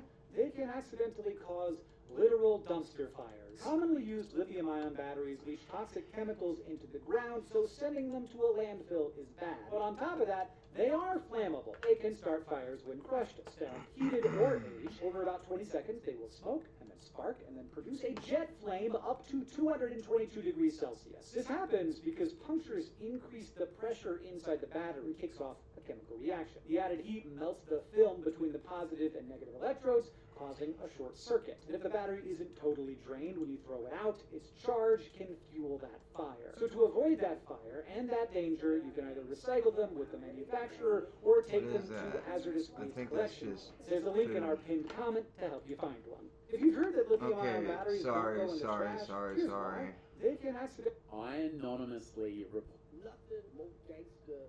No, I will not draw an orange monster for your murdered indigenous children. At Kamloops Indian Residential School in Canada, they just found the decayed corpses of 215 children, some as young as 3 years old, who were sent away to boarding school to get their language and culture beat out of them. The boarding school closed in 1996. I'll be right back. I gotta use the restroom. Using boarding schools as a tool for eradicating subjugated cultures. Yeah, that happened. It has happened in Africa, in the Americas, in Asia, in Australia, Yeah, that happened in America like as late as like the 50s and 60s, maybe even later. Worse is state-sanctioned torture and murder. And while this practice is not exclusive to any single culture, the last hundreds of years makes it clear to me that if I am to draw this as a monster, the monster should be literally and metaphorically white. So, no, I will not draw an orange monster for your murdered indigenous children. At Kamloops Indian Residential School in Canada, they just found the decayed corpses of 215 children, some as young as 3 years old, who were sent away to boarding school to get their language and culture beat out of them. The boarding school closed in 1996. Yeah, they've been finding a lot of these super fucked up. Boarding schools as a tool for eradicating genocide, dude. It's a war crime. The practice of colonizers. It has happened in Africa, in the Americas, in Asia, in Australia, in Europe, and we've even done it here in Norway to the Sami people. At best, it's a field day for abusers. At worst, it's state-sanctioned torture and murder. That cross really hits hard. Not exclusive to any single culture. The last hundreds of years makes it clear to me that if I am to draw this as a monster, the monster should be literally and metaphorically white. So, no, I won't. Man, it's so nice out. It really is. I'm grateful. How? This weather is the international symbol for day drinking. What? It's like the bat signal for drunk. The drunk signal. But you said you had so much to do today. Booze before to-dos. But you... Flasks before tasks. You're impossible. Listen, when Mother Nature says drink, you drink. Amen. What the You right. Drink more, score less. Or whatever. Man, it's so nice out. It really is. I'm grateful. This is a worm face. I don't condone that. They are the most disturbing enemy in Elden Ring. Yeah, Just one of listen to them. the They can sound kill you with Are they for that choking fucking or laughing or crying? death Their name in poison the I game's fucking files hate. is déraciner, which is a French word that describes someone who has been uprooted from society. And on that note, most of them seem to have had a home within this forest at the Altus Plateau, where they sit clustered around a mine. Maybe I should play some Elden considering Ring. Their location, What do you guys their fine think? clothing, their holy resistances, and their humanoid is, I speculate that they were once humans aligned with the Ode Tree, who eventually became disfigured and defiled by Godwin's Deathroot. After all, the worm faces can cause deathblight, which itself summons Deathroot surrounded by worms. But in the end, whether they were guardians or priests of the Ode Tree, or just simple woodfolk who lived in the nearby ruins, no one knows for sure what they are. And if they are laughing, well, we're currently not in on the joke. I feel like that fact just makes them all the more terrifying. This is a I worm think they're face. laughing, kind of laughing and coughing at the same time. I think they're completely insane. What? What happened? What the fuck? Ethan, I don't see the highlights channel on my feed anymore. I don't know why that is. The views have like dropped off the face of the earth. I don't know what it is, like a YouTube algorithm thing. An obvious what? A few theories about why that would be. I think YouTube wants to push shorts, and so when they see like clip channels, they don't favor clip channels anymore. Addressing the obvious members live stream. Because it's not just ours. If you look at other highlights channels, they're all Well, I'm always waiting to watch it, so.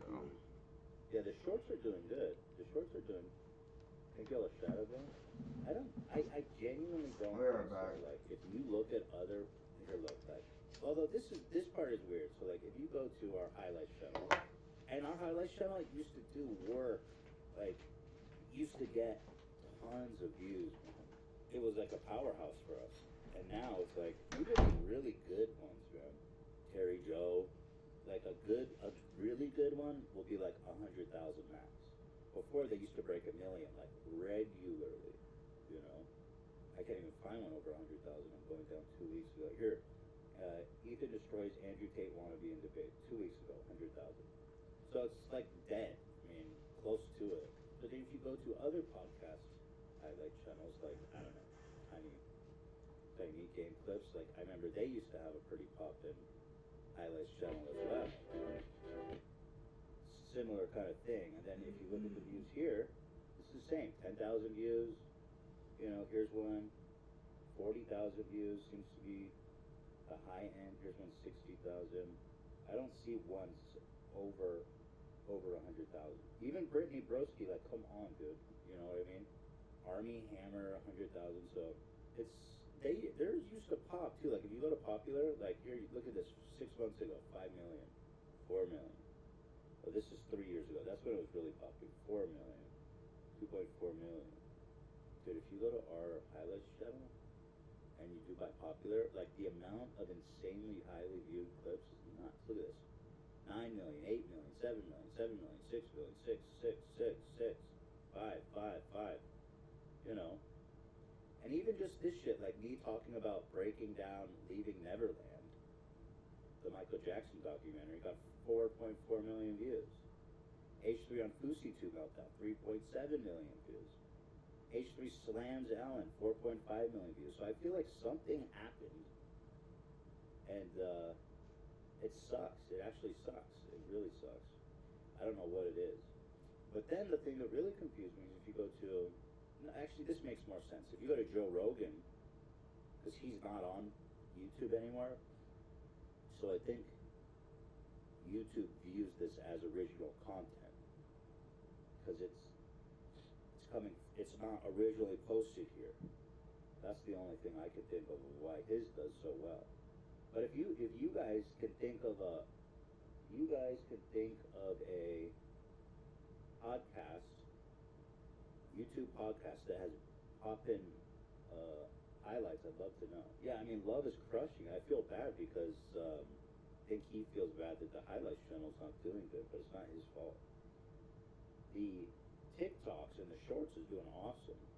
So there's that. Hannah, I think it's since you allowed other people to post clips. Like I say, Ethan's Basement channel clips all the time. and he got that's the other thing that I don't get. And it's like the Ethan's Basement channel gets a ton of views, and I agree, I've noticed that, but Ethan's Basement, which is a fan-made clips channel, which is cool with me, what I don't get What's up, loser? This happened after I noticed the decline in highlight recommendations, but this dude's videos do pretty good. I mean, he only has 46,000 subscribers, so like each post is doing not that bad. I mean, it's not that great either, I guess. Some of them do pretty good. I mean, I see more 100,000 ones here than on our own highlights channel. I find that odd too.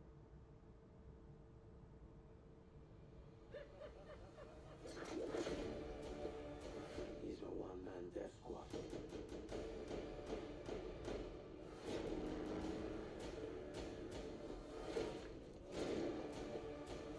Do you really believe that he's immortal? No, he just refuses to die.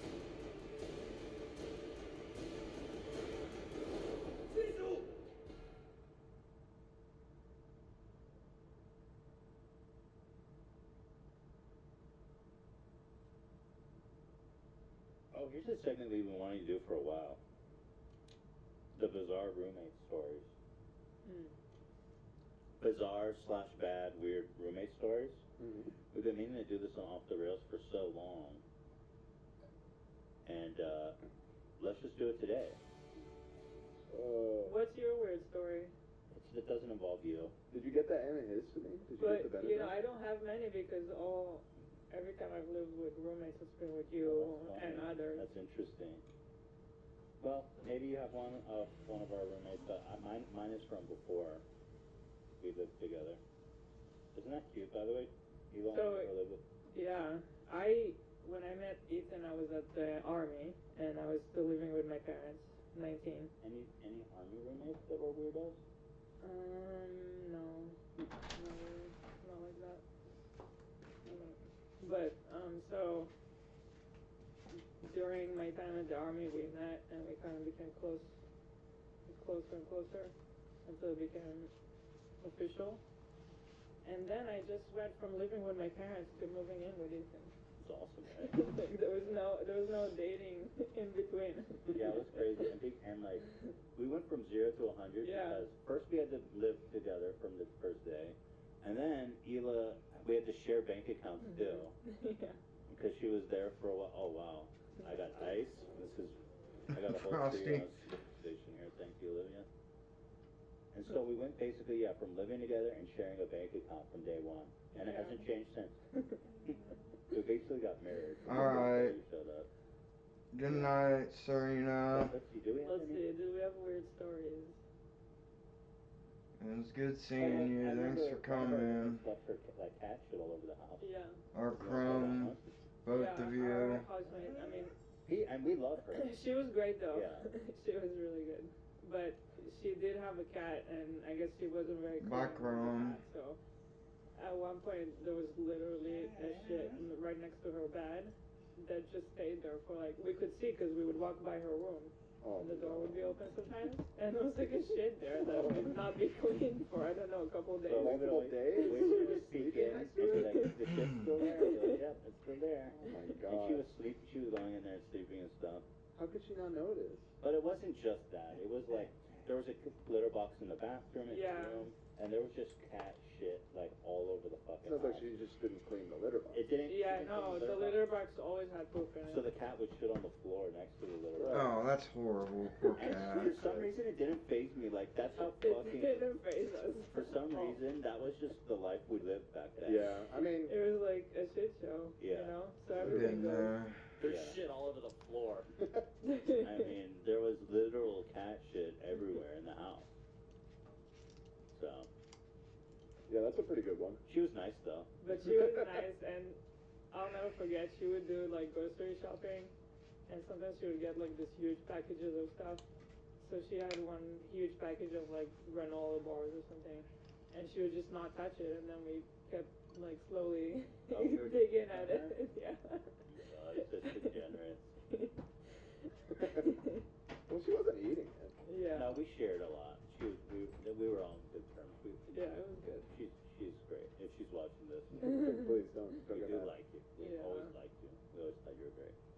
cat shit, pretty epic.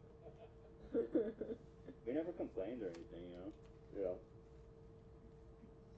Well, I have a story that has a similar energy, although not as bad as cat shit, but in the sense of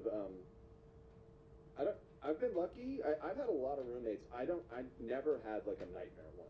I've heard lots of stories of people having a roommate that it's just practically come to blows with them. Oh, okay, cool. But I've had a lot of roommates over the years, and they've all been great. I'm still friends with the majority of them. And the one that I have a story about is actually one of my best friends. So he's listening, he knows?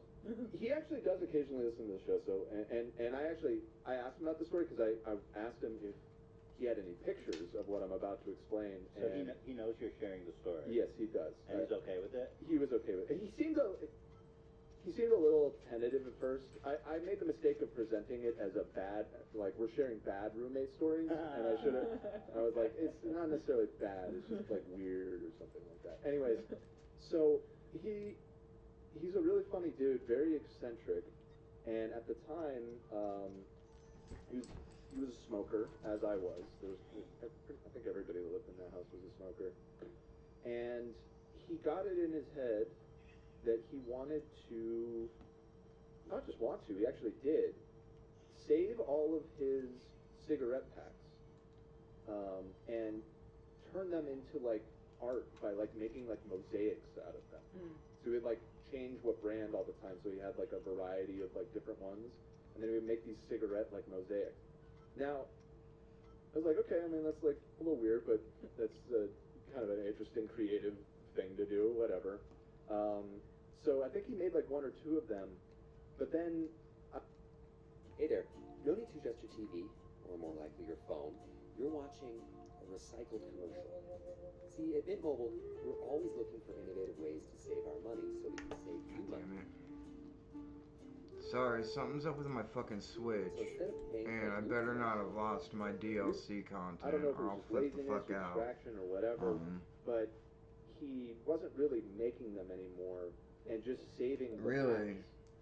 And eventually he wound up in his room with, I'm not kidding, like the giant oversized garbage bags, like 3 or 4 of them full of empty cigarette packs, and it was just like all over his fucking room. And I appreciate that. I'll probably be watching the H3 one as well. It never happened. Like, it just was just like... I'll be watching the H3 one on, out into the hallway from his my just kind of like phone, each other. and I'll be watching the fight on my computer. I'll be streaming it, but I'll probably turn the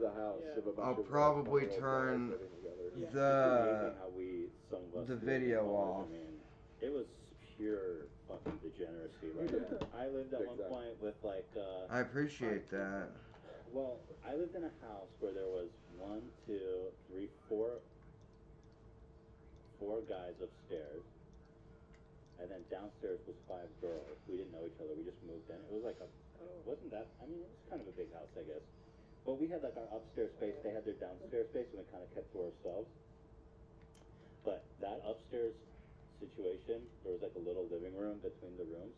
There was 2 big rooms, and there was 2 guys and 2 guys.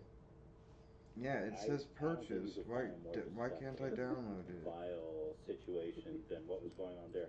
Like, there's a picture I saw recently of it. There was like a little table. We used to play Smash there all day. Basically, that's it, and drink and smoke. And it was like cup of noodles, leftovers, takeout trays, empty bottles, ash, just smoke, fucking filled, just so unforgivably disgusting. Just horrid. I mean, horrid. I guess it's all already on here. It's hard to believe that, man. We used to live like that, but it didn't even faze me at the time. You literally just sit and brush the trash aside.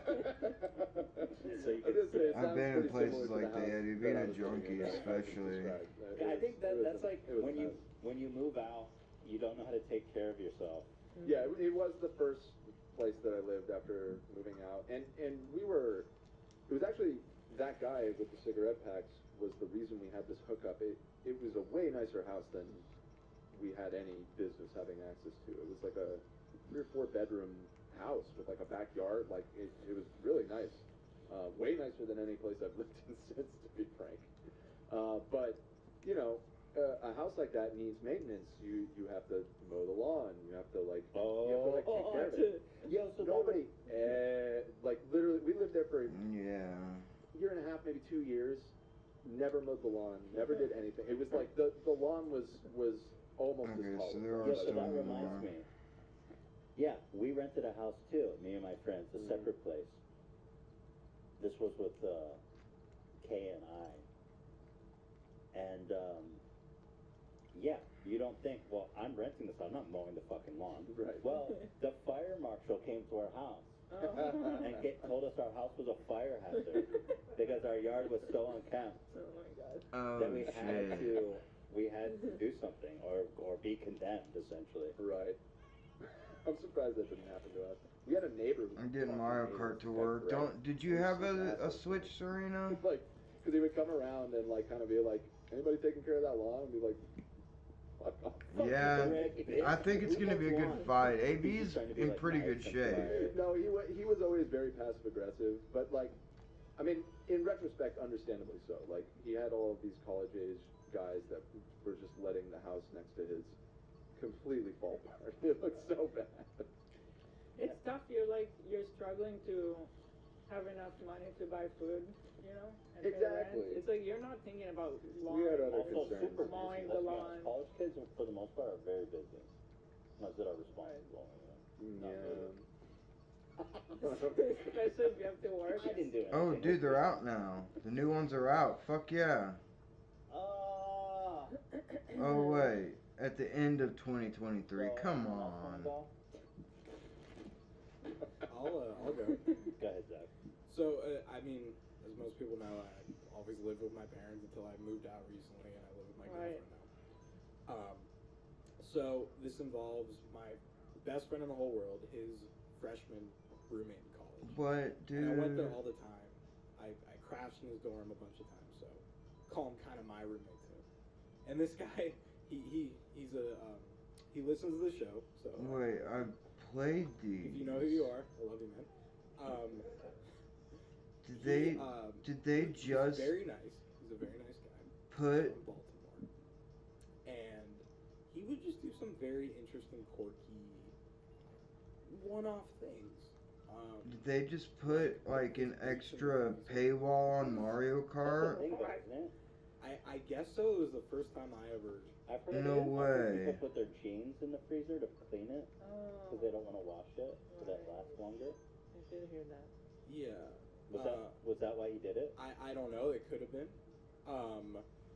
He would leave his jerk-off lube on my friend's What do you bed. mean the Nintendo Switch That's online right. expansion pack? How am I? I That's thought I was on that. Yeah. He would. Sorry, go You're ahead. talking about like a bottle of moisturizer or something? Yeah, lube. So why was it next to his? Oh, we got some more medicine. Hang on, Zach. We're not So, sure. what do we got here now? No, you did Yeah. fine. You didn't do Oh, anything. yeah. So what is this? So here's Benadryl. I got a drink? Let's go. Let's OD on some I said just Benadryl. get every form of Benadryl they have. Right, Liquid, so tablet, we got whatever. the Benadryl. How does my face look, Lena? It's all happening. It's not. Nice. It's not that bad. I have a nice It's nice. All right, so let's take the Benadryl. Here, let's do a little. Wait, why are they doing this? Let's see. Take every 4 to 6 hours. Adults 12 and over take let's take 2 tablets, right? It says 1 to 2. I have another allergic reaction to this. Like, I don't think I've ever taken this stuff, so. Yeah, 1 to 2. Oh, is this when he put that cream on his face? 2. That shit's gonna make you tired. Oh, no. Oh. Mixing all this shit Yeah, is good. it's Come drowsy. on, let's party. I also saw we have some alcohol in the fridge. Let's have a farm party. Full send, baby. Yeah. People are saying that the liquid works quicker than the tablets. Yeah, okay, so I'm doing both. Doing I'm both. definitely doing them both. Why? Okay. You shouldn't mix. Oh, No, stop not it. both. We need to. Look, this is how we do in America, need baby. something to happen. My face is like on fire right now. I put the aloe and the Vaseline. I don't know if you guys could see, but I was rubbing Vaseline into my dome. I'm with Love. I don't think you should mix, man. It's just aloe. It's just. You Americans are crazy with this stuff. Hell yeah, Yeah, brother. they are crazy. I mean, the Swedes are like, you're not even allowed to do anything over there. No. You guys are very conservative with drugs. We don't give a fuck. Yeah. I'll smoke crack right now. Okay, let's Smoke that Benadryl, dude. Do Yo, it. Love, when you come out here, we're gonna smoke crack together, bro. I'm down. Shit, where's my wallet? For sure, we're gonna get crazy. I want to see. I gotta put my new card I in. can't open this thing. Like, it's child-proofed against me. Alright, so here's what we're gonna do, guys. No, we're not mixing. We're gonna chug this with this. No. Dude, you're gonna be on the fucking floor. That shit makes you so drowsy. Really? Yeah. Okay, sounds fun. So how much of this am I supposed to Isn't drink? there such thing as Benadryl tripping? Oh yeah. Where you Oh, like yeah. take a bunch and then you try your best to stay awake? Can you guys just give me stuff to make my Done that. beard stop itching? Why is Take it? the pill. Well, Take the pill. you'll Benadryl trip and then you'll feel not itchy. Cough syrup is way crazier. That's what it's called, Benadryl tripping. The kids are calling. That's what the kids call it. You hear that, Love? Come on over to America, baby. We're having a farm party. Yo, we can share one of these together when you get here. It'd be sick. I'm down. It also looks like a little Challenge. flask too. Like, bring it over to the party.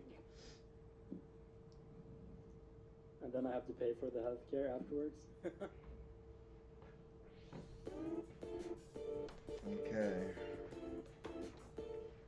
Yeah, right. That's the other thing. Nobody has health. No, I really just That's want what the makes it games fun. that I've How already risky bought. it's like. So You're re-download. throwing the dice. It's called robo Dad is asking tripping. me to stop you. Yeah.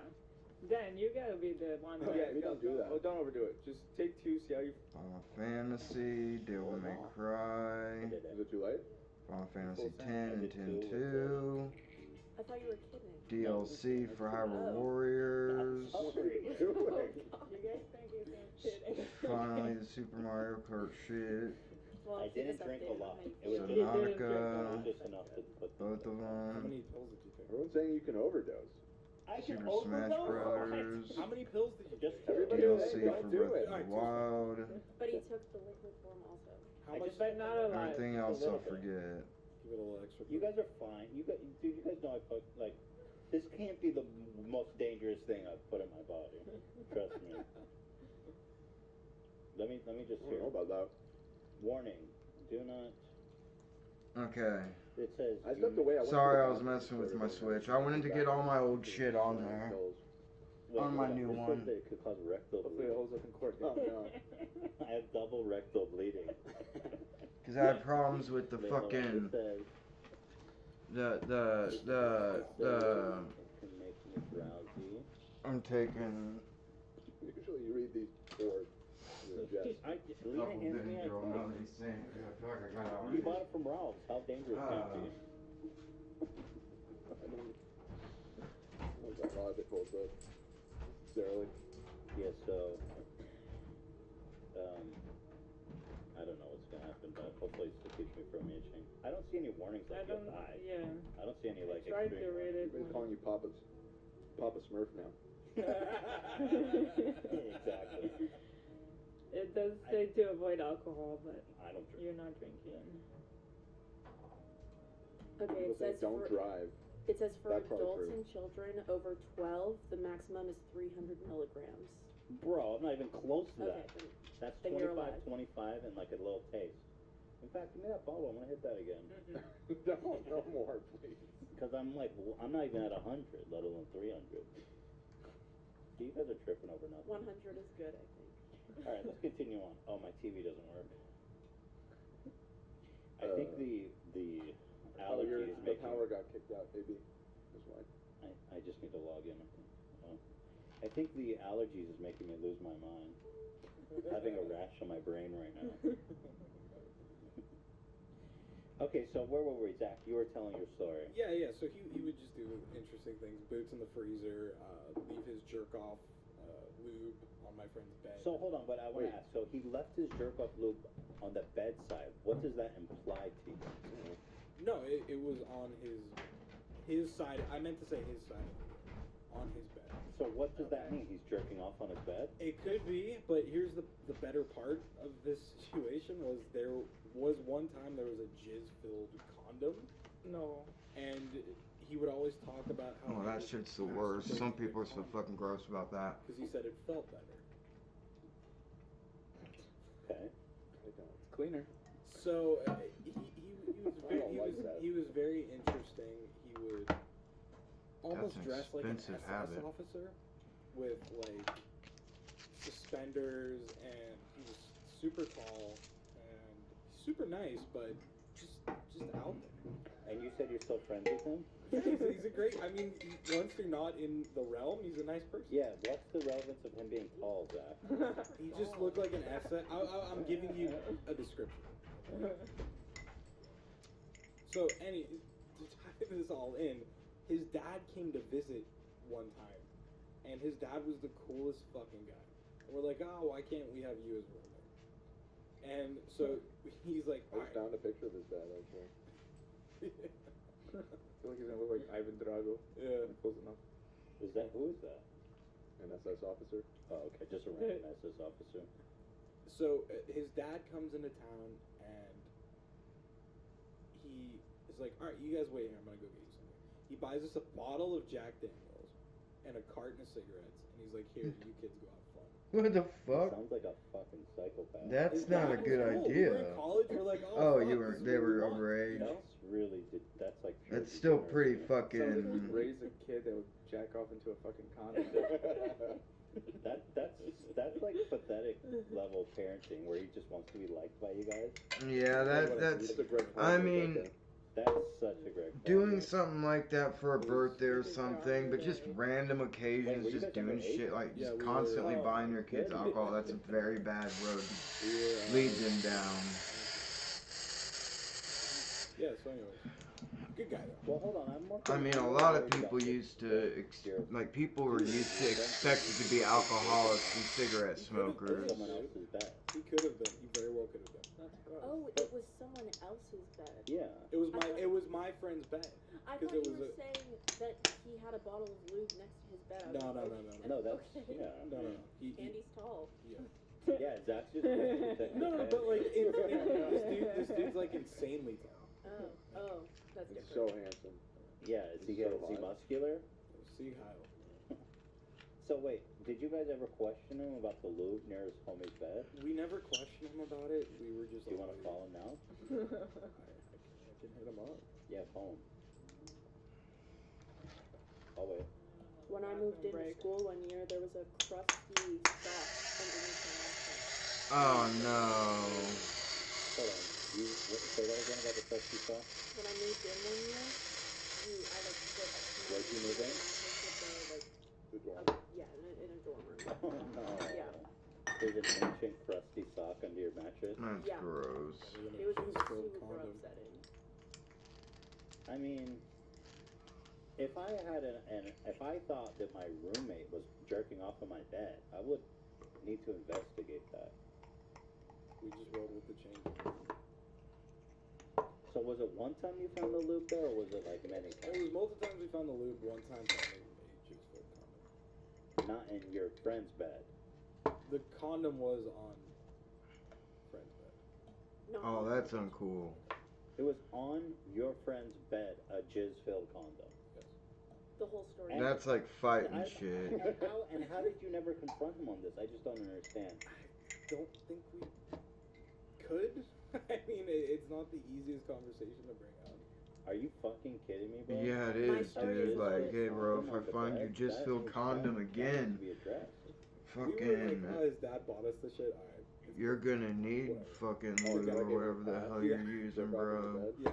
Because my foot's gonna go so far up your fucking ass. He could have been fucking with us. They're gonna have to surgically remove it. Let's be on Just a prank, bro. Yeah. He probably tells the story from his point of view, like, you guys are a bunch of fucking weirdos for not saying anything. He's like, I'm gonna prank these guys, and then you guys just never say anything. He's like, it's pretty fucking weird. I'm gonna pretend that's awesome. They just accepted it. Were you intimidated by him, Zach? No. We were just focused on other shit. Beta. Okay, interesting. Well, for example, I had a roommate once, one of my best friends. You know, sometimes you have to have uncomfortable conversations. Oh, you can be right back. And he wouldn't fucking clean the drain out. And I don't know if the ladies know, but like when What are you drinking tonight, Serena? It turns to like this disgusting, especially if there's hair at the drain, which there was. It would just congeal at the drain and stay there, and it's just rancid. And I would go in the shower after him, and there'd just be fucking jizz. Yeah.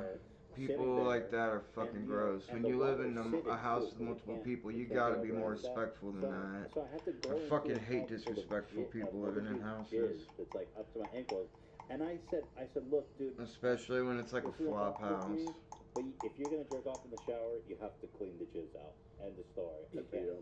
I can't do this. It's funny you say that. I saw a TikTok of this dude who was cleaning a pool, and he was cleaning a jacuzzi filter. And he's like, you guys need to stop fucking in the jacuzzi because it's all just fucking jizz. Oh, God.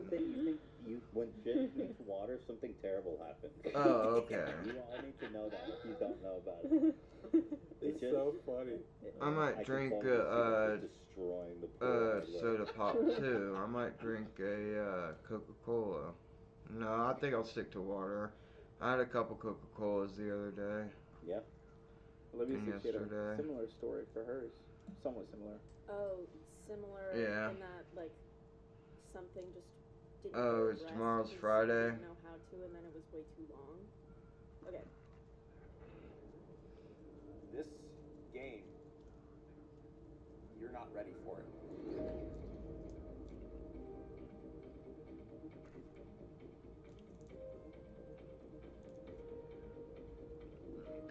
That's enough to break up for now. You're in the middle of beautiful sci-fi environment. Yeah, but I'm not ready for it, so I think it's kind of useless. I mean, always good. Here's what I really So, want to we see. moved into an apartment. There were 3 of us. Tears of the Kingdom is On the about to come first out. night- I really, they won't. On the first night,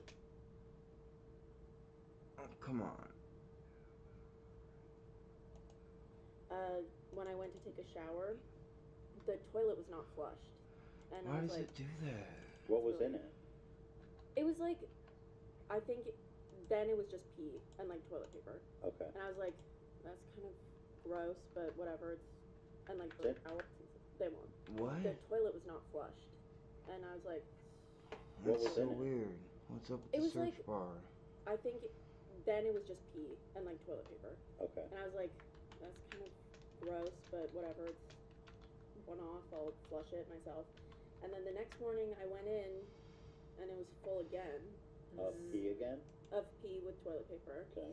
And so I talked to one of my friends because I was like, is that you? And she was like, no, but I did see that. And then we didn't address it because we thought that it was a mistake or something. And then we just kept not addressing it because it had been too long at that point. So we went the entire semester having to take care of her flushing for her. And like even when, this is kind of gross, but like when she was on her period, she would leave her tampons there for us. Oh boy.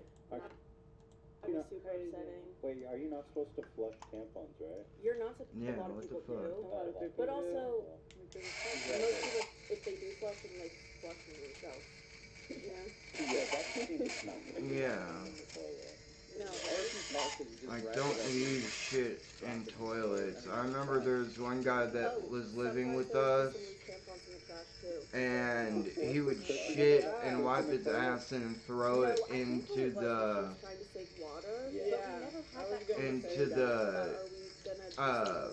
trash can in the bathroom. And after a couple days, shit started smelling. We found out what he was doing. Like, why the fuck are you doing that shit and not taking it at least outside? Are you that fucking lazy? He said, well, I thought it was bad to throw it down, to throw toilet paper down the toilet. I thought it would tear up the toilet. Like a fucking stupidest goddamn reason She also had that I ever heard. I hope she And she had she's still one of my Especially best friends. because we use like the We just cheapest couldn't of the work cheap toilet paper. Usually I would just she take had that this, super like, cheap ass toilet paper that businesses use. obviously my friend and I Usually, weren't aware damn, of, there's some like, really how are we hardcore supposed good to hash work. in here And so one already. of the, I think it was like the first I would week we were usually, at places she I had worked, I would just showered, take and big then boxes of, I would take a box it of was my toilet turn. It was paper like the home, last or a shower pack of of the toilet night, and I paper went home, in, and that'll and I last us turned on the forever. shower. I had But, washed my face, and then all of a sudden, like a super fast knock on the door. dude, and I was like, yes. people And she was live like, can I please come in? Like, I have to pee. Like, and I was like, really, really like, fucking can you wait? horribly. Like, I literally just want to shower. It'll take 5 minutes. She's like, no, I have to. And then she explained to me that she has a routine that she has to follow, where it's like she takes a shower, she goes upstairs, she pees, she goes upstairs, she comes back down, has to like wash her hands or something, and then she goes to bed. And I was like, okay, for sure, you can absolutely do that. Like, do your routine that you have to, but like, maybe don't be super adamant about having to be the first one to shower. Like, if all of us have to do If it. you have like a 3-hour Yeah. ritual that has to take place afterwards. I mean, that sounds like OCD behavior. No, it totally does. I have OCD tendencies. I Okay. just don't know what it was, where it was like, I need to stop your shower from happening. Yeah. Good thing Dan said that before I said what I was about to say. No, yeah. I mean, that is what it sounds like. Yeah, no, I'm I think I got lotion in my mouth. I have the worst taste in my mouth. It's so bad. It's so bitter. Yeah. Why is this happening? Do you feel drowsy? Why? No, I don't. wonder think why. that. Why? Oh, wait, why is there a terrible taste in my mouth? Is that from the medicine I took? 'Cause I don't think I got anything in my mouth. Benadryl's pretty bitter. Yeah, but didn't you take a swig of like Yeah, you liquid? No, but like medicine? now it's coming up. Like, Ew, gross. Yeah, my mouth that feels shit's numb. nasty. You swallowed a lot of Benadryl. Yeah, that can numb your tongue. Really? Yeah. Yeah, definitely, for sure. But it's Benadryl so numbs bitter. your It's tongue. like, it tastes so bad. Oh, I For love sure, that. dude. You're fine, Ethan. Jesus. I used to take 10 Benadryl at a time, sometimes 20 at a time, multiple times a day.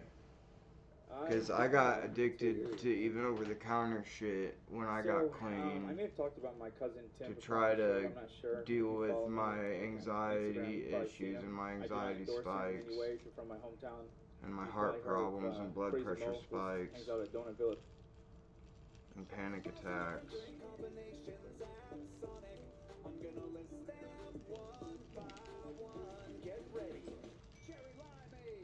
Damn, I think I might order Taco Bell. May I play with you, monsieur? A lot of this history is not known, and I just wouldn't be embarrassing for you. At 4 a.m. That's my cousin. He's always been a weird dude. It wouldn't work He comes from a yesterday. really good family. His father is very well known, well respected, but he's like the apple that was thrown from the tree. He's a little different. But me and his younger brother and him split rent 3 ways for about 4 years, 5 years in college, and he paid a third of utilities, a third of rent, a third of everything, and he never slept there once. And he would sometimes come there, and like we'd hear like something rustling. He'd grab like some clothes and then run out. And a lot of people are probably assuming drugs, but he never has drinking anything in his life. He's never smoked nothing. He's Where was he staying? Money laundering? We think he was staying with his mother, who was living at my grandmother's house, in like the middle of the hood for some reason. We had a really nice place, but he preferred the hood. We don't know why. You can't explain Cousin Tim. So whatever pre-notions you have of him, you just have to get over him. But anyways, the story is he's always doing weird shit, and me and his younger brother's normal, and we kind of just we don't hang out with him or anything. He just does his own thing. But one time we got a phone call from his mom and saying, "Hey, have you talked to Tim? Motherfucking split. He got in a fight with let's just say Ahmed's dad. The fake name's Ahmed. Ahmed being one of our best friends since we were a kid, and his dad was like very close with us. We went to like family get-togethers with him. He would bring out like the cake. It was a really weird phone call to hear that he beat up one of our childhood best friend's father because we were so close with that family. And we're like, oh, what happened? And she didn't know what happened. She's like, just so you know. I was like, okay, we'll ask him when he comes over later. And I told his brother, you know what? Don't say anything to him. I'm curious if he's going to tell us that he got in this fight with Ahmed's That dad. is a pretty fast So Tim split. came over and didn't mention it You whatsoever. wanna go out? And he's just like, oh yeah, we're gonna eat. And we're like, Okay, let me put my also, dog got in a out. fight with There's our best childhood friend's dad. And he's like, oh yeah, he was, I don't know, he was talking shit about our family, so we got in a fight in the bakery. I'm like, aren't you gonna acknowledge that? Are you gonna tell us that? What do you mean? That's the weirdest thing I've ever heard. Anyways, long story short, the dad came to our house and he was like super drunk, and then like there was this huge fight in the middle of our front lawn. And the dad is like, you know, came from overseas, has a really strong accent, and he was screaming out some of the most wild shit I've ever heard, and like the phrases stuck with me. For whatever reason, he kept saying, you and Ahmed were best friends. You came over to my house. You play Pokemon. You play the Pikachu. You play with Pokemon. He kept saying Pokemon with a B because Arabs, we don't have a P sound in our language. So in English, it just goes to B. So he play Pokemon. Every year for his birthday, he say, Tim, my best friend, give him extra $20. You want, and for some reason he could perfectly announce Dragon Ball Z Tekenichi. He's like, you want to play Dragon Ball Z Tekenichi? I buy it for you, because you are Ahmed's best friend, and you fight me, and it was Tenkaichi. Why are they getting a fight? I guess that he was talking shit about our family.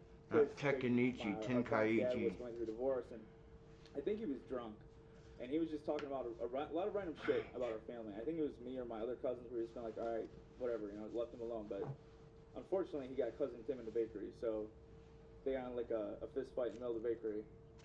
And the odd part about all this is after they're fighting in our front lawn, screaming about Tekenichi and fucking Pokemon.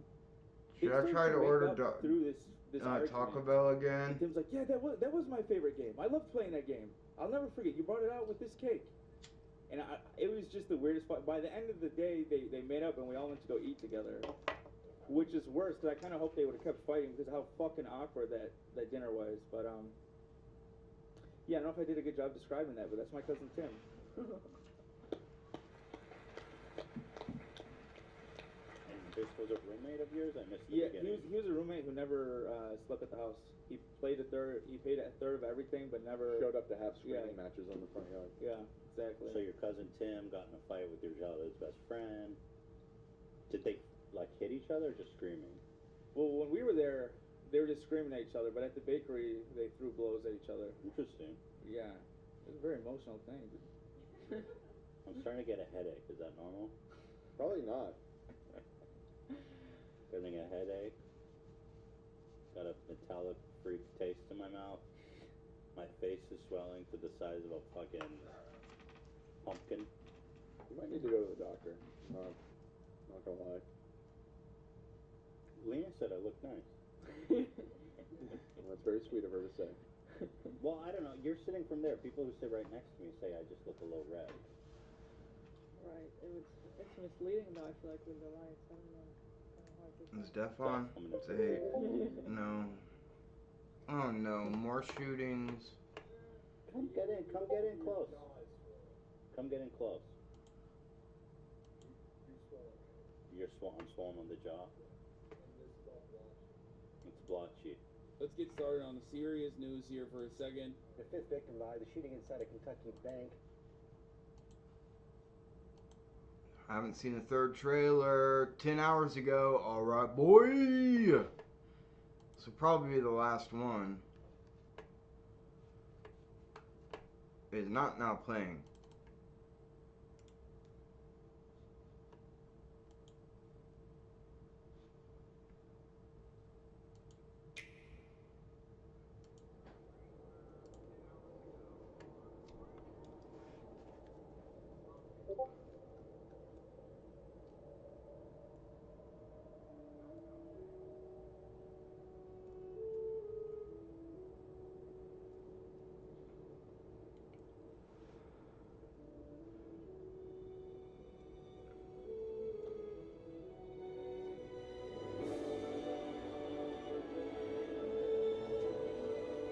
Dude, this is gonna look so good on the OLED. Dude, he's got tattoos? What? Oh, that music. Yeah, boy.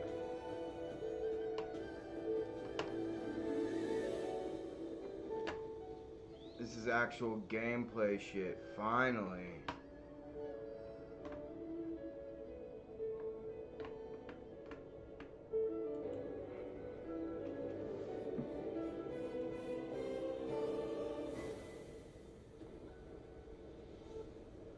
So far, nothing more impressive necessarily than Breath of the Wild, but I can tell it's, oh shit, look at that Ganon.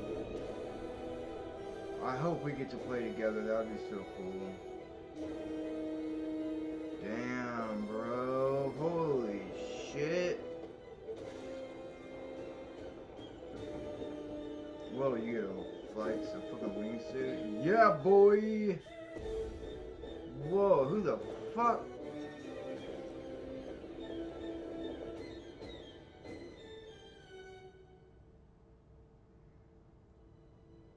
Zelda. It's Zelda. We After rely she on cut her your hair. might, and that legendary sword he carries. After the end of the Our last last game. line of defense will be Link. He was talking. How'd Rauru get back? Link.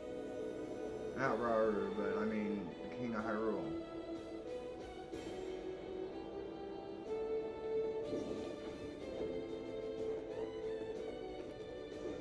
Or is this, do we go back before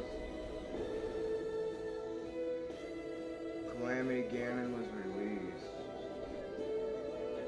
Or who the hell was Zelda just talking to? Dude, look at this. This is crazy. All this shit. Whoa.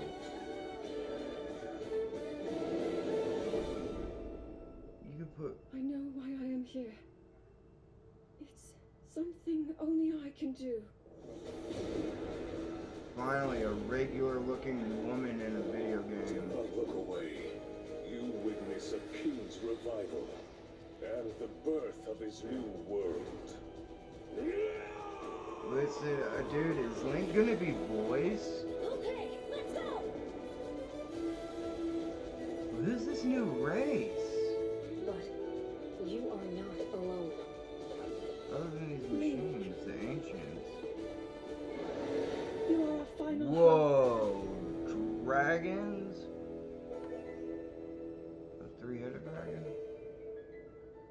Dude.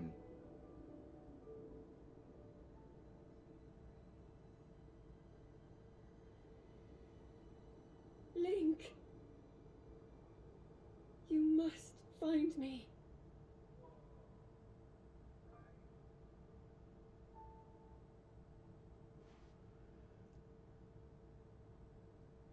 One month, guys. 1 month. Hello, everyone. I'm Eiji Aonuma, producer of the Legend of Zelda series. First, I have some news. Development on The Legend of Zelda Tears of the Kingdom is now complete. Thank you very much for waiting. Many of you are looking forward to this game. We've released a few trailers so far. Although it'll just be a brief glimpse, I'm going to actually play the game for you all today and show you what it's like. Okay? Let's begin. Here we are, in the land of Hyrule. Like The Legend of Zelda Breath of the Wild, there's a vast world to explore. Of course, it's not just the same world as is. It's changed in many ways. If we talk about all of the changes today, we'll run out of time, so we hope you'll seek them out for yourself when the game launches.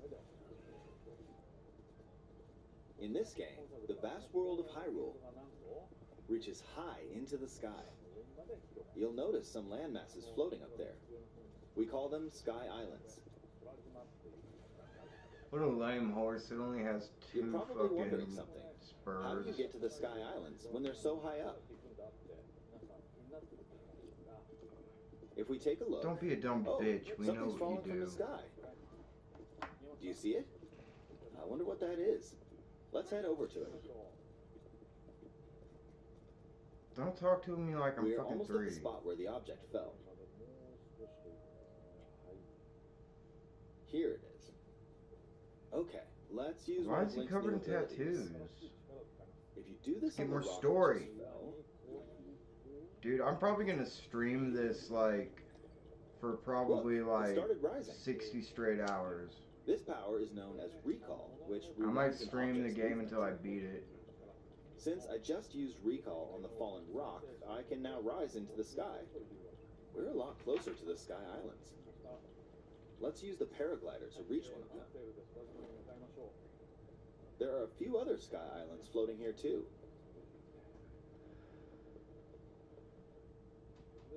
I made it. There are lots of ways to reach the Sky Islands, so we hope you'll try a few the different dragons methods. are back. Okay, now we're on a slightly bigger Sky Island. Just like on the surface, there are several man-made structures. Some trees are also growing here. You won't see many of those yellow trees on the surface, though. Let's walk around for a bit. Do they have those beetles on them a lot more? There's a branch on the ground. When you find something like this, you should pick it up. It might come in handy later. Oh, dude, we Let's know how to... continue. Oh, something's there. This is a brand new enemy called a construct. We'll fight it using the branch we just picked up. Ah, the branch broke. Not good, not good. Quick, get another branch and... we defeated it. Moving on. We've now explored more of this Sky Island. As expected, fighting with just a branch won't get us very far. Also, this branch is almost broken. So here's another one of Link's new abilities. If we use this branch and the rock over here, and do this, look, we can stick them together. We created a makeshift hammer. This is called Fuse. You can stick objects together to create new weapons with various effects. That's insane. Let's take on another construct with this fused weapon. Dude, that's fucking great. We're dealing with two of them at once. Oh, we beat one. How the weapon's attack is definitely does improved. the weapon stand up? The other branch broke, but this weapon has much better durability. You can do all sorts of things by experimenting with the fuse ability. Long stick. You can fuse two weapons, for example. If we take this long stick and fuse it with a pitchfork, we can create a weapon with a much longer attack range. Dude, that's crazy. With dude, this, this we is... don't have to get too close to enemies. This really is going to and be we can another safely attack game-changing from a distance. game. With like the vehicles that you can also make and fuse stuff. arrows with materials in your inventory. And all the instance, new try fusing ancient this leaf technology to an that arrow. we're supposed to get. Fuse an ice elemental material to an arrow and you can freeze faraway enemies. Very useful. In addition, let's see. Ah, there's a bird flying around. If you're out hunting, you might feel that aiming with an arrow is too difficult. Apparently, my eyes can't track fast-moving objects as of late, so my shots rarely land. Get So good, at times bitch. like these, He didn't even here's try. an eyeball you can get by defeating monsters. Fuse it to an arrow and... No way. That's It fucking honed in cool on as the target. hell. Let's try this on another bird. I'll just fire in that general direction. It's very simple. Depending on what you stick together, the fuse ability could also be beneficial for hunting. I fused a mushroom to my shield. Now, you're probably wondering if this has any use. Well, this mushroom is actually a puff shroom. Let's fight an enemy with this. I blocked with the shield. Okay, there's smoke now. The enemy's lost sight of Link. Oh god. Even if you struggle with combat, you can take down enemies using similar methods. In the previous game, you'd usually get powerful weapons by defeating strong enemies. Got a cop to get off. But in this game, fusing your weakest weapon with something else could turn it into a useful weapon. There are even more gameplay options for sticking things together. Let me demonstrate. Some of the Sky Islands even have rivers. We'll want to cross this one, but swimming across it, stamina. well, the river's too wide for that. Look how long this hair We is. need a boat. Of course, there isn't anything that resembles a boat around here. He looks like he's more of an adult than he was in the last game. Zelda looks like she cut her hair, so I think it's after the last game. Let's do one more. We'll bring this over here and attach a third log. It's a makeshift raft. This is another new ability called Ultra Hand. Even though the logs are currently attached, they can be detached. Let's modify the shape of the raft. Yeah, I know what you mean. You can always attach them. I have an or detach extra them one, like this. but I don't want to get rid of it. It doesn't. Now, if we put this on the water, it's made of wood. So It has the a buoyancy problem will keep it reading SD cards, but We've made a simplified version of a boat.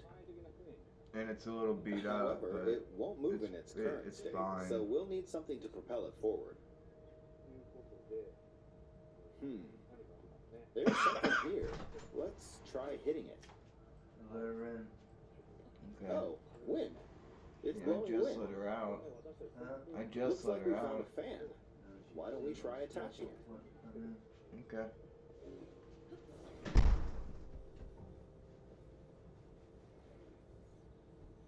We'll attach another one. This should make the boat well balanced.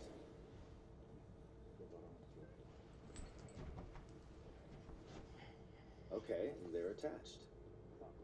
Alright, let's try moving the boat. Hey, it's moving. It's sailing pretty fast with the wind from the fans. Since we added 2 fans, we should be able to cross the river in no time. Alright, we reached the other side.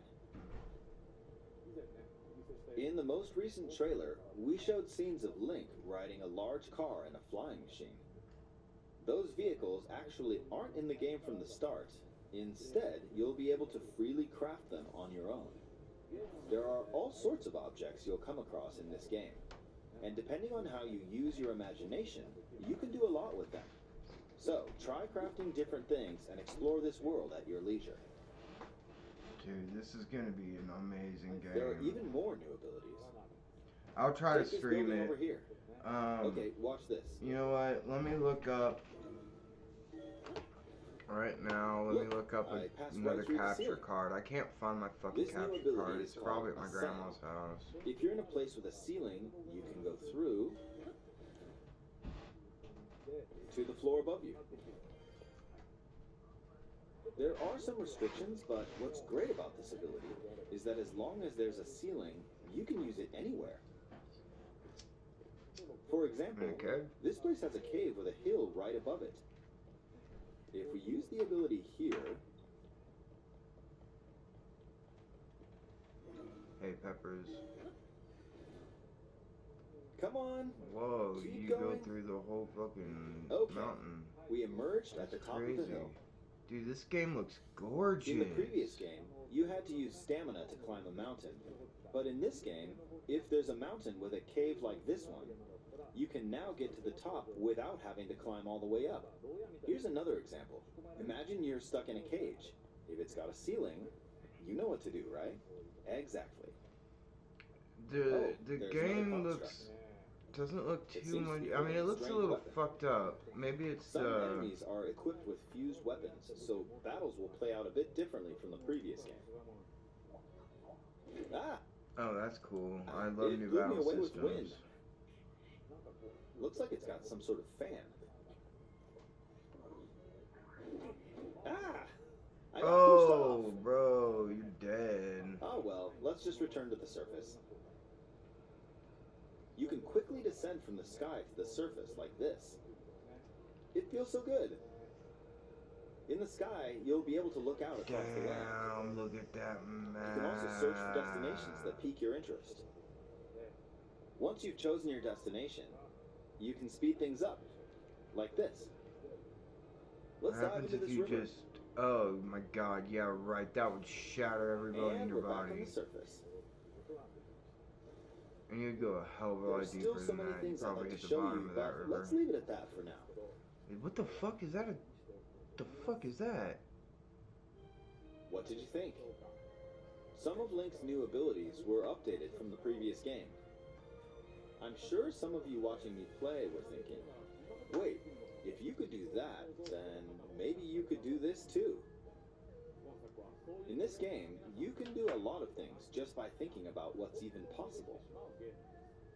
There's still a lot of new gameplay, mysteries, and encounters we couldn't show today, but they're all jam-packed into this unfamiliar Hyrule, and we hope you'll use your imagination That's to the explore Switch. it. That's the OLED I got. That's all for today. The all-white Thank you one. for watching.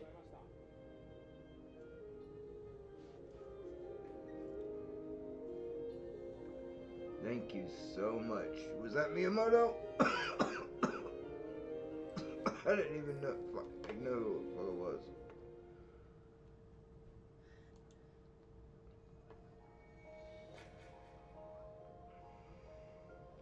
Yeah, in my opinion, this kind of looks like trash. Dude, it doesn't even come with the game. Fuck that.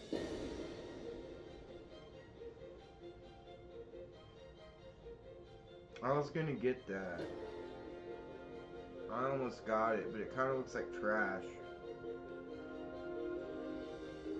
And I wasn't gonna spend extra for it.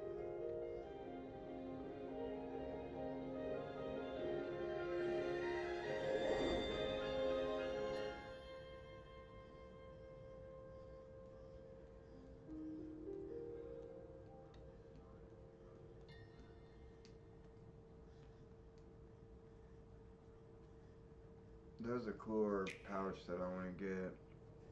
Yeah, why? Dude, I'm not buying it because it doesn't come with the game. I will not support a special edition console that does not come with the game. Especially, it kind of looks like trash. The controllers do.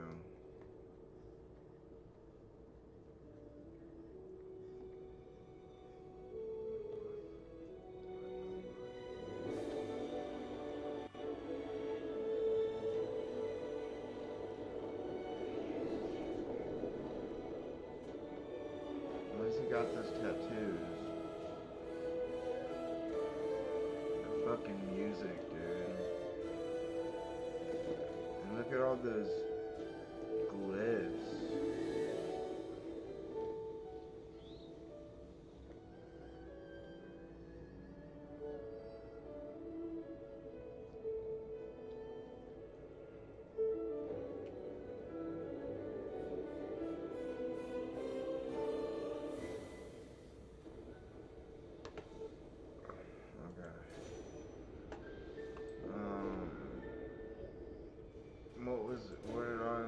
I was having problems with fucking Taco Bell. I'm working on my phone. Yeah, the special edition console does not come with the game.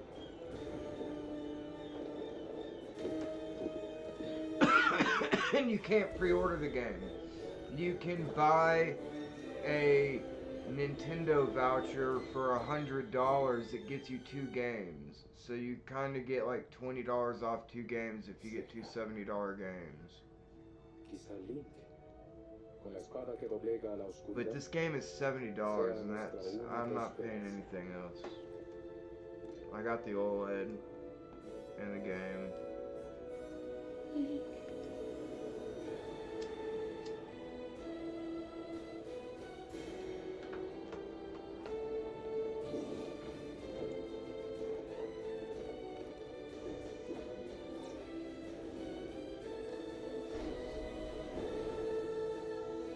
Yeah, I cannot believe it didn't come with the game. Like, if nobody buys this special edition console, hopefully they don't ever pull that stupid shit again. People were already selling the special edition game for double. All it came with was like an art book, I think.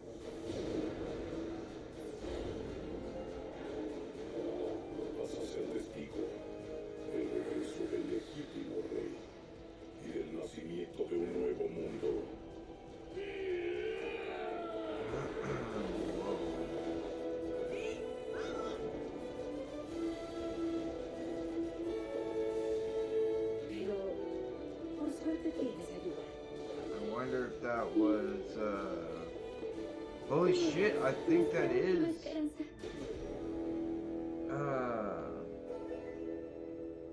Pyrrha. Is that her name? No, that's one of the Sheikah. That's the one that turned herself into a little girl. It's the chief after Urbosa. Debes buscarme.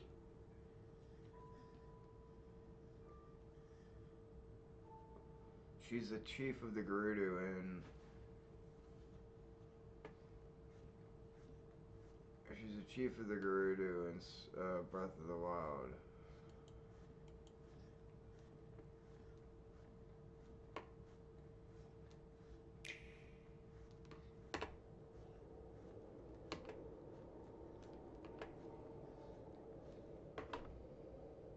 That's why it wasn't working.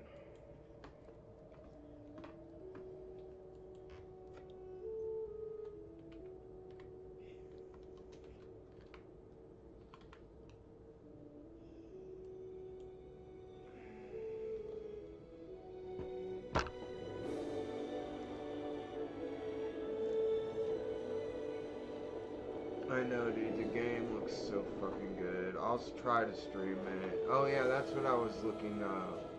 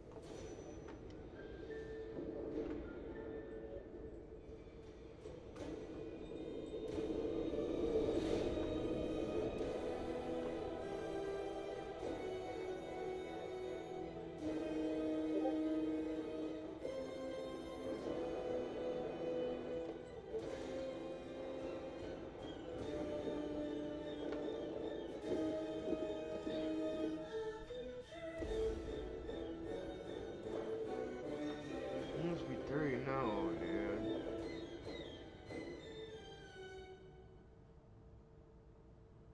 Yeah, like that. I just want it to go from HDMI. Le jeune homme et la dame purificatrice. And that can go into my Si computer. nous échouons, tout reposera sur Go nous. into the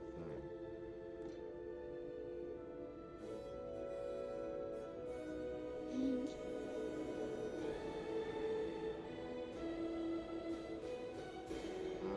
I'll try buying one of these. Maybe look at the.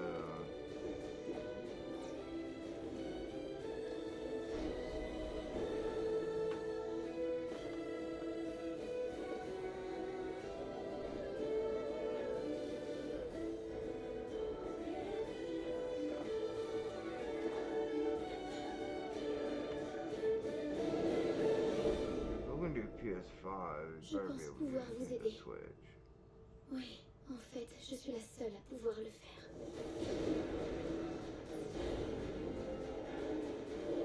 Ouvre grand les yeux. Le véritable roi renaît. Sois témoin de l'avènement de son monde.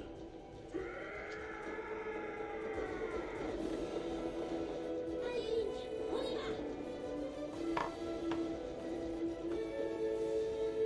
Toutefois, tu n'es pas seul, justement.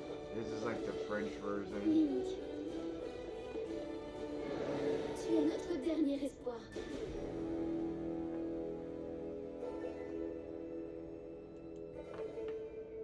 That fucking music.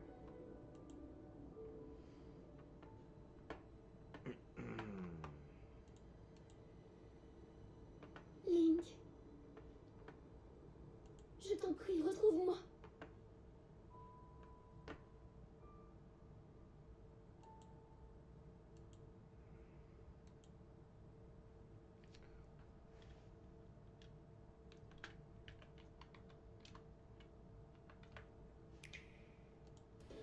And hut, up and at 'em, recruit. Today begins your basic training for the Advance Wars 1+2 Reboot Camp game. This game features tactical turn-based battles and a colorful cast of characters who will keep you on your toes.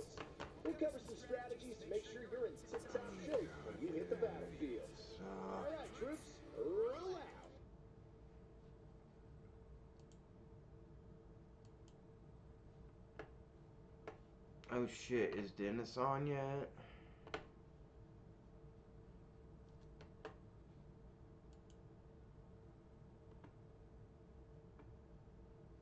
I don't think Dennis is on yet. It's only 8:30, so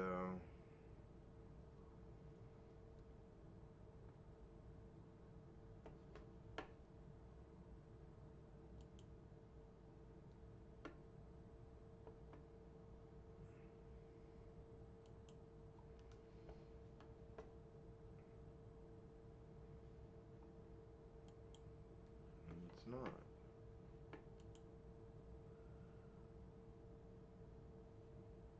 It's fucking tripping out.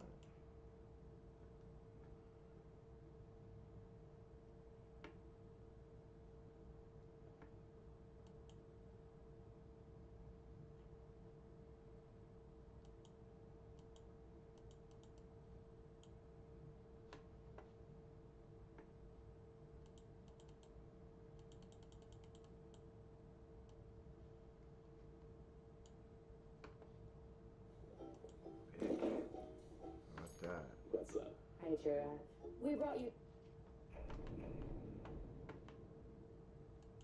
I know a lot of people wanted a brand new sweeping story, but I think it's pretty clear that that's not their goal with Tears of the Kingdom. That might not be the case, and we just have to accept that for now.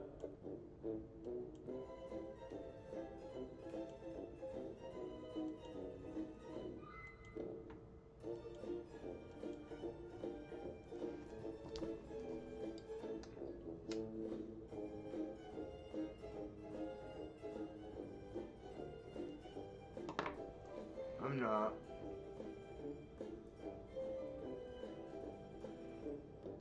I'm trying to be careful. So, I feel a little stupid. The new trailer for The Legend of Zelda Tears of the Kingdom just came out, and I feel like I have to apologize now. I'm sorry, I was very wrong about this game. It's not like I wasn't excited, but I guess part of me just underestimated how different this game would actually be from Breath of the Wild. I mean, you can't entirely blame me. The trailers weren't exactly showing anything huge. Yeah, we got a lot of new features like the merging mechanic, but for me, it wasn't enough to get me as excited as I was when they first showed off Breath of the Wild. I think my biggest concern was that exploring the same world again wouldn't feel fresh like it did the first time. Diving into a seemingly limitless Hyrule was magical back in 2017, and I was worried that revisiting the same map again would ruin some of that magic. Before this new trailer got announced, I was actually working on a predictions video on the game, and it seems a little silly to post that now when clearly all of my predictions were wrong, so I thought I would make fun of myself a bit and go over how wrong I actually was. I hope you enjoy me looking like an idiot.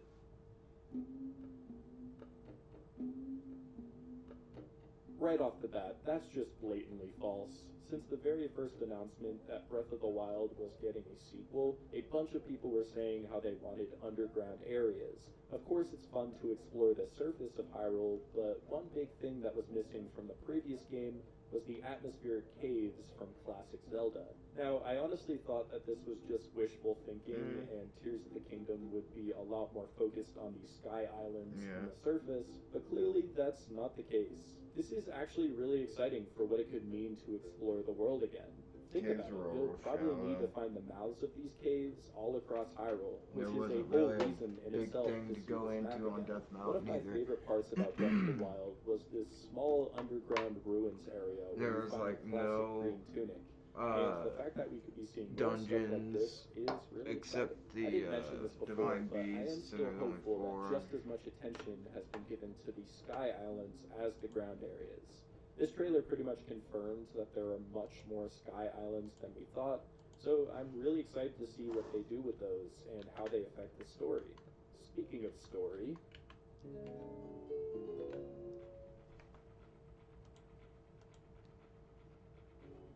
I think that one of the biggest complaints from Breath of the Wild was that it felt like it was missing an epic storyline like the previous games. I felt like the story was kind of an afterthought. How do you which know makes the sense story because it has? works We for don't the even kind know of what the game story Breath of the is Wild yet. is. I'm sure it's not easy to come make a game on. with a storyline that's really deep, while also giving the player a ton of freedom. Talk about Regardless, what the though, fuck. I was a little disappointed about the fact that there wasn't a huge emotional driving force to playing the game. For example, in Wind Waker, you're on a journey to save your sister, and it always felt like the most urgent thing on your list to reunite with her. In Twilight Princess, the whole world is falling apart in front of you, and the goal is to make some real change to get things back to the way they were. For me, there was always an urgency and excitement to Zelda, and it kept you on the edge of your seat to find out what would happen next. That sort of thing felt missing from Breath of the Wild. And because Zelda was heading in a new direction with its free-form storytelling, I didn't think Tears of the Kingdom would go back to the way things were. Well, I definitely feel wrong I would about love that to see too, Link because be if this like trailer says blow anything, everybody's it's that this mind game on has a opening worthy day and story him it be wants to tell. actually Obviously, voiced. there's no way of really knowing until the game Come drops on. next month. But there were so many interesting moments, like seeing characters from the previous game returning. There's a new villain that looks really cool, and I love the way that the Talk whole about- world and the people within it have evolved. Ganondorf is back, like actual real Ganondorf, which is very exciting. So again, no way of knowing just yet, but Not I think it's safe glaring to say I was again, wrong it about seemed this like. one too.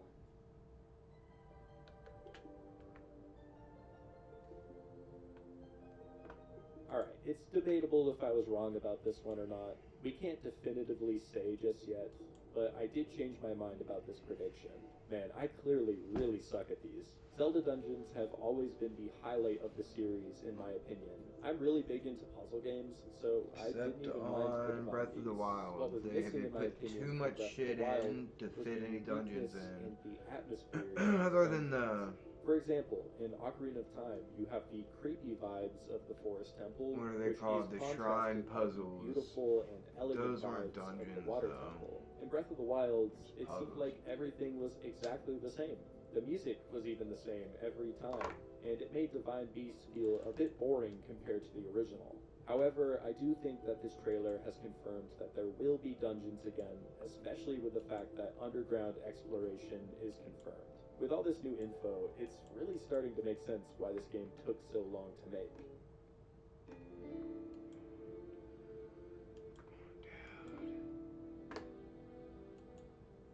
Now, I consider myself wrong on this because while they were hiding something big, it's a lot bigger than I thought. We saw even more new mechanics for Link to use. We saw how different the villages are now. There looked to be some sort of I want escort mission where Link is carrying delivery. villagers in a wagon. They showed off a bunch of new bosses that looked really cool. And there's also the possibility of companion characters Where like the hell Sidon is who could that? travel with you on your quests. I didn't write this in my predictions, but I honestly didn't think we'd be getting a ton of new music in the game either. Or more specifically, classic Zelda melodies. Breath of the Wild has an awesome atmospheric soundtrack, but the songs weren't exactly catchy, Right in the if center you know of the what I country. mean. I'm really glad that it seems like we're getting more memorable music, and the songs that played in the trailer were very nostalgic. There was Come just on. so much more revealed in this trailer, and it feels kind of crazy that it took this long. South We've had a Kansas bunch City. of trailers at this point, and somehow this feels like the first time they're actually showing something that sets this Not game apart. Kansas. I know Nintendo likes to keep things a secret till the game comes out, but do you remember that one Breath of the Wild trailer back in 2017 that completely blew people away? You should know what trailer I'm talking about. I think that was honestly the best trailer I've ever seen from any go. game. And honestly, this new Tears of the Kingdom trailer might have topped it, which is why I think it's a bit strange they waited a month before the game drops to show it, but I'm glad they did because I'm a lot more excited now. Anyways, I'm sorry for being a doubter. I'm really hyped for this game, and it seems like it'll be well worth the wait. Dude, it's If you right forgive here. me, consider subscribing to my channel. I post game reviews every week, and I'll definitely be talking about Tears of the Kingdom some more. Anyways, bye-bye. Have a good one, guys. See you later. Subject 23, Project Entryway, derivative of the Montauk Project, and an absolute horror show. My name is Joshua A. Jameson, and I was part of the United States Air Force from 1978 to 1990. There's I 49, spent the so first there's third of my one service right as a here. pararescueman, and that much I'm proud of. The other There's two-thirds the is eating me hospital, away so it's like inside. right here. Now, for starters, I'm going to let you know that I'm going to avoid flair and filler. I will, however, provide you with what little evidence I've obtained then over the there's years. also Skip over it if you one. want, and the truth remains the same. I've noticed that the infamous Montauk Project has gotten a little more notoriety over the past few years, and most of us have heard the story by now. Military scientists kidnap children and expose them to torture, all to try to unlock innate abilities. Most notably, the ability to conjure something out of nothing. The sister project of Montauk, Project Entryway, has stayed silent even over the growing years. I won't let that stand any longer. Us at Project Entryway followed a similar direction as Montauk, with the only major difference being that we weren't trying to make something new. We were trying to find something one right here. While the geeks over at Montauk tried to conjure up faces and monsters using their minds, we were trying to explore the unexplored. North. I can't tell you how the scientists got involved. Mostly just folks from Brookhaven Laboratory, I'd guess. But I joined when I heard about a long-term joint forces mission needing volunteers to form medical and security details. So yeah, well, that as a pararescueman, I had both. So I applied to the jobs posting and submitted my resume and hoped for the best. So I got it the would job. actually be Soon enough, like I was being right flown down to here. New York with 3 other security guys and being ushered down to Camp Hero. At this time, no one really knew about Montauk. The internet was in its baby phase, and fear from the Cold War left the information, That's what where was I went to available, school. double encrypted and ciphered. As far as It we should were be aware, over here by Camp Price Hero was just Chopper, another radio off set. North Boxford After our Drive landing and a bit of a drive, we hit and Montauk Point, New Park York. Drive, so it We should be passed like through right a small, here. friendly-looking town and through some forest before right reaching here. a small, gated military outpost. The only thing of note was a large radio tower, which we all expected from our research. Our driver pulled up to the security checkpoint, and all of our gear was confiscated. I'd assumed they'd search it and give it back to us, but that what was instead, fucking they just taking threw it in so some long? vault, and I never saw any of it again. To make up for our stolen gear, they gave us brand new uniforms, along with whatever else we needed. Me and the rest of the security boys weren't used to this kind of treatment.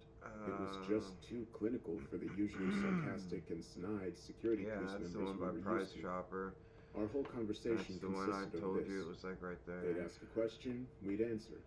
They'd Oh, ask this if we needed map's anything, the right way and we'd say around. no, and then silence. I'm not sure if the boys we interacted with knew what was going on inside Nope, of the you facility. can't fucking but they order sure as it hell didn't try to delivery. make friends Okay, with us. that Given stops enough time, we were geared up and ready to go. The captain in charge of in-processing told us our debrief would be first thing that following morning.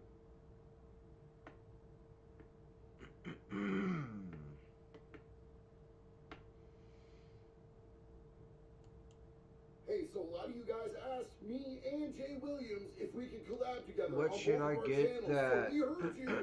I can get delivery? This done, man. He's about to hit me up. We are scheduled for 8 o'clock. We are going to be doing collabs for both of our channels to be able to give you guys exactly what you asked for. Jay has been an awesome cat to work with so far, and I'm really excited to do Serena, this what with do you you think tonight. I should get for delivery? We're going to get you what you want, baby.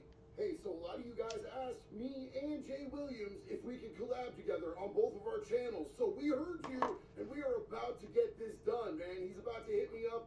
What are the negative benefit or the negative effects of this? This is an explosive area of conversation, and puts my life in danger. So I reserve the right not to answer your question. Whoa, I didn't expect that. Puts your life in danger talking about portobello mushrooms? He's looking at me silently. I will respectfully move on. Thank you. So anybody who's interested, just Google that and get back to me. What are the negative benefit or the negative effects of this? This is an explosive area of conversation. If he's like and puts my life making in danger. So I reserve the right not to answer your question. things that aren't patented yet or something, or some kind of chemicals from mushrooms, because this guy's he's a super hardcore mycologist. I will respectfully move on. Like, people might be So, after him. anybody- I would believe it. Especially, I believe that he would believe unless you're a it. member of a fantasy race of some kind, women have lower bone density than men, and so it's more likely that Don't you care. bone. You also play drums, don't you? Did you play the drums on Night Train? I heard like the drummer went to the washroom and James Brown or Mr. Brown filled in. You're funny, Dad. But that's true. That's true. She had to go to the bathroom. We had to cut the song. Yeah. I started going up deeper. He had No number one in mind. We way. had the whole thing These in are mind, fucking right? so weird. You also play drums, don't you? Did you play the drums on Night Train? I heard like the drummer went to the washroom and James Brown or Mr. Brown filled in. You're a funny cat. But that's true. That's true. Cat had to go to the bathroom. We had to cut the song. Yeah. I started going up deeper. He had number one in mind. We had the whole thing in mind, right? You also play drums, don't you? Did you play the drums? I on don't Night believe Train? I heard that. like the That drummer has went to to the be washroom fake. and James Brown. How could I've never heard of this guy? He's gotta have been starred. What? upon us between Sweet Tooth and A Fever Pitch. However, I think this is going too far. All we do is make a batter of 3/4 cups of flour, half teaspoon of floof powder, big pinch of salt. That's a tablespoon of sugar, and a vegetable oil. Why sugar? Half cup of mood juice, and 1 egg beaten smooth. Now we fill a saucepan with about 2 inches of oil and get it hot. I'm using corn oil. Why? Because it's corn. About 375 Fahrenheit. Almost as hot as my cookbook, so these have been in the fridge. Woo! First we dredge in a bit of plain flour, then batter, then fry. Carefully drop. Fry until golden brown. Surprisingly, this is not an American creation. They were born of chippies across the United Kingdom. Oh boy. Oh, the powdered sugar. Whoa! Heavens above. I can only describe these as voluptuous, deep-fried cream eggs from 96. Yes, Easter is upon us.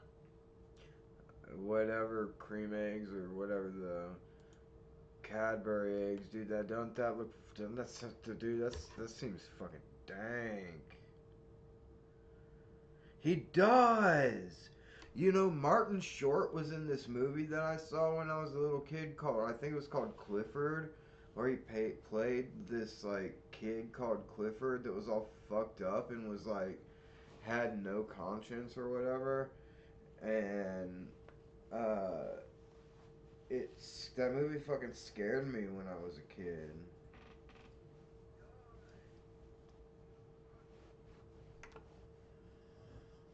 Last week she was okay. Means, she's still not able to Oh no. get out of bed. Can't really sit up or anything. Friday or Saturday, she started to not feel as well, and so now that's kind of starting a multi-day crash again. You look at the scale from 0 is bedridden, unable to care for herself, to 100, which is fully recovered. I'd say Diana's at 2, maybe 1. She's completely bedridden. She's as low as you can go on this scale. She can't get out of bed or anything, but like if I give her food, she can eat it. She's done worse than that.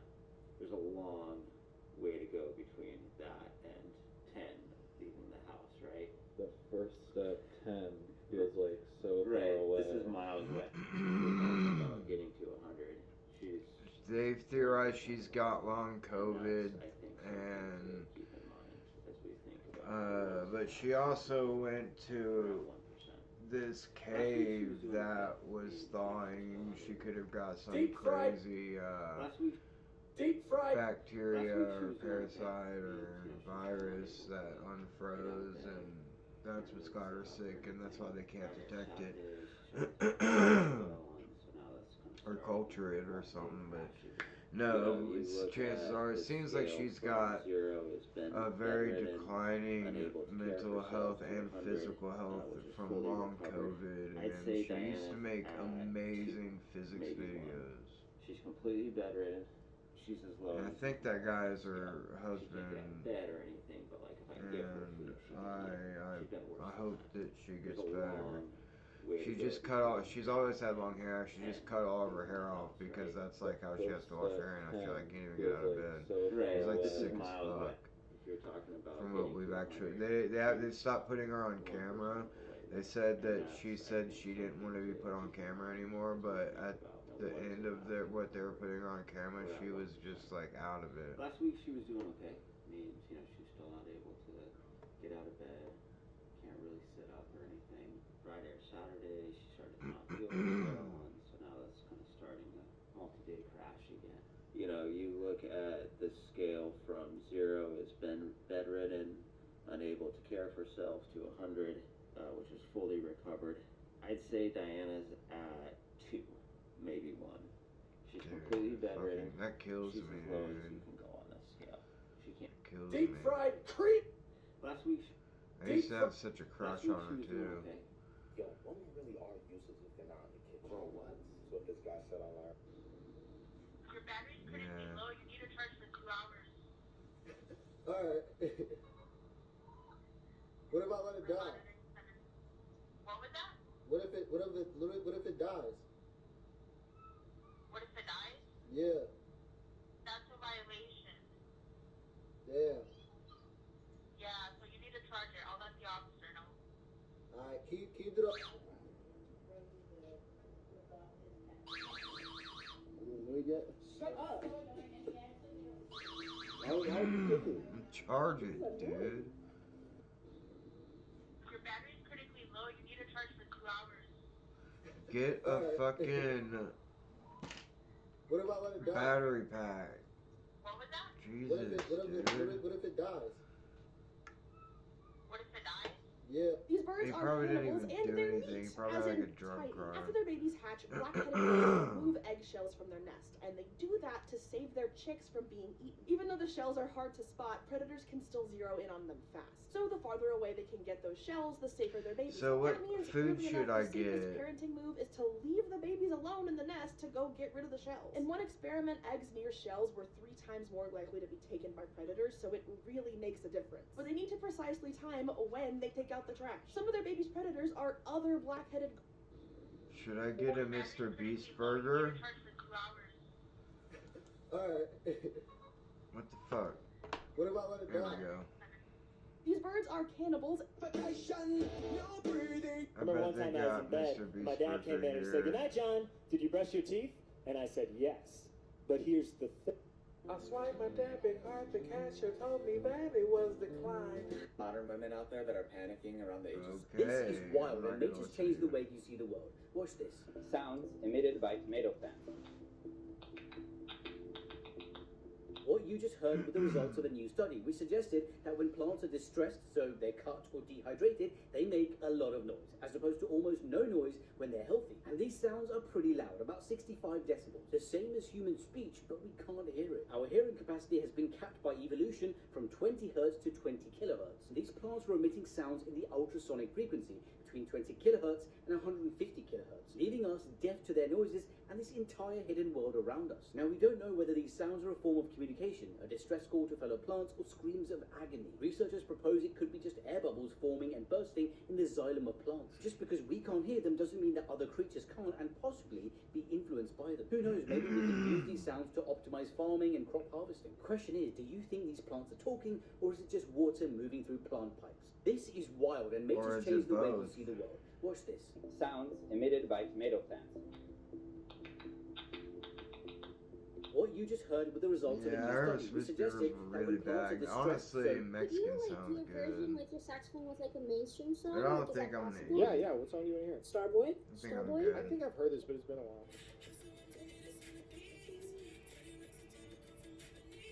Okay, I okay. just want some candy, like some nerds or something. Oh, shit. Wow. This is the Coca-Cola Aerocana. An Aero... It is illegal to pour liquor from one bottle to another bottle. That's John Taffer, and while I'm not his biggest fan, he does make a very good point. It is in fact illegal for me to grab this bottle and pour it directly into this bottle. And the reason that is that as a bar owner, I could in theory be a scumbag, and I could in theory go out in the middle of the night and buy the cheapest, lowest quality, crappiest spirit out there and refill my empty bottles and continue to sell it to you pretending it's a higher quality That's product super than it is illegal. while I make all of the money. And that is illegal. But what he didn't mention is that if I were to say grab an empty glass bottle like this and make a pre-batch cocktail where I'm adding a bunch of different ingredients, then I actually can pour from this bottle directly into this bottle. It is illegal to pour. You shut up! You shut up! I'm so fucking scared right now. You shut up! The good news is this isn't your fault. You've probably been told the wrong thing at least once. Did you read that? You shut up!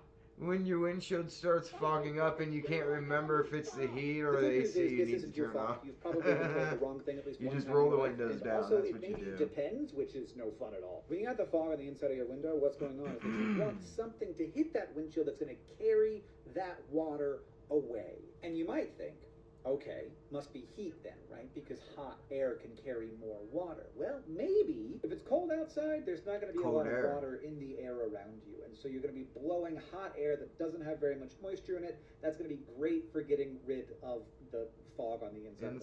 But But if it's if on it's the super humid outside, outside and you're blowing hot air, then maybe that hot air is going to be 100% humidity. There's no way that it's going to carry any water away because it can't hold any more water. So in that You just situation, roll you down the definitely want to use the AC because air conditioning actually dehumidifies the air. if you just roll down the windows, it'll put the I'm sorry, the world is so windshield confusing. at the temperature outside, and it won't do anything unless you talk or The good news start is this isn't your singing fault. or You've probably been something. told the wrong thing. So what you want to do is you want to make the windshield what the temperature outside This is our new lab is. pet, Jerry. Jerry is a slime mold, and Jerry is a genius. Let me show you. We 3D printed Slime these molds mazes are weird. and then cast a very thin layer of agar into the bottom. This is a Just true enough to prevent Jerry from phenomenon. drying out, but it doesn't contain anything Jerry can actually eat. We place oat flakes at the beginning and end of the maze, and one right in the middle as a little treat, and then put a sample of You Jerry can't at one eat end. those. What you're watching is a time lapse over the course of about 3 days. What's crazy is that all of the slime you see is actually one giant cell, and if a piece breaks off, it can just rejoin the main blob later. It's uncanny to see Jerry basically beeline for the first oat reward, and then after a whole day of chewing on their treat, they head what feels like straight for the end of the maze. Remember, this is a giant single cell with no neurons. And just like that, Jerry is done. Amoeba 1, Maze 0. Next time, we're going to have to make it harder. Subscribe to follow along as we learn what else Jerry can do. This is Apparently Just as I Japan know did that that to reorganize JFK their was subway assassinated, and I system. really believe the CIA was involved because it's been written. I've just read documents. I've got a confession to make. I got a confession Come on. Oh no! Say it like that. He did Say not say that to Got a Dave confession. Grohl. I got a confession Come on. I wasn't gonna say it like that. Just as I know. I've got a confession to make. I got a confession Come on. I wasn't gonna say it like that. Just so you know, I have this at home. Sometimes I come home from rehearsal. Did that sound like Elvis? Did you hear what I said? Sometimes I come home from rehearsal. I drink a couple beers and eat a teaspoon of this. So you know what? Hot ones. I got your ass.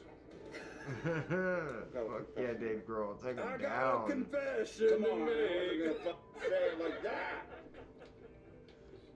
I wonder how I would do on hot ones. I used to be able to ice handle a waffle. lot This is a really hotter common food. Like if Also, I look can at your shitty pocket. get really Sit into place, man. it Your trainer real wouldn't fast. appreciate this. Sit out. I'll sit like this till I die. Hey, does your trainer? Hey, Chris, does your trainer have you on a diet too? Yeah, dude. But I ate so many fucking ice creams last night. Why? Wanted to. Wanted to. Why? This is a really common question. If abiotic... Also, look at your shitty. Here's what was always said What around do me you when I think? was growing up. If you rearrange the letters of sister, it spells resist. And that's the truth, boy. So that's the rule right there. You know, if both y'all have the same What? parents, then no candles at dinner. You know what I'm saying? Here's what was always said around me when I was growing up. If you rearrange the letters of sister, it spells resist. That happens when And you that's live the in truth, small boy. So towns and that's the everybody rule right there. is like You know, if both y'all have the same parents, related. then Who's Crystalia? Oh.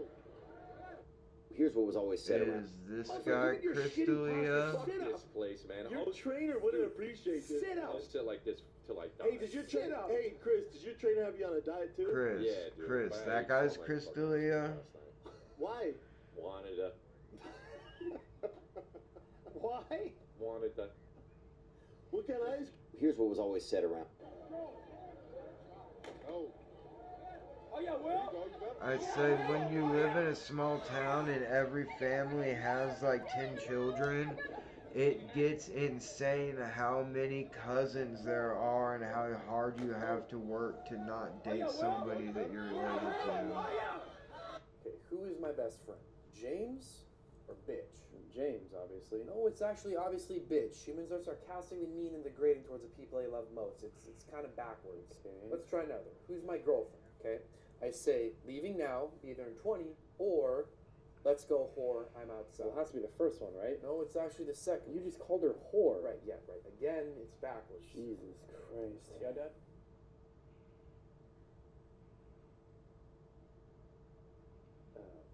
Nothing, son. Okay, let's try one more. What is considered a big penis? 12 inches or 3.5 inches? Well, my instinct tells me 12 inches, but I'm inclined to not follow my instincts right now, so I'm gonna go ahead and say 3.5 inches is a big penis. Well, you're God, so I mean, if you say so. Okay, who is my best friend? James? Okay, that was James, worth it. obviously. That No, was it's worth actually it. obviously bitch. Fuck Humans it, are I liked sarcastically it. mean and degrading towards the people they love most. It's kind of backwards. Okay. Let's try another. Who's my girlfriend? Okay. That's a good joke. Okay.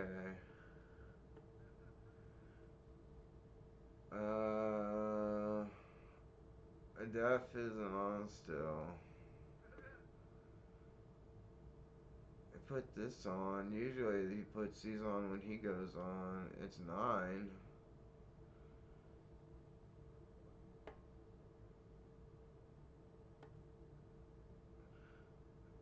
I think I'm gonna play video games after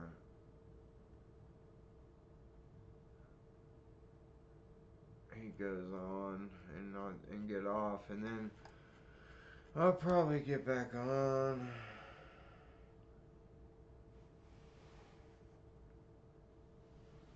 Crystalia does? I think I heard about that. I just never knew who he was. Is it like a bad sex cult or just a weird sex cult?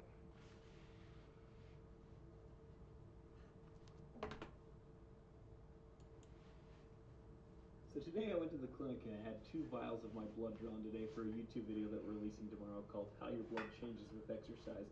But I wanted to show you the differences between these 2 vials. This vial is just regular old blood that you just think about if you drew it and had the plasma separated. This is how it would look. But with this vial, it originally looked like this, but then we stuck it in the centrifuge and spun it down. The reason for that is we were able to show you the different components of our blood. The top component, the liquidy, watery plasma, component, is the then plasma. there's fat, then there's blood that's got clotted and hemoglobin. Closely, you can kind of see that white clumpy area. That would be the white blood cell component. Oh, that's white blood The cells. red blood cell component, which is pretty cool to see how you have the different components when they're all mixed together in regular old blood.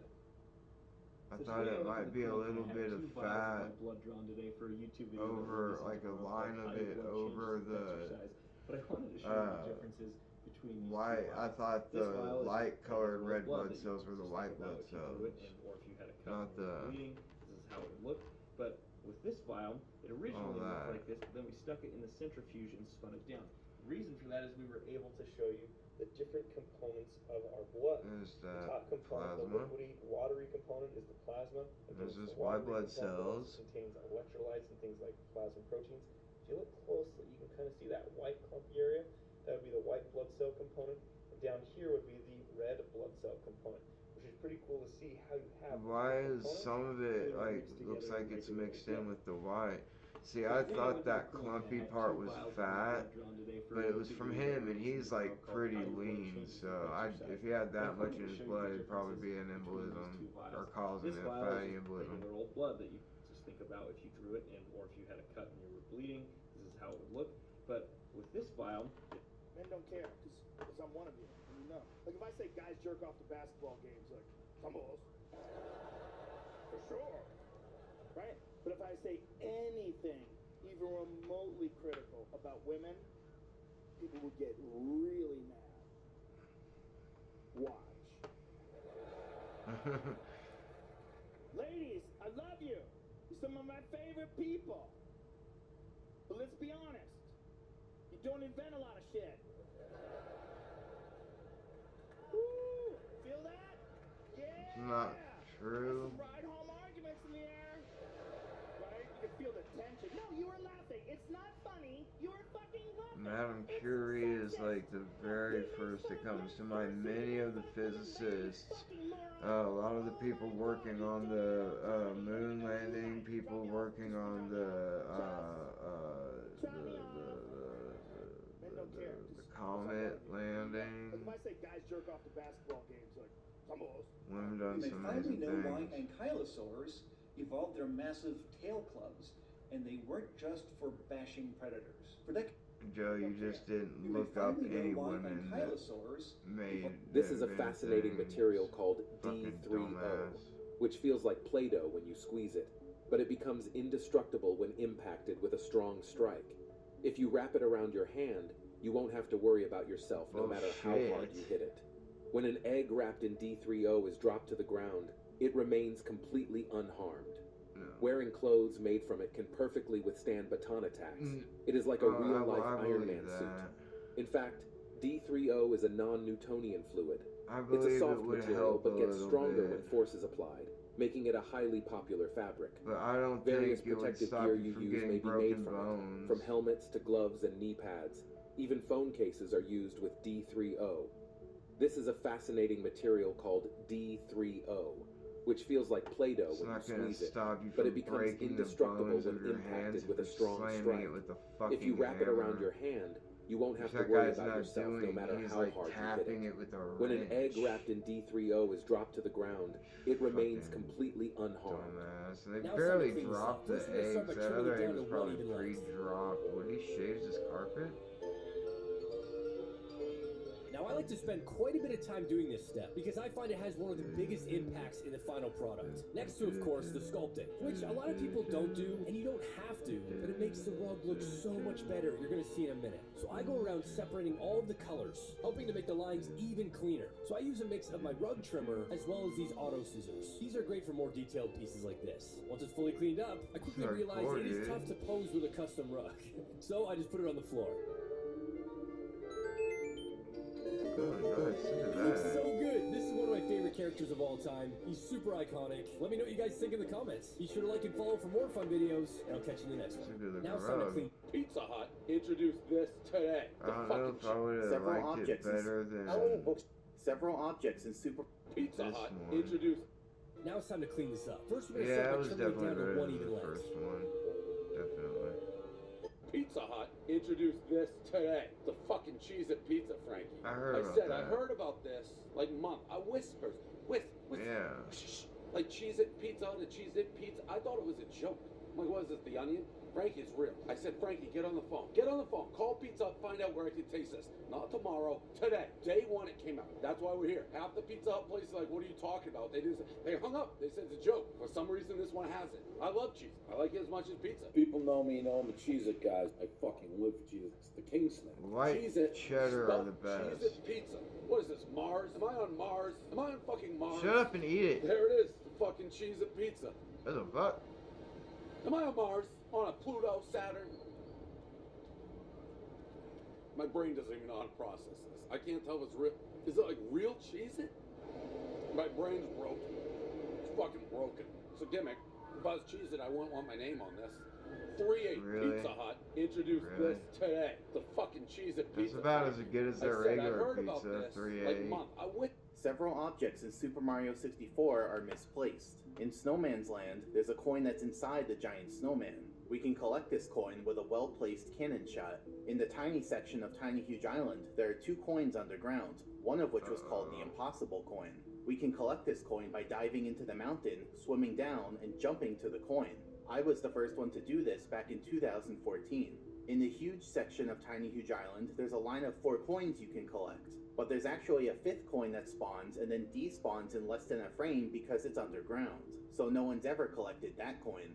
In Bowser in the Sky, there's a Goomba who spawns off the edge and appears on the death barrier for 1 frame before deactivating. No one's ever killed him or collected his coin. And in the slide in Cool Cool Mountain, there's a 1-up in the shortcut tunnel that goes through the wall before you can collect it. Just recently, for the first time, Alex Palix collected this 1-up without dying by building up speed for 3 hours and then launching to the 1-up. Several objects in Super Mario 64 are misplaced. In Snowman's Land, there's a coin that's inside the giant snowman. We can collect this I don't know coin what with else a you get. I well-placed want a cannon shot. chimichanga. In the tiny section of Tiny Huge Island, there are 2 coins underground, one of which was called the Impossible Coin. We can collect this coin by diving into the mountain, swimming down, and jumping to the coin. I was the first one to do this back in 2014.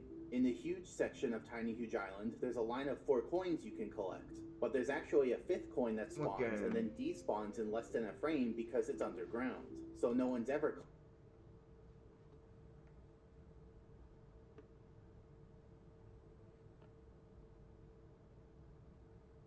Why Super Saiyan 4 is the best transformation? You got a hard fucking road to go if that's what you're claiming.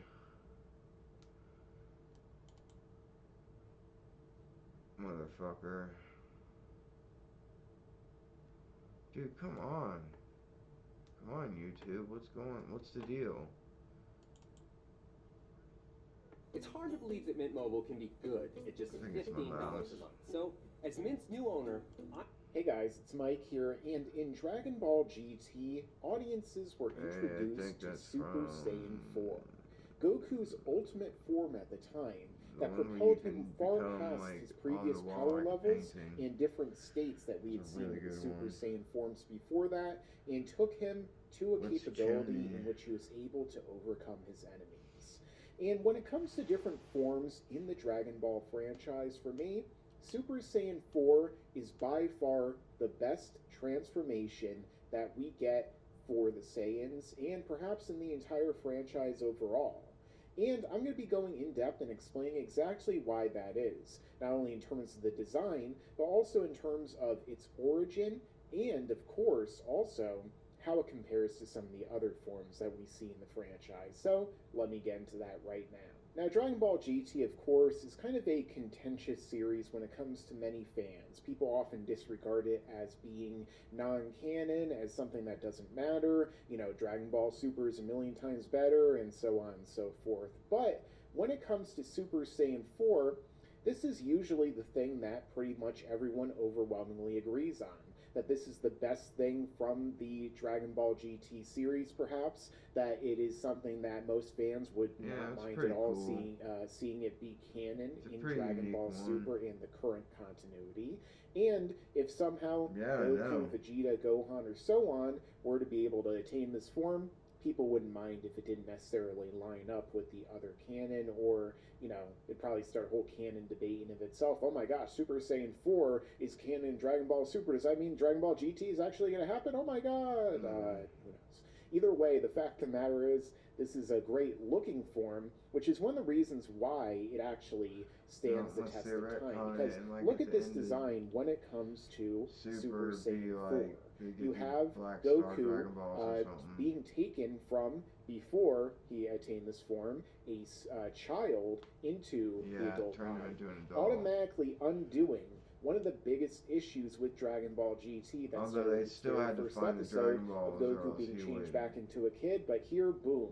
Not only is he an adult, but he's bigger than before, and he's far more primal.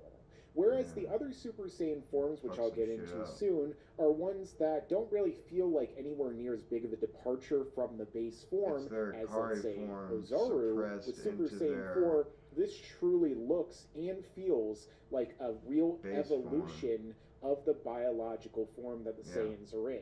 Taking on the fur, the kind of ape and primate fur that covers Goku. Or, when it comes to others, we also see Vegeta get this form, and just look how awesome Vegeta looks in this. Not only does he for some reason get magical leather pants that show up with this belt and, you know, gloves and stuff after he transforms, but also just look at, you know, the fur, how it complements his muscles, how it makes him look even more badass and manly than it did before. Look at, you know, the eyes. Like, basically it looks like they're almost wearing kabuki theater eyeliner, which was actually the inspiration in part for the design. The hair becomes way more lengthy, akin to Super Saiyan 4 or Super Saiyan 3, and also it still retains their initial coloration. Of course, with Vegeta, his hair goes back and forth between being black and brown anime, trying to give him kind of a differentiation from Goku and other Saiyans, but it just looks awesome, badass, primal, and feels like another true evolution of the Super Saiyan form, which fortunately not just Goku or one character gets this, but so does Vegeta, and by the end of the series, because of this form, both of them seem to be equalized in power. Not just that, but Super Saiyan also has, probably, Super Saiyan 4, maybe has the most significant impact on the overall story of the franchise, because when it comes to Super Saiyan 4 in its origin, see, dude, as we can see here, Goku starts out... I think with Ultra Instinct Goku, Ultra Ego Vegeta, Beast Gohan, Beast Namekian, or the Sacred Namekian, or whatever Piccolo's new form is. I think those forms are the best of them all because they don't keep trying to build off of Super Saiyan. They're the forms of that. They're their own they're these people's own evolutions. They stopped trying to copy each other's evolutions and started making their own evolutions because of something we was training Goku and Vegeta to do. And so I think that's why those are my new favorite forms.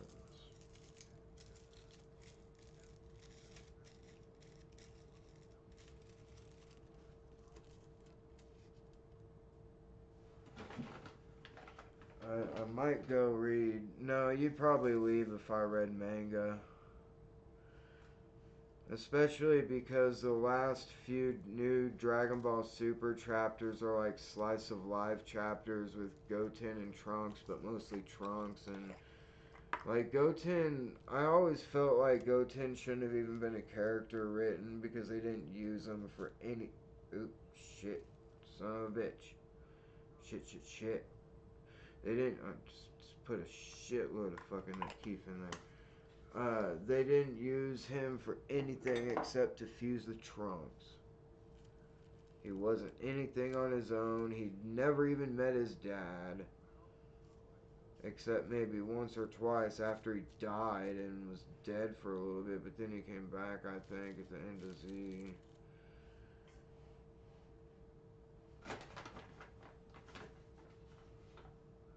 And that's like when Goten first met him.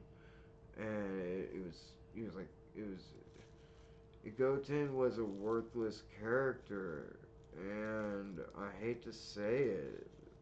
And now they're ignoring him too, and they're just going with Trunks and Mai, even though Mai's like 50 or 60 years old because she got wished into the kid by the Dragon Balls because they accidentally made a wish,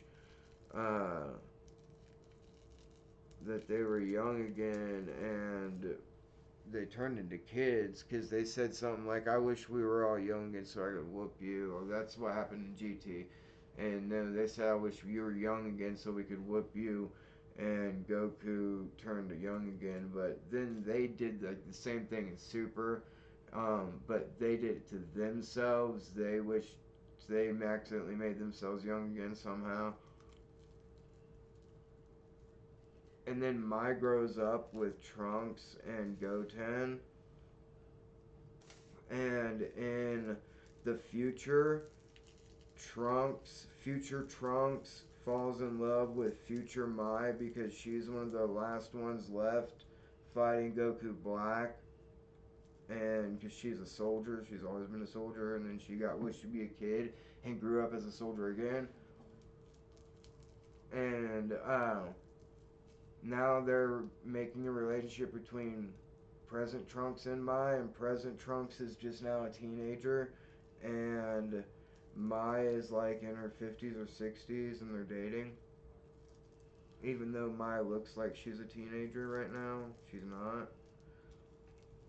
And it might still be weird with future Trunks, but at least future Trunks was probably in his late 20s or 30s.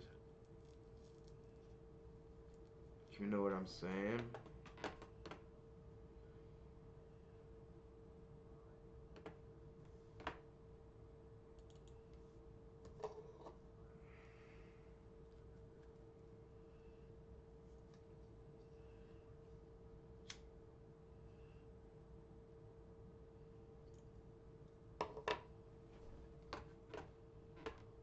Let's just look up delivery near me and see what comes up.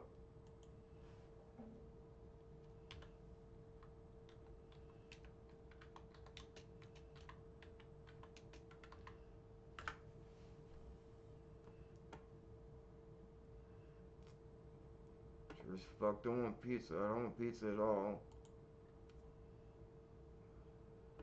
I don't know what the fuck Fazoli's is. Don't want Sonic delivers. What the fuck is Hawaiian Bros? Popeyes? Yo.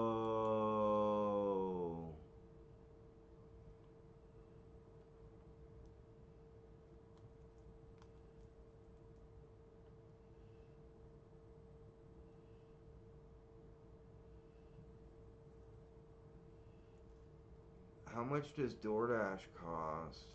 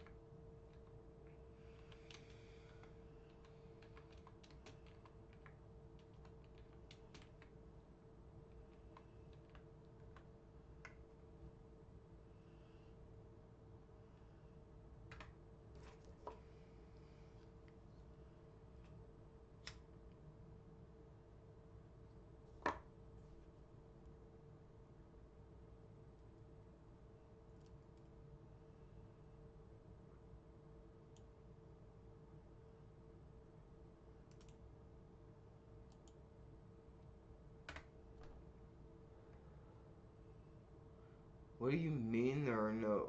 Oh, no local. What? I'm not looking for delivery, damn it.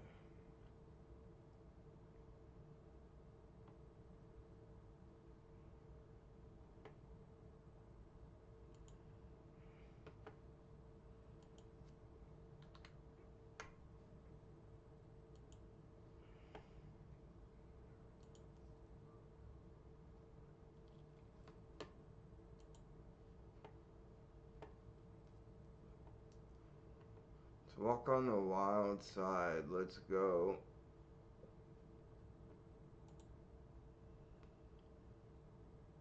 And see if I can watch one of my musics without getting copyright struck.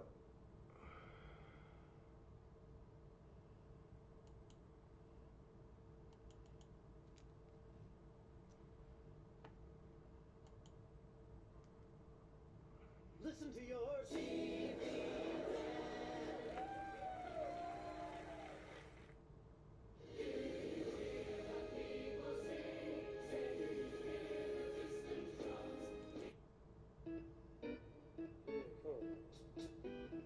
No, this will get claimed for sure. I'll do a different Doors song.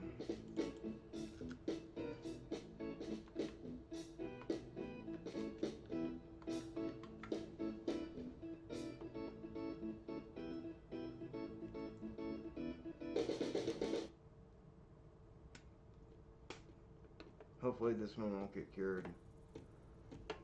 Or,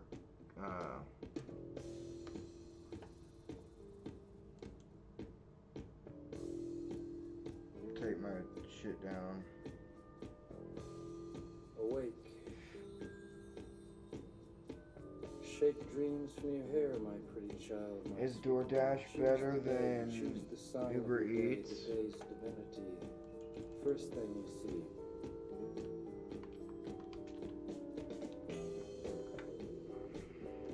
A vast, radiant beach and a cool, jeweled moon. Couples naked race down by its quiet side. And we laugh. Popeyes, like it's right the soft fuck there, mad dude. children Snug in the woolly cotton brains of infancy. The music and voices are all around us.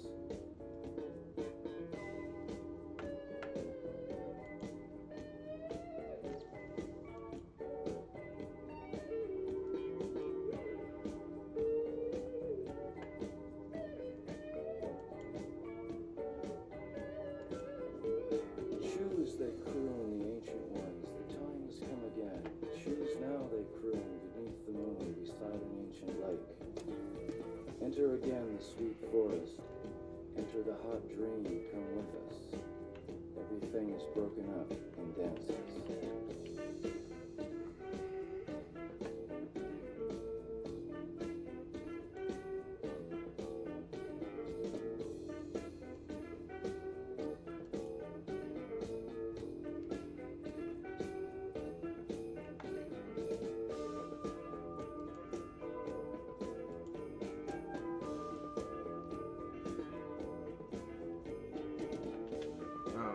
There's not enough room for those things.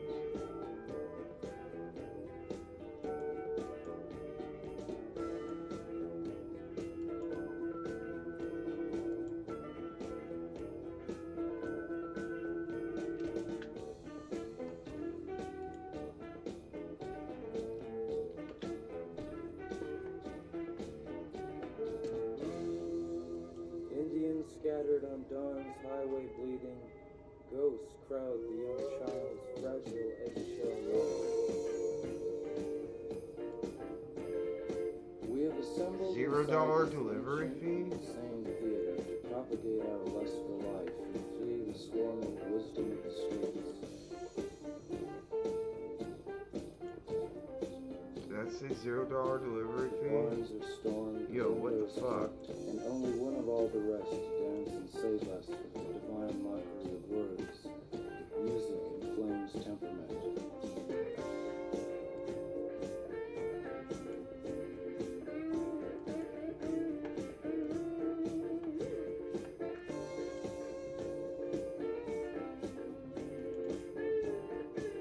Oh, great creator of being, grant us one more hour to perform our art and perfect our lives. We need great golden copulations.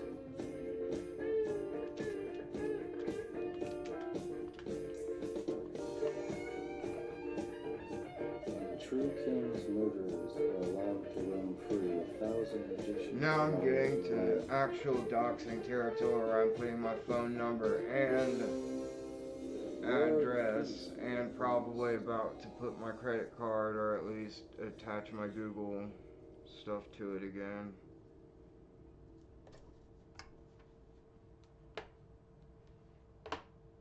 We'll do one more from that album and hopefully they will let me. Maybe a couple.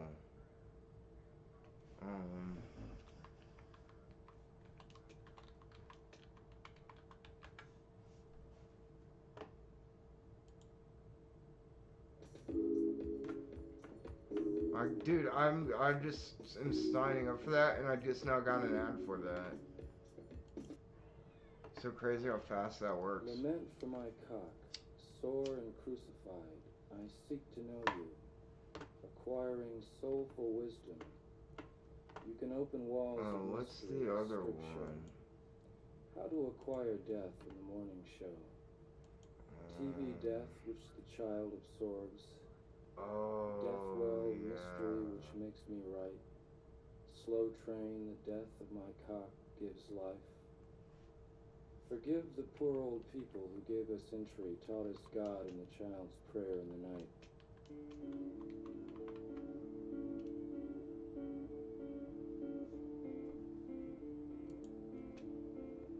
Guitar player, ancient wise satyr, sing your ode to my cock. G minor.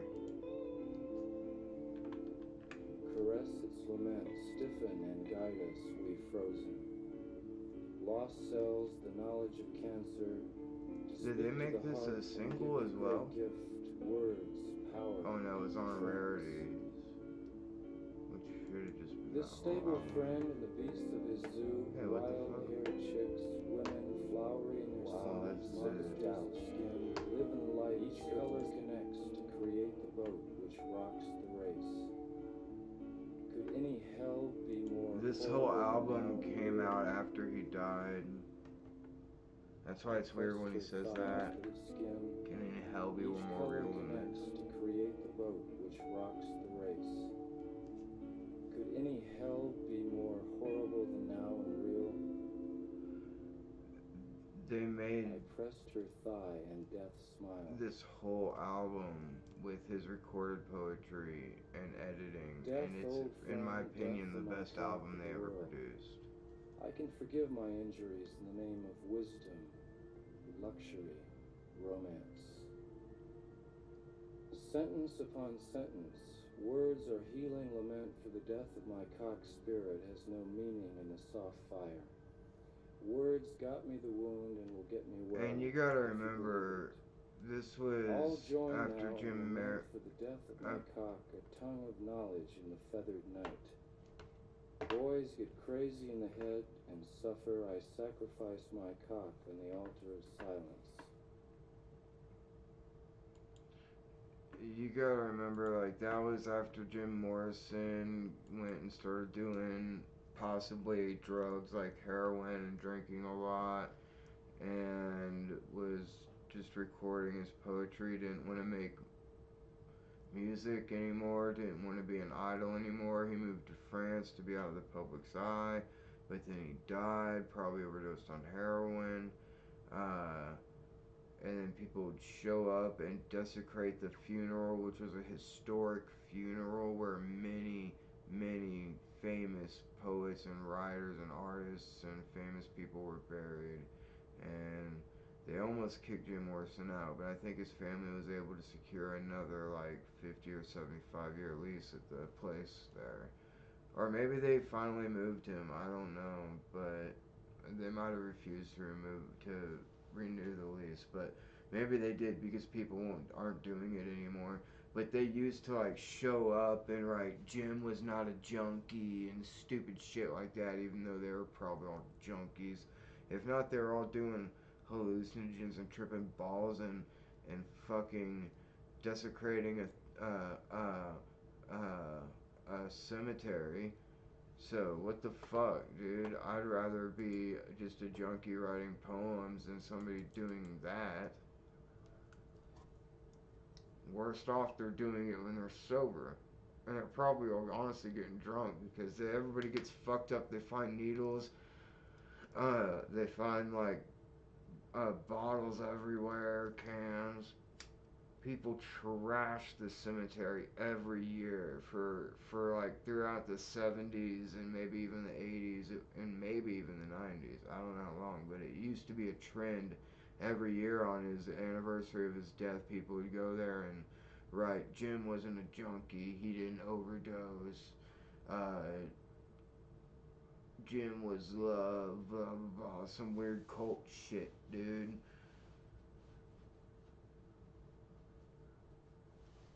So they almost kicked his corpse out of the cemetery because of that.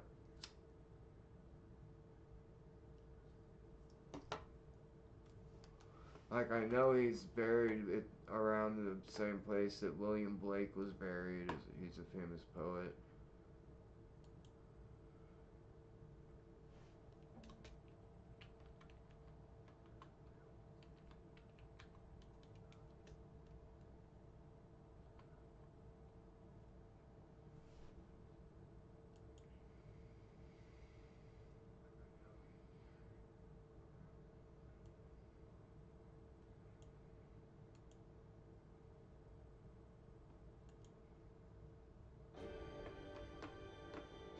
Last night I had a dream about when we first met.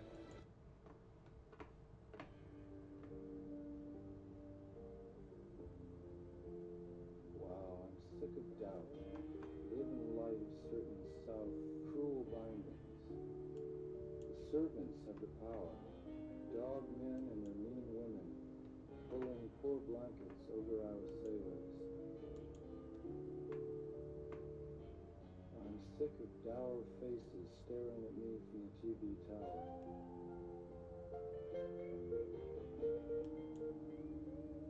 I want roses in my garden bower, dig? Royal babies, rubies must now replace aborted strangers in the mud. These mutants, blood meal for the plant that's plied.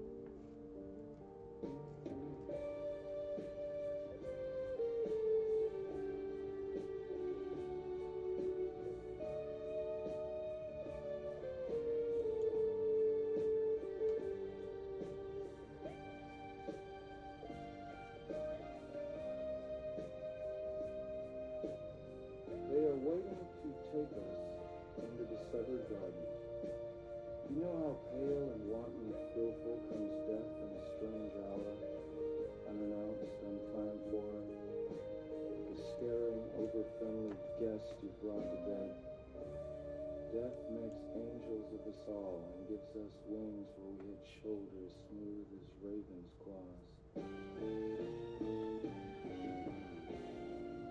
No more money, no more fancy dress. This other kingdom seems by far the best, until its other jaw reveals incest and loose obedience to a vegetable law. I will not go. Prefer a feast of friends to the giant family.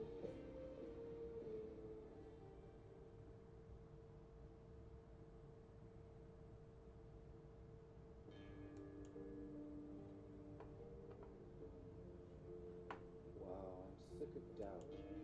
Dude, this... Certain south cruel Yeah, people are fucking crazy, and honestly, from witness testimony, some of it is contradictory, but some of it definitely sounds like he was actually overdosed on heroin.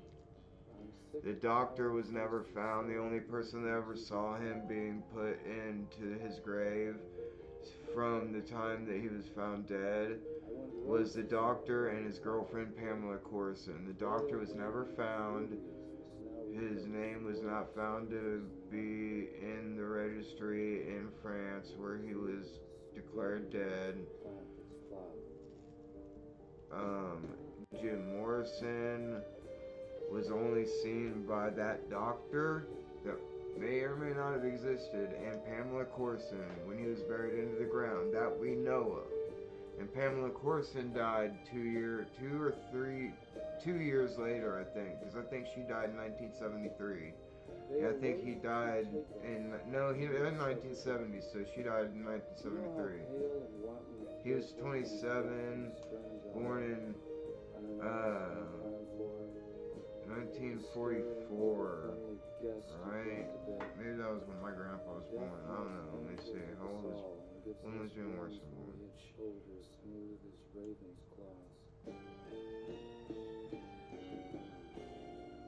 No more money, no more fancy dress. This other kingdom seems by far the best, until its other jaw. Look at this. This is the cemetery. This is some of the shit that people have done. Morrison Hotel, that's one of his albums. Feast of friends to the giant family. They left all that. You just leave all that shit there. That's like light. That is light compared to what used to be there. Mojo Rising, which is his, like, a pen name of his, because it's, if you scramble his name around, it says Mr. Mojo Rising. Jim Morrison goes to Mr. Mojo Rising. Okay, this is baby Logan. Logan? Which is pretty amazing. The baby should probably face me.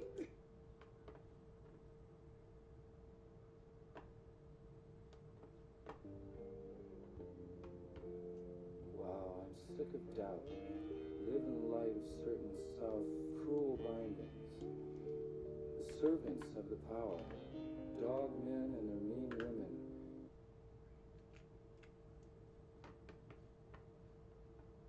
This is I can't express how much I love this album, and it's so strange that it was written in 1978, so 7 or 8 years after he died.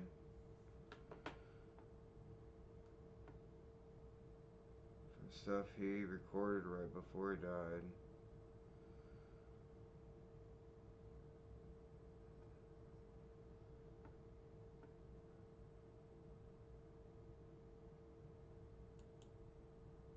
Do you know the warm progress under the stars? Do you know we exist?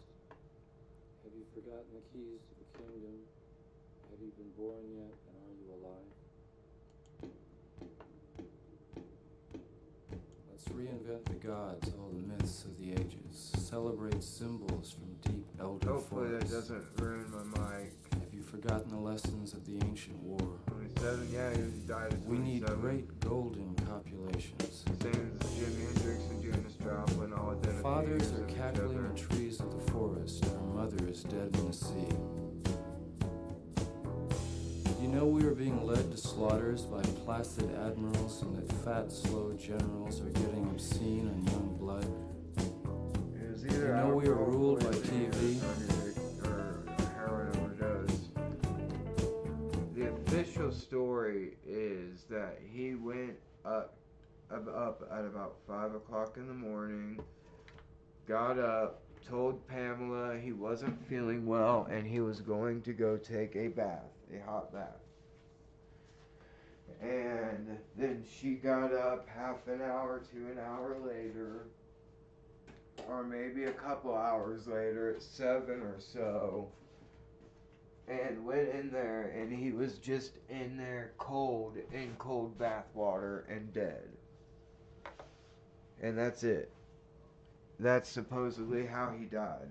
But there are people that claim that he was partying that night at, it's not that they just claim it, it's known that he was partying that night at a bar, at a poet bar, and there are people that are trying to sell their story, saying that they saw him, his boots underneath, his boots that he always wore underneath his, or something like that, or whatever, they knew he was in the stall, and they kicked it in, and he had a needle in his arm, or he had a needle in his hand, or something, or there was a needle there, or that he was high on heroin and he had overdosed, because they went in to get him, and they went in and found him overdosed, and I guess he was too late by the time they found him. And so that's their story. Or that he had done so much that he was overdosing and dying and like choking on his vomit or something. And it could have been a combination of being good, and it was said that he was drinking heavily, so it could have been drinking heavily and the heroin, if he did indeed do heroin. But he supposedly had a fear of needles, so maybe one of the guys shot him up, or maybe he finally got over it, or maybe he swallowed it or snorted it or smoked it.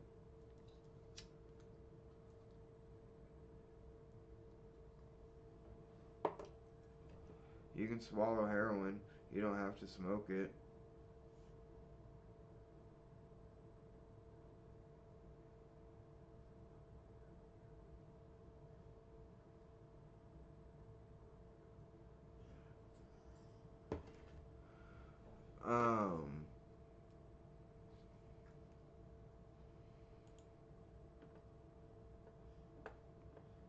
Oh shit, is it coming? Okay, yeah, no, I need to bring, this back up. And so, I think he probably died from either drinking himself to death or a heroin overdose, and drinking himself to death, because he was known to be a very bad alcoholic.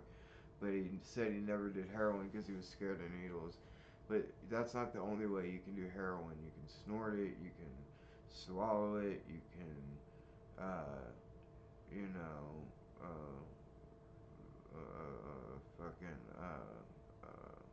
well, I said snort it and swallow it. If he doesn't like shooting it, he doesn't have to. Oh, you could smoke it.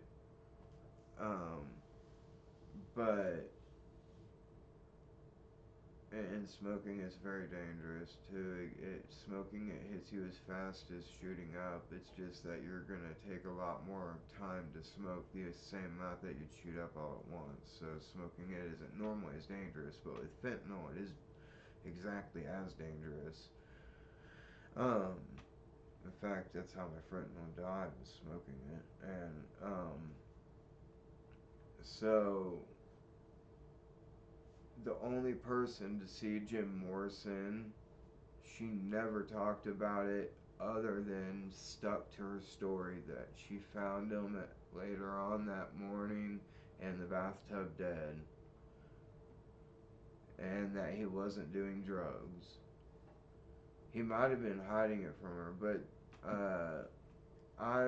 there was the guy that was saying he was going to sell a story that implied that he had actually either been there when the door was kicked down or gone there after it and carried Jim back to his flat to put him in the bathtub to fake his death so people wouldn't think he overdosed and died. Which is weird. You'd think they'd take him to a hospital, but he was probably, far gone. but you know, and they were probably all fucked up and weren't thinking right, especially because it's a famous person and a dead body. But so yeah, he implied that they took him back to the flat and put him inside the bathtub so Pamela could pretend to discover him later. And the doctor, it doesn't. I don't know if they've ever. If I still don't know if they've ever tracked him down or if he's even a real doctor over there, or I don't, or maybe they ordered him from somewhere else. Who the fuck knows? But she died a few years later, and so nobody. And so he might not even be dead.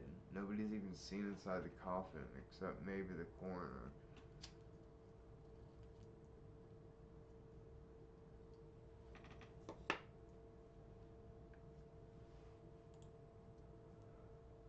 But that's why people would go and write stupid shit like, Jim Morrison is not a junkie and he didn't use needles, and like they were better than people that use needles because they didn't shoot up. All they did was snort or smoke or swallow.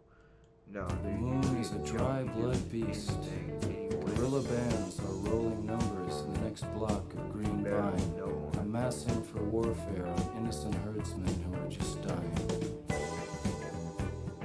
O great creator of being, grant us one more hour to perform our art and perfect our lives. The moths and atheists are doubly divine and dying. We live, we die, and death not ends it.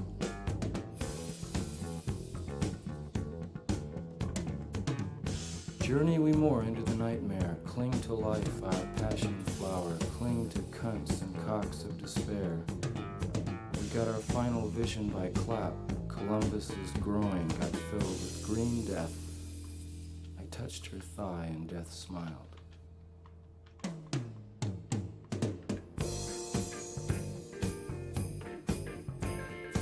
We have assembled inside this ancient and insane theater to propagate our lust for life and flee the swarming wisdom of the streets.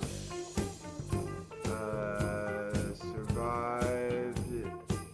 Doesn't say. The barns are stormed, the windows kept, and only one of all the rest to dance and save us with the divine mockery of words, music and flame's temperament.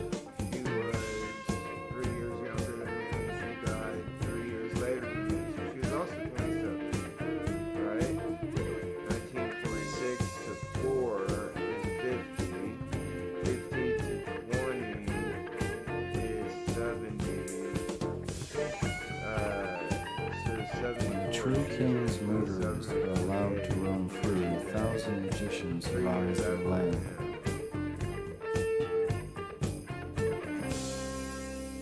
Where are the feasts we were promised? Where is the wine, the new wine, dying on the vine? She's beautiful too. Resident mockery, give us an hour for magic. We of the purple glove. She was apparently his soulmate, even though they cheated on each other. He was like who he wrote Love Street about, and I think, and she and him. Give us a creed to believe, a night of lust. Give us trust in the night. They always fucking fought. Give of color 100 hues, a rich mandala. She did do a lot of heroin. She cheated on him all the time with, why doesn't it say? And for your silky pillowed house, a head, wisdom, and a bed.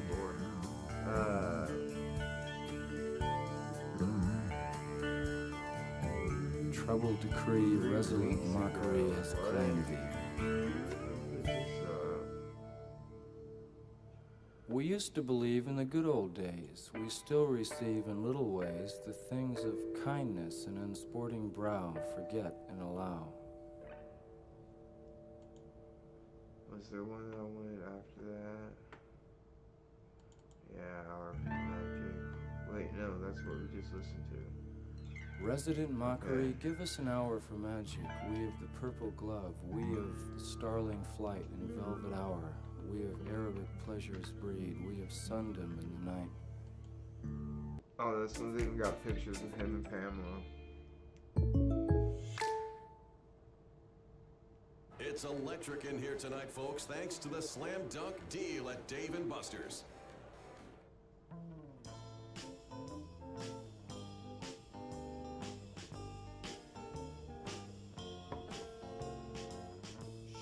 Yeah, and the crazy thing is I started shooting up when I was 16. I was like, dude, they do it at hospitals. They can do it at hospitals. If I do it safely, then of course I didn't always do it safely. I started out always doing it safely and going to the needle clinic and shit, but that didn't stay the way.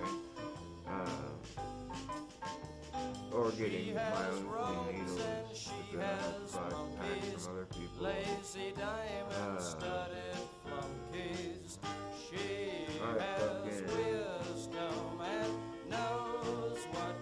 Started shooting up when I was 16.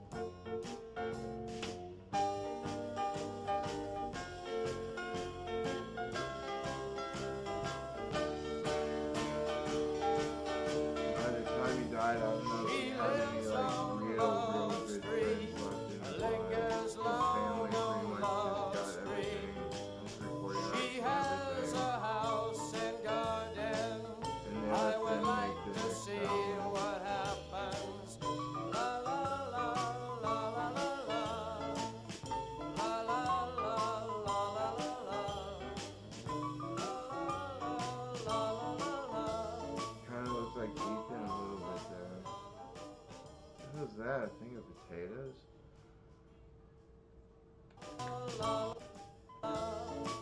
Is that potatoes? What the fuck are they climbing a hill of potatoes? What's a hill of potatoes? They're climbing a hill of potatoes.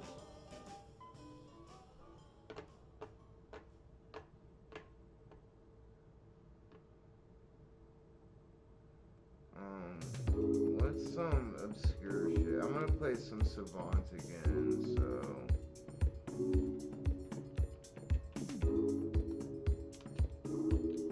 I don't want to get claimed. Is Dennis still isn't on, shit? Is Dennis not gonna come on tonight?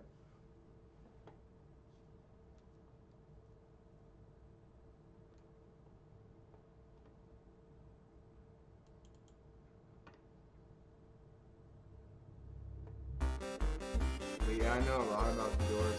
I was gonna see the Doors live, dude.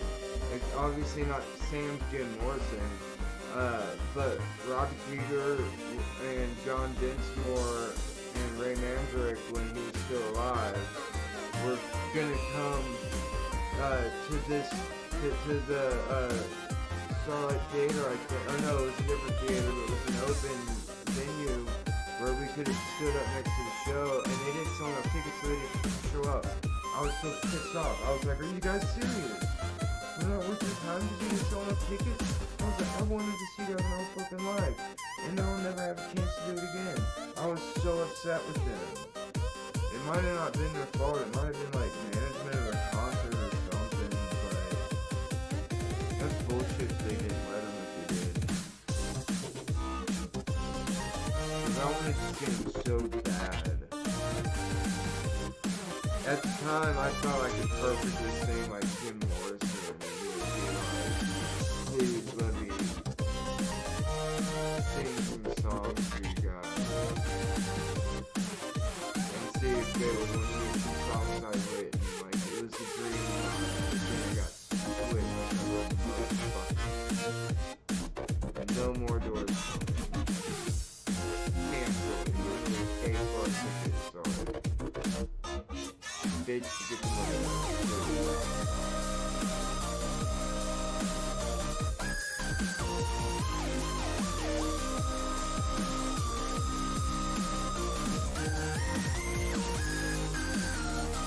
Maybe this is the night off.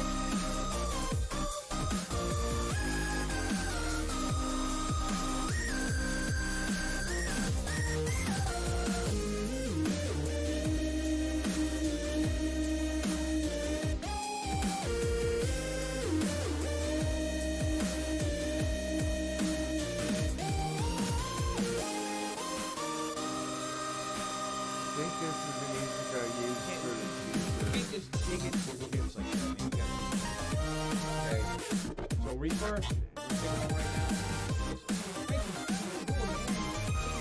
taking it right now. To be outside, she loves the snowy weather, and she loves playing in the snow. I don't know why I had that up. Should have seen her last night when it was snowing. She was loving it.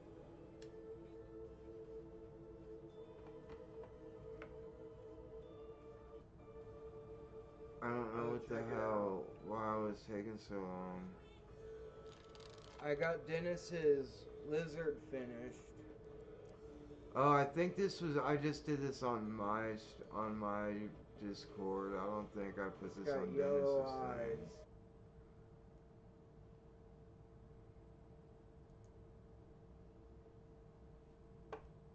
I think that's what that is.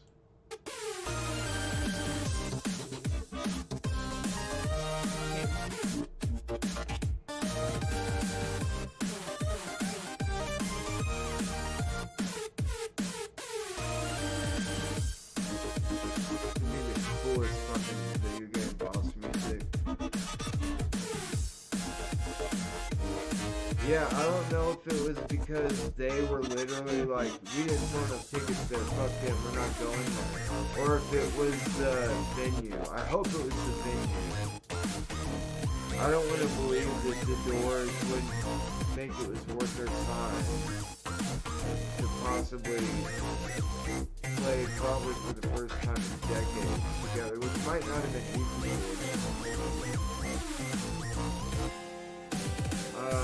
I'm working. Refresh.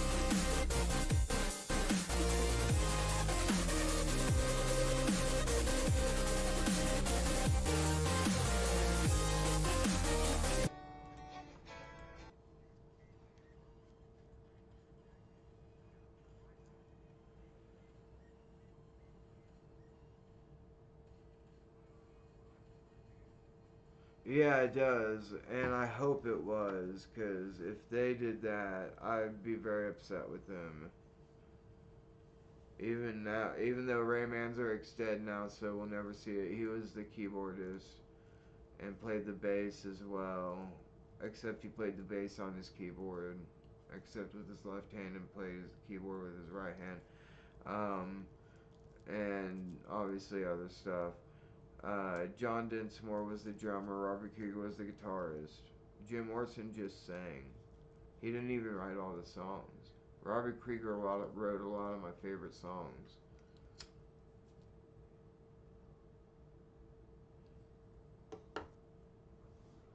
But I thought I'd like wow him with this or Winter something. time winds blow cold this season, falling in love, I'm hoping to be. Wind is so cold, is that the reason keeping you warm? Your hands touching I've never done this before. Oh, dance, my dear. Winter's so cold this year. You are so warm, my wintertime love to be. Wintertime winds blue and freezing, coming from northern storms in the sea. Love has been lost, is that I skipped some, so it's not trying gonna sound so exactly like the desperately original to be free. That's just how I was playing it for some reason. Oh, come with me, dance, my dear. Winter's so cold this year. You are so warm, my wintertime love to be.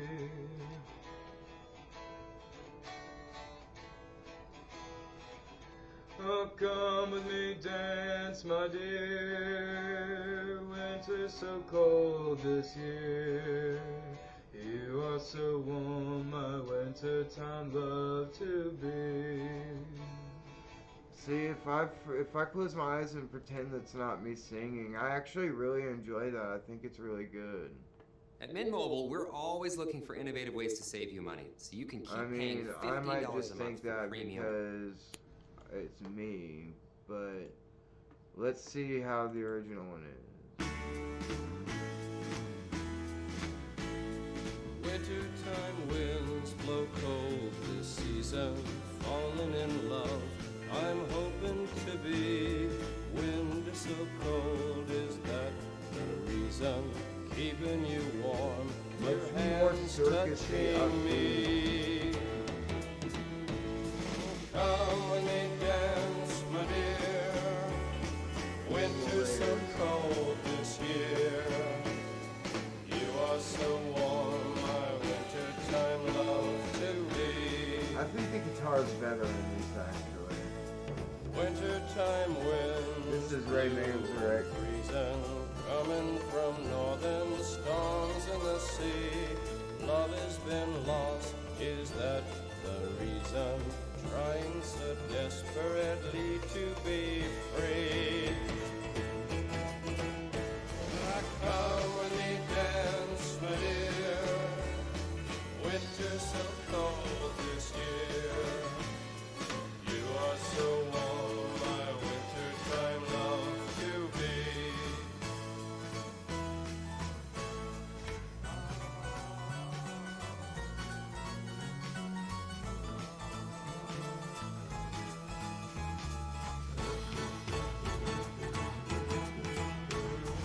Come with me, dance, my dear.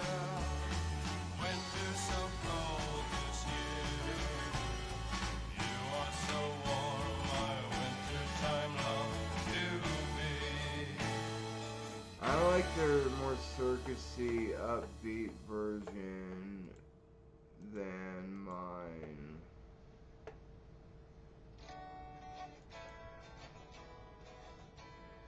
Wintertime winds Oh, blow I cold appreciate this it. season, falling in love. I'm Well, open damn, to that be. actually kind of does sound a Wind is little so bit cold, like them. is that the reason? Keeping Now that I you get it warm, back to your back. hands touching me.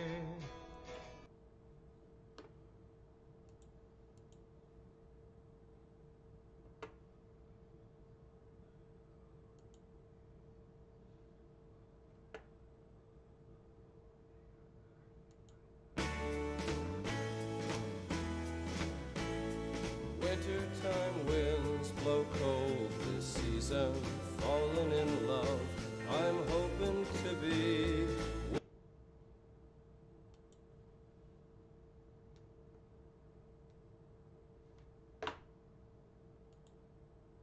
Wintertime winds blow cold this season, falling in love. I'm open to be.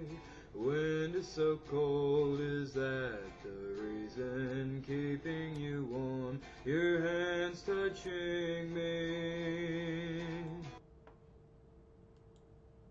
Wind is so cold, is that the reason?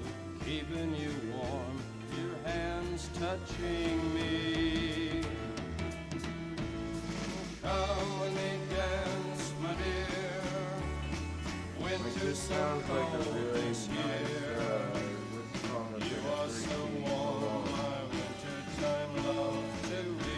I've danced to girls while singing this to them while it's one of the Wintertime winds blue and freezing. Oh, come with me, dance, my dear. Winter's so cold this year. You are so warm, my wintertime love to be. Wintertime wind, I don't sound too much coming like from northern storms in the sea. Jim's a baritone, but I'm singing lower than my normal register because I think my normal middle is higher than Jim's. Oh, come with me, dance, my dear. Or it might just be the so tuning of my cold this guitar. year. You are so warm, my wintertime love to be.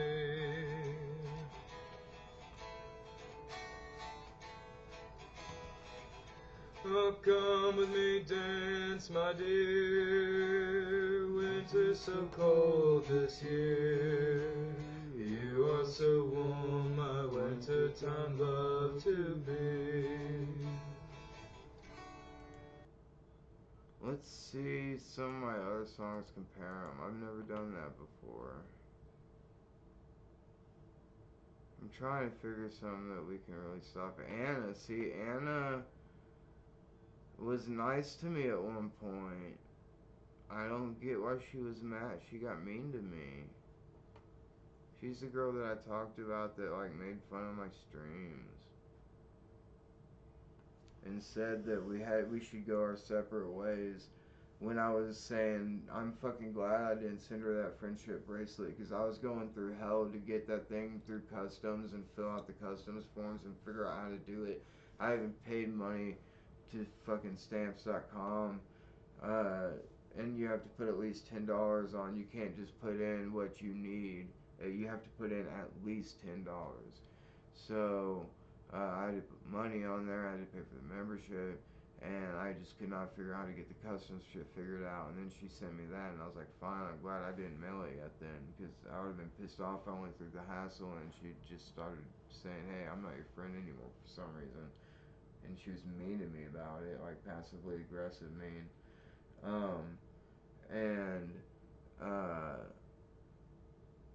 But she was like nice to me at one point. I don't get it. And she was like all for Dennis, but I guess when he stopped being like dramatic, she stopped liking him. A lot of people did. They wanted to be into the drama. They wanted to be into the tea.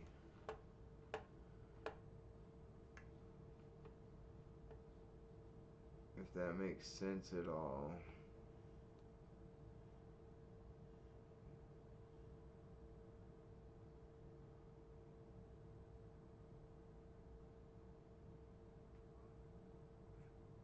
What do you mean? I think Eddie Vedder sounds good.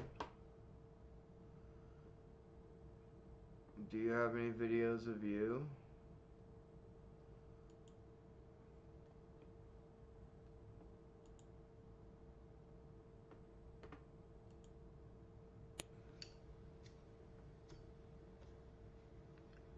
Okay, let's do this one.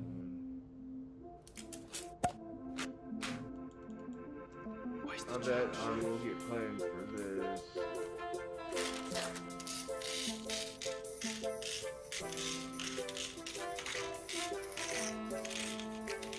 Why are there ads on my vids? What kind of ads are these?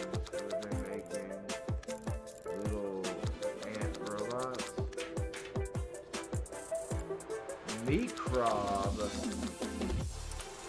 Microb is the curse word, the forbidden curse word that Cartman said so much. It unleashed all the curse word demons on South Park when everybody said shit a whole bunch and he kept saying Microb. Microb was a offensive hate word that Cartman made up. It is a little spider robot. A or an arachnid robot, except it's a scorpion. I swear to God, if that's a controller powered one with a battery that can last more than 5 minutes, I'm gonna buy it. Microb. Oh my God, I'm not gonna look it up. Full Sail University is where the next generation of creators are learning to build the future. It's not my song, it's my cover.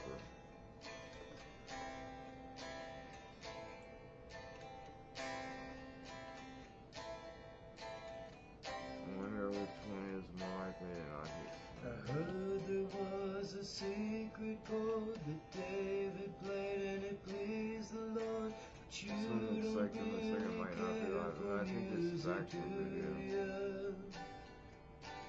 Goes like this, the fourth, the fifth, the minor fall, and the major lift. Baffled king composing hallelujah. Another one that was nice. Hallelujah. Hallelujah.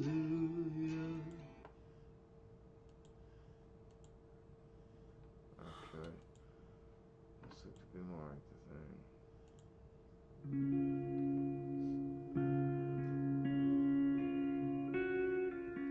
I don't know that I've ever actually heard this, to tell you the truth. I know I've heard the Leonard Cohen version. I know I've heard other people perform his version, though. But I don't think I've ever heard this.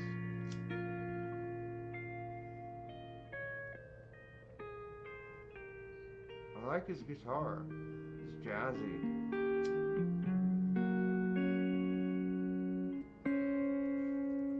Another musician died too young.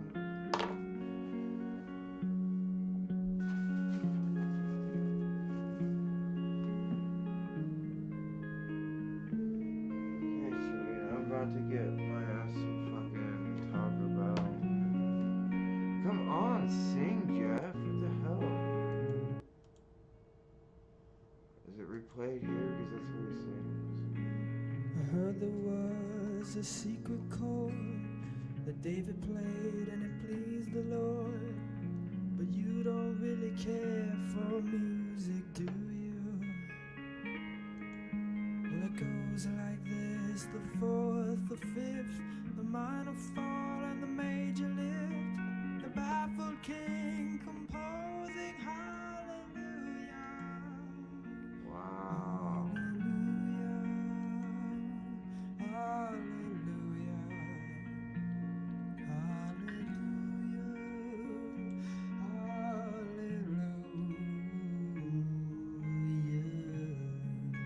I don't think I can compete with that.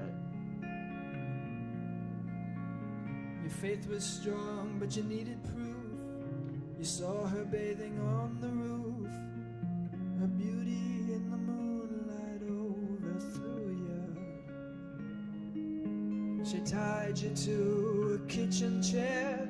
She broke your throat and she cut your hair. And from your lips she drew the hallelujah. Hallelujah. Hallelujah. Faith was strong, but you needed proof.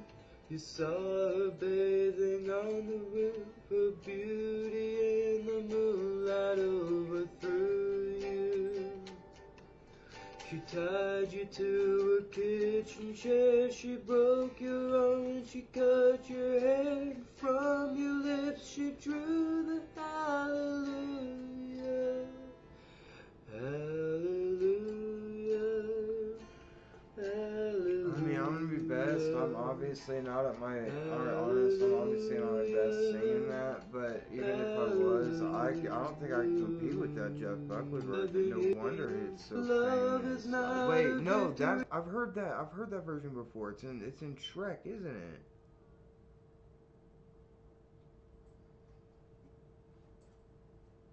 I'm getting Popeyes.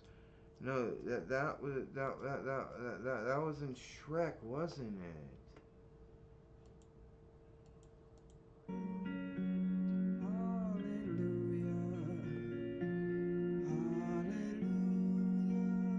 Dude, he's got a beautiful voice. He's playing with the capo like midway up. Baby, I've been here before. I've seen this room and I've walked this floor. You know, I used to live alone before I knew you. Very much too cold and it's a broken hallelujah. Why did you go back so? Really go me to time when you let me.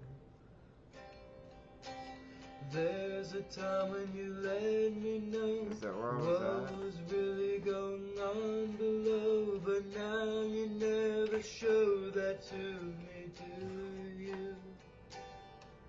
Remember when I moved in you and the holy dove she was moving too, and every breath we drew was hallelujah, hallelujah. I love it. I think it's beautiful, but still, dude. And I've seen your flag on the marble arch. Yeah, and love is not a victory march. It's a cold and it's a broken hallelujah. Hallelujah. Man, I should look more at Jeff Buckley.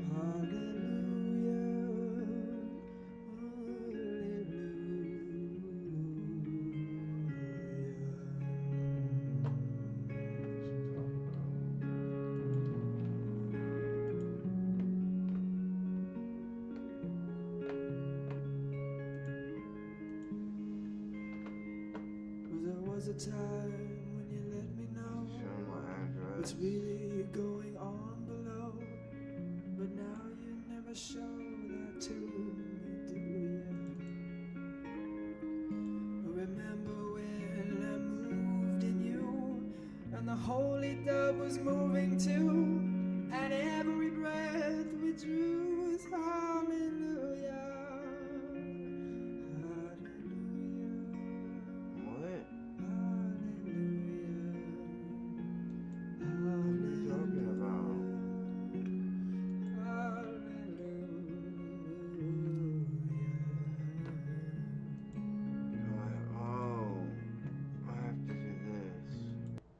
Oh, fuck. Okay. Well, that was over anyways. Let's do this one.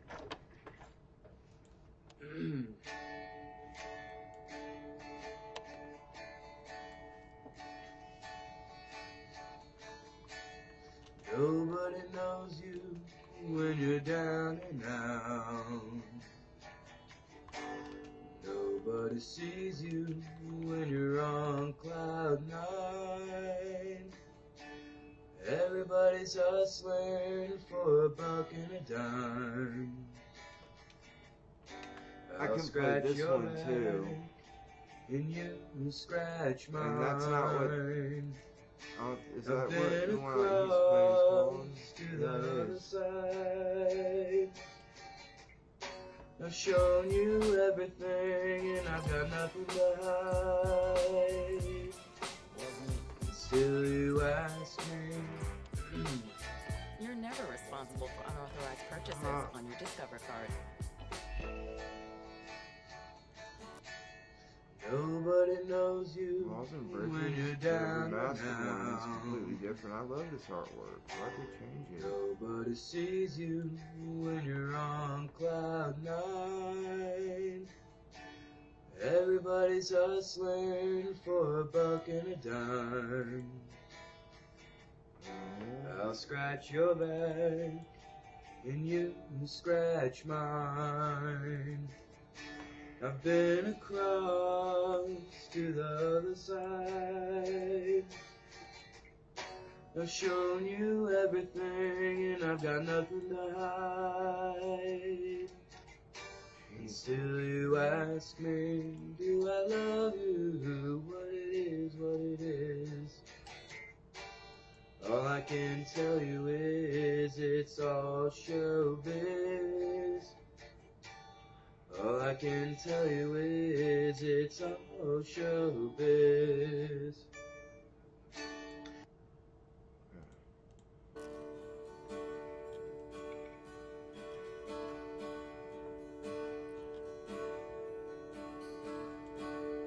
Nobody loves you when you're down and out. Come on. Oh, Nobody well, sees you just a picture. when you're on cloud nine. Everybody's hustling for a buck and a dime.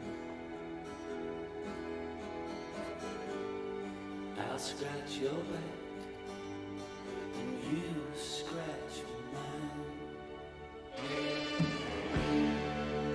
I've been across to the other side.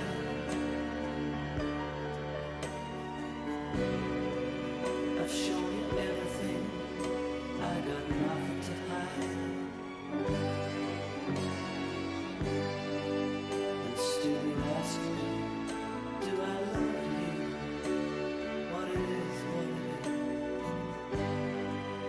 All I can tell you is, it's all showbiz. All I can tell you is, it's all showbiz. They sell fucking beer and wine at Popeyes? What? Nobody loves you when you're down and out. Nobody knows you when you're on cloud nine. Everybody's hustling for the buck and the dime. I'll scratch your back.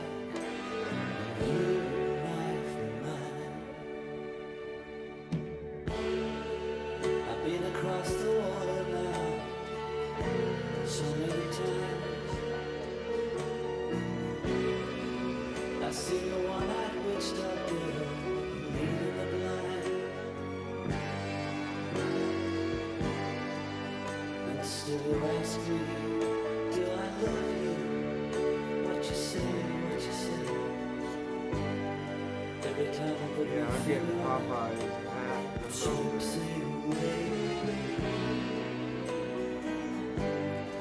Every time I put my finger on it, it sweeps me away.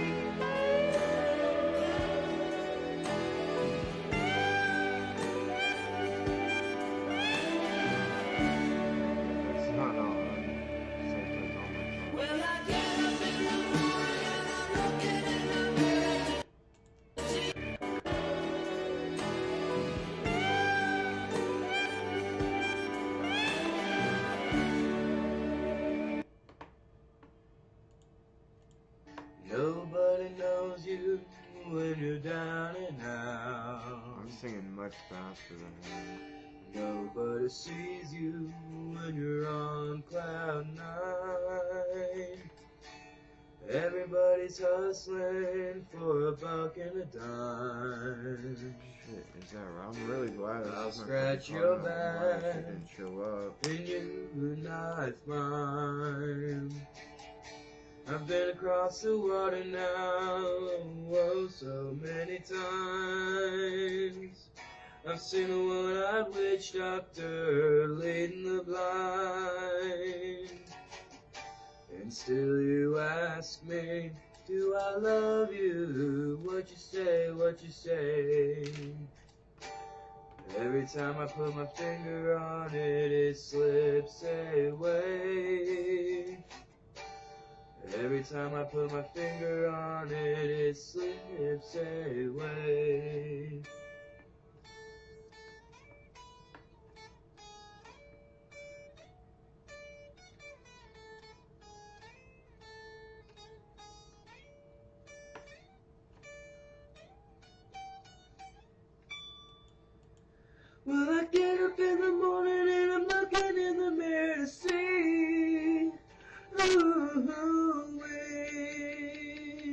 Sorry about the microphone. Live my mind in the darkness cause I know I can't get back to sleep. Ooh, yeah, I guess not. I mean, it's 10:30.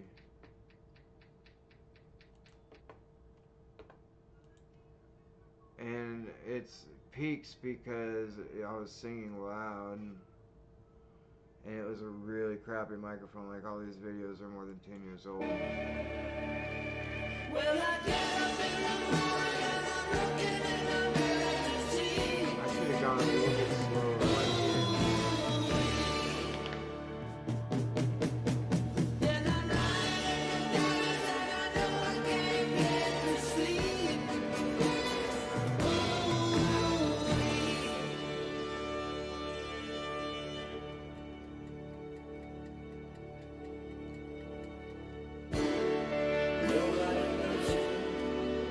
I'm gonna go check the Discord. Nobody needs you. Upside down. Everybody's calling by their own birthday. Everybody loves you. 6 foot in the ground.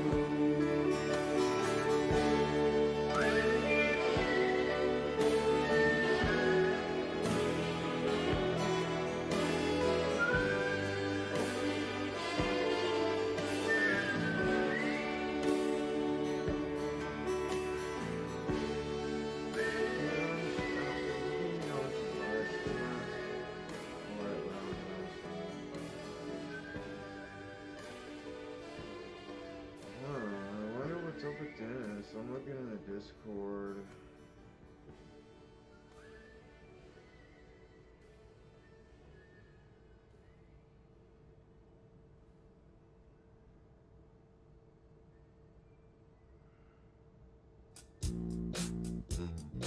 There it is, and I guess not. Good night. I'm missing.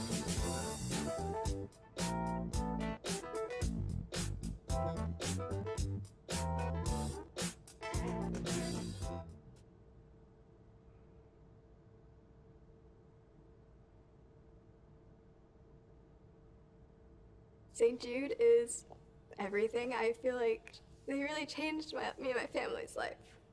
And I'm really grateful for everything that they do.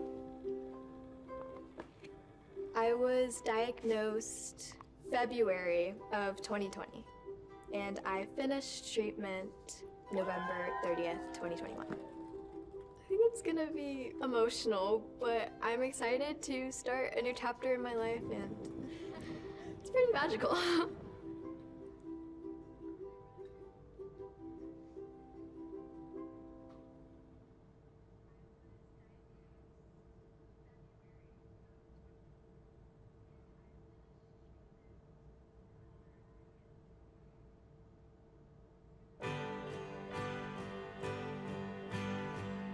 Dude, this song is fucking amazing.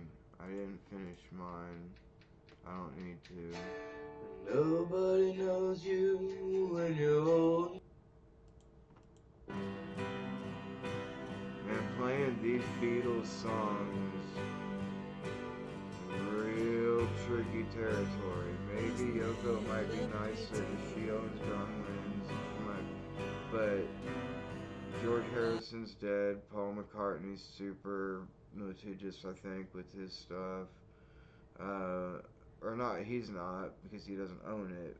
Michael Jackson bought most of it. I don't know if he got any of it back. Or... because Michael Jackson had enough to buy the Beatles. And I think he should have bought it for Paul. Because Paul told him the best way is to buy up,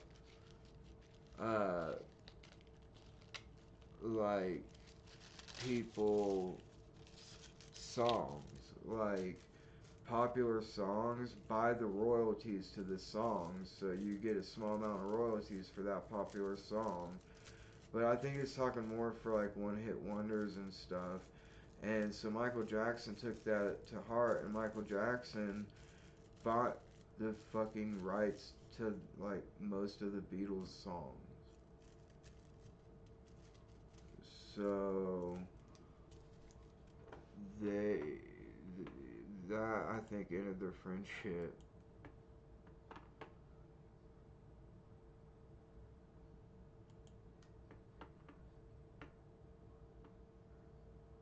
Nice, dude. Honey, save me some money, baby.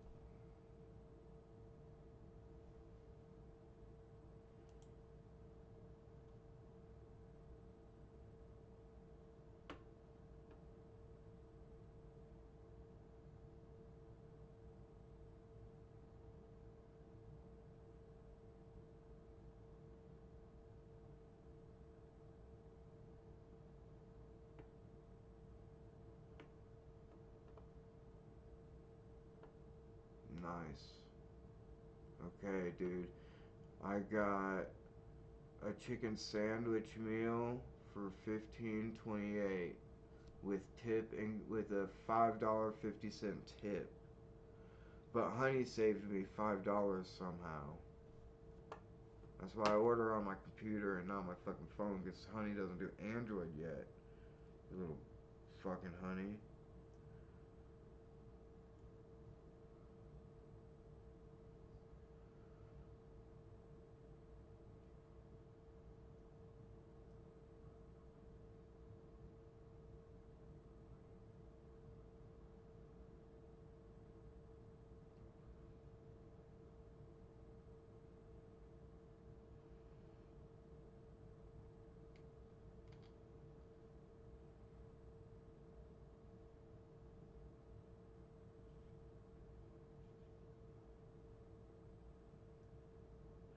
Yeah, that's crazy. Dennis usually, you'd think he would say something if he wasn't going to be able to make the live.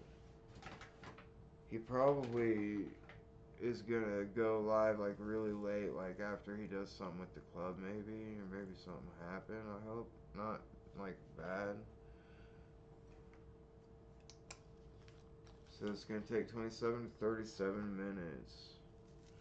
Popeyes isn't that far away, so for them to make the meal and for them to get there and get here that quick, that's pretty good actually. So I think a $5.50 tip is pretty dang good.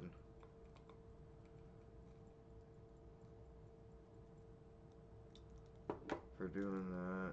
They don't have to make the money. All they have to do is just go pick it up and deliver it. When you work as a delivery driver, you like a pizza place, you used to have to do everything. Like, and then when you clocked out as a delivery driver, a lot of times I wouldn't clock out. It's like a lot of people would try to not clock out, and say they forgot. Because if you don't clock out, they pay you full time. If you clock out, if they catch you, you have to change it back.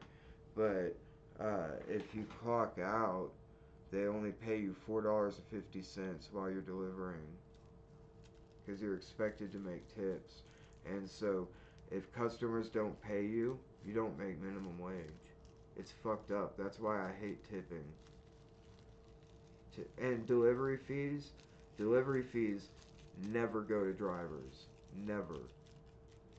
Not one company sends their delivery fees to drivers. I don't know about Uber or Uber Eats or Uber or DoorDash. I don't know about them. I don't know if they have delivery fee is $0. Maybe Honey saved me that. No, that was for me just now signing up for DoorDash Honey. Saved me $5.64 discount promo code for 50% off up to $20.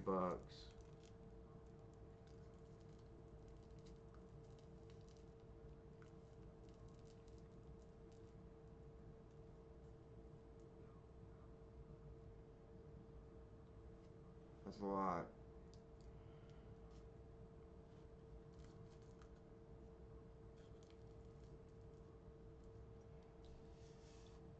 So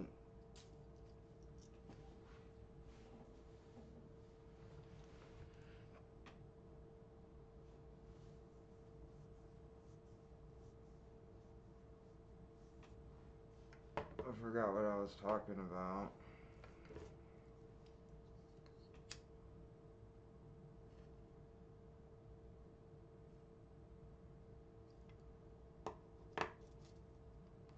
Oh, dude, being delivery driver sucks. You have to leave. I've only worked for one pizza company ever, and they were also a liquor store that just had they just built a little pizza kitchen and started selling pizzas in the liquor store. Of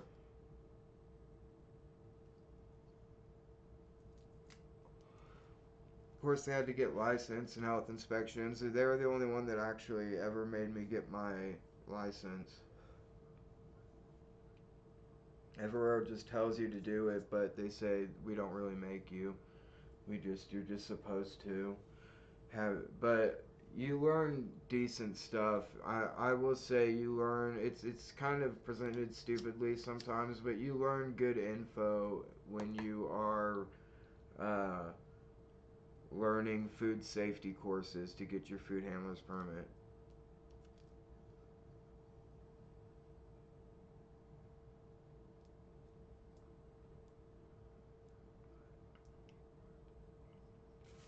Yeah, and when you're at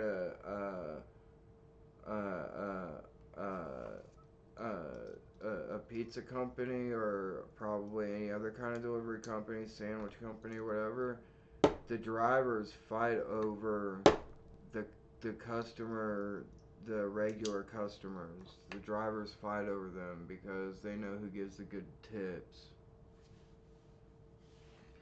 So if a driver's being nice, if you think he's being nice to you, letting you take a delivery before him when it's slow, he probably knows that person never ever tips. So he doesn't want to make $4.50 an hour for no reason and drive his car for no reason. Sometimes I'd be nice and I'd tell people like, hey, you need to wait a little bit and take the next delivery too. That guy tips really good. I would wait if I were you. Because we were busy and he was new. He thought as soon as he got a pizza he should take it. But when we have, two orders that are done at pretty much the exact same time, and we have a whole bunch of orders being made and just a few drivers there, you shouldn't do that. But I could have taken that. I wouldn't do that though. Unless they were a dick.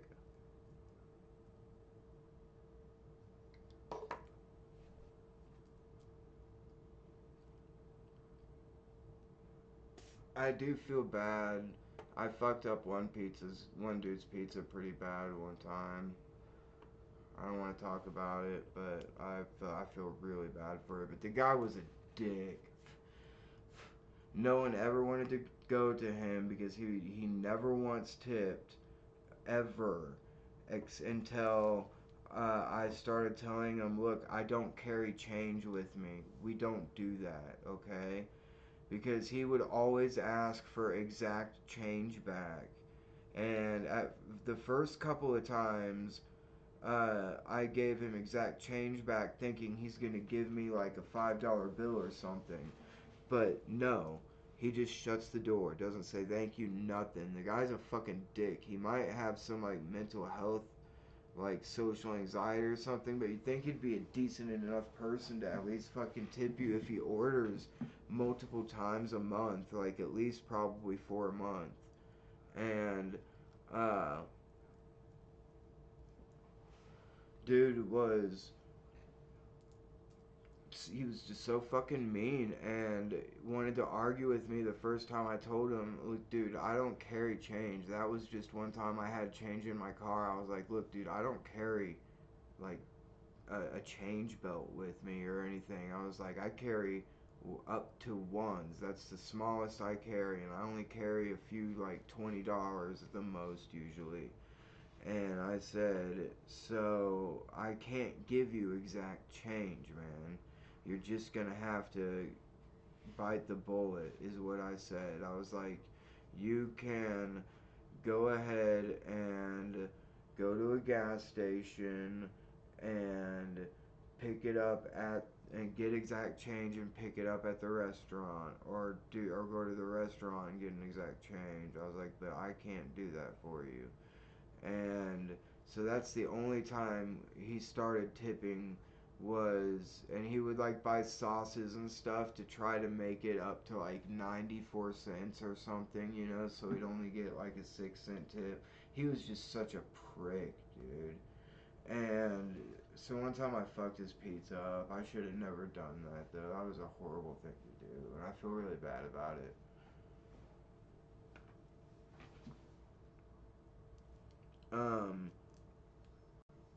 But dude, and he knew, he always ordered real late too, and he knew he lived so far out that he was like on the very edge of our, uh, if he lived one neighborhood over, he'd be out of our, delivery area. He knows he's just barely in our delivery area because for some reason we decided to have this,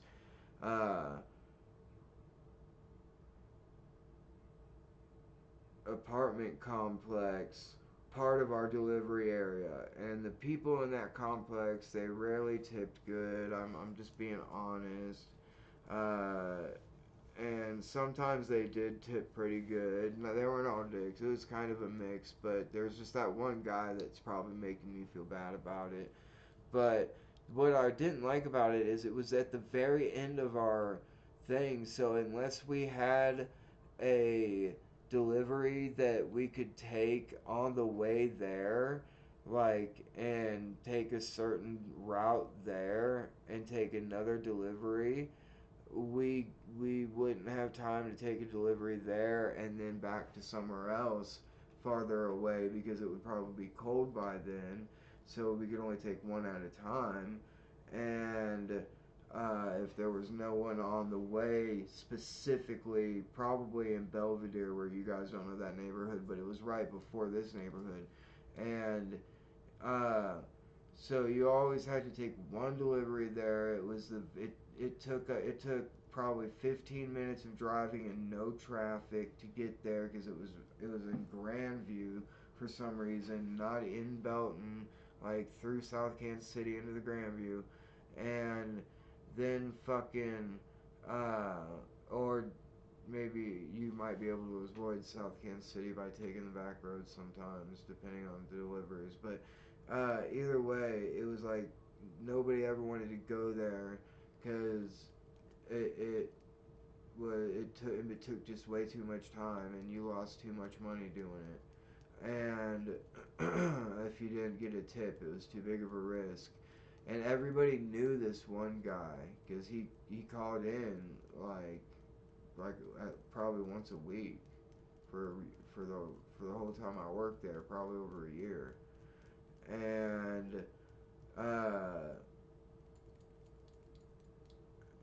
he knew he lived on the edge, so we'd be fucked if we got him for a delivery. So people would argue with him. I doubt he ever got fresh pizza because nobody ever wanted to go to him. People would skip him, just not give a shit.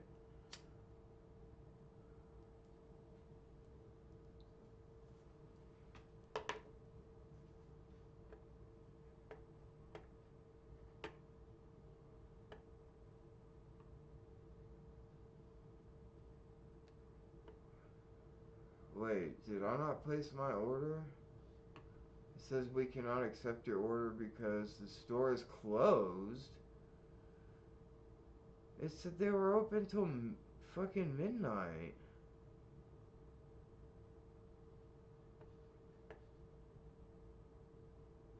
What the fuck? Well, let's try Taco Bell then. Serena,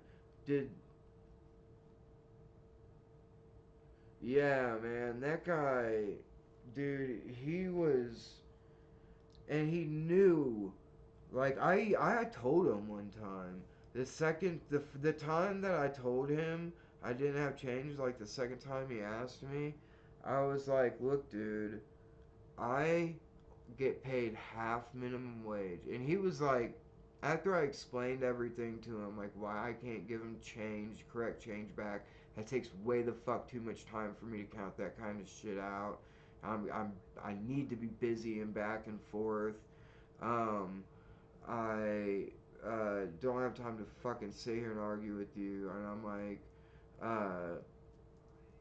dude, I only make $4.50 an hour when I'm out on deliveries. You're on the very edge of our thing. You never tip. And I'm like, dude, you gotta understand that I'm not gonna break change for you. Like, and he said, well, if you don't think that making $4.50 an hour is good enough for you, then you should be getting the real job. He would say shit like that. Like, who the fuck do you think you are, motherfucker? You're lucky my dad taught me fucking self-restraint. I'd fucking tackle your ass in your house and lock your fucking door.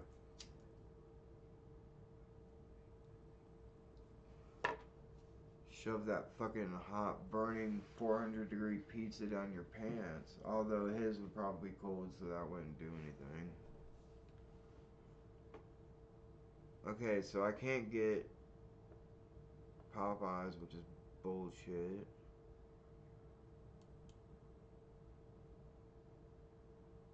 Delivers by 10:40. It says Popeyes is currently closed. Then what the fuck? Why are you tricking me?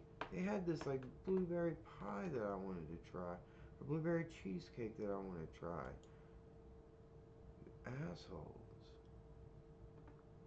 What about fucking Taco Bell?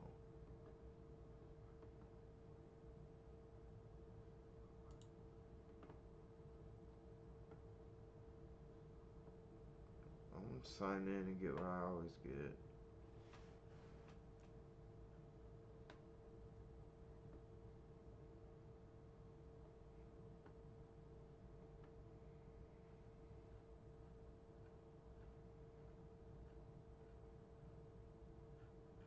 Okay, I guess I don't use my normal account because I'm using their account.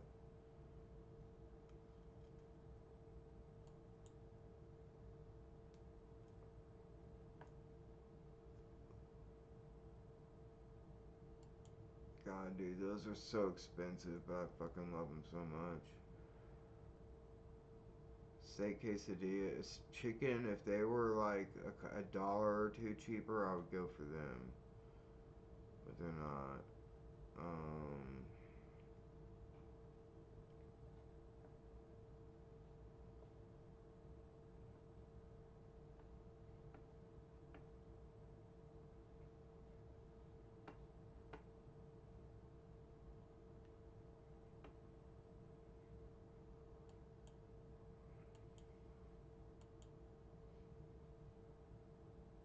Where's the fucking menu?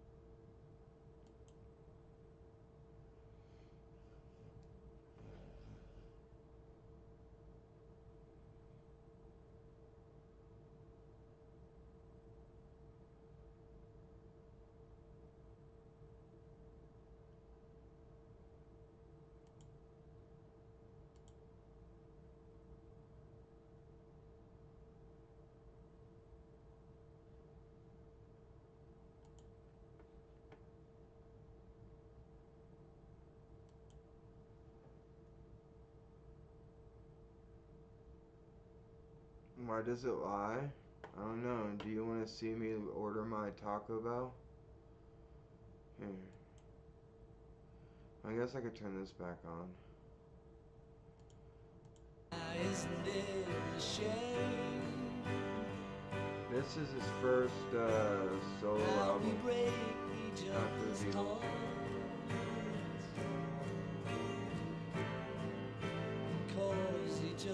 It was either a double or 4 albums that it was a double CD set. I know that. Without thinking anymore,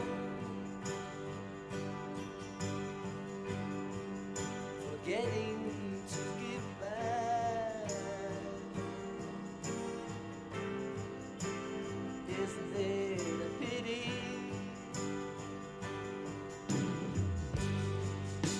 Some things take so long.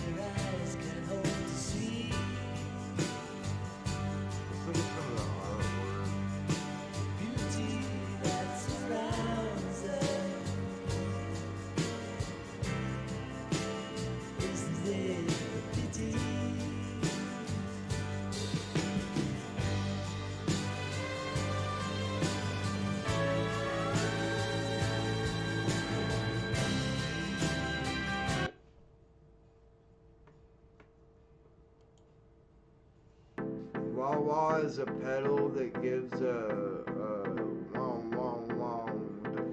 effect a little bit. Most people don't get to have 30 dogs at one time. Legally, he uses it Promise for Paws is a safe haven for old.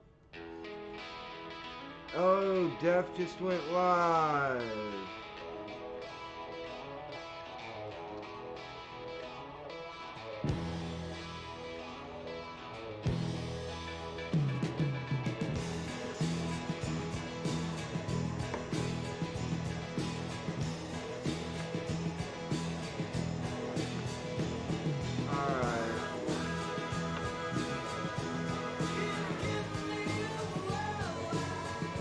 I'm gonna turn off my stream, Serena.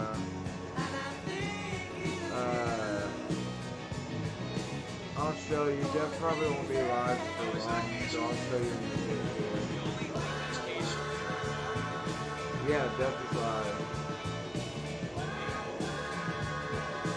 Alright. I love you, Serena. Thanks for sticking around. Come back after he's live. I'm gonna come back live. Yeah, I'm gonna jump off. I don't want to stream this live and have to mod it.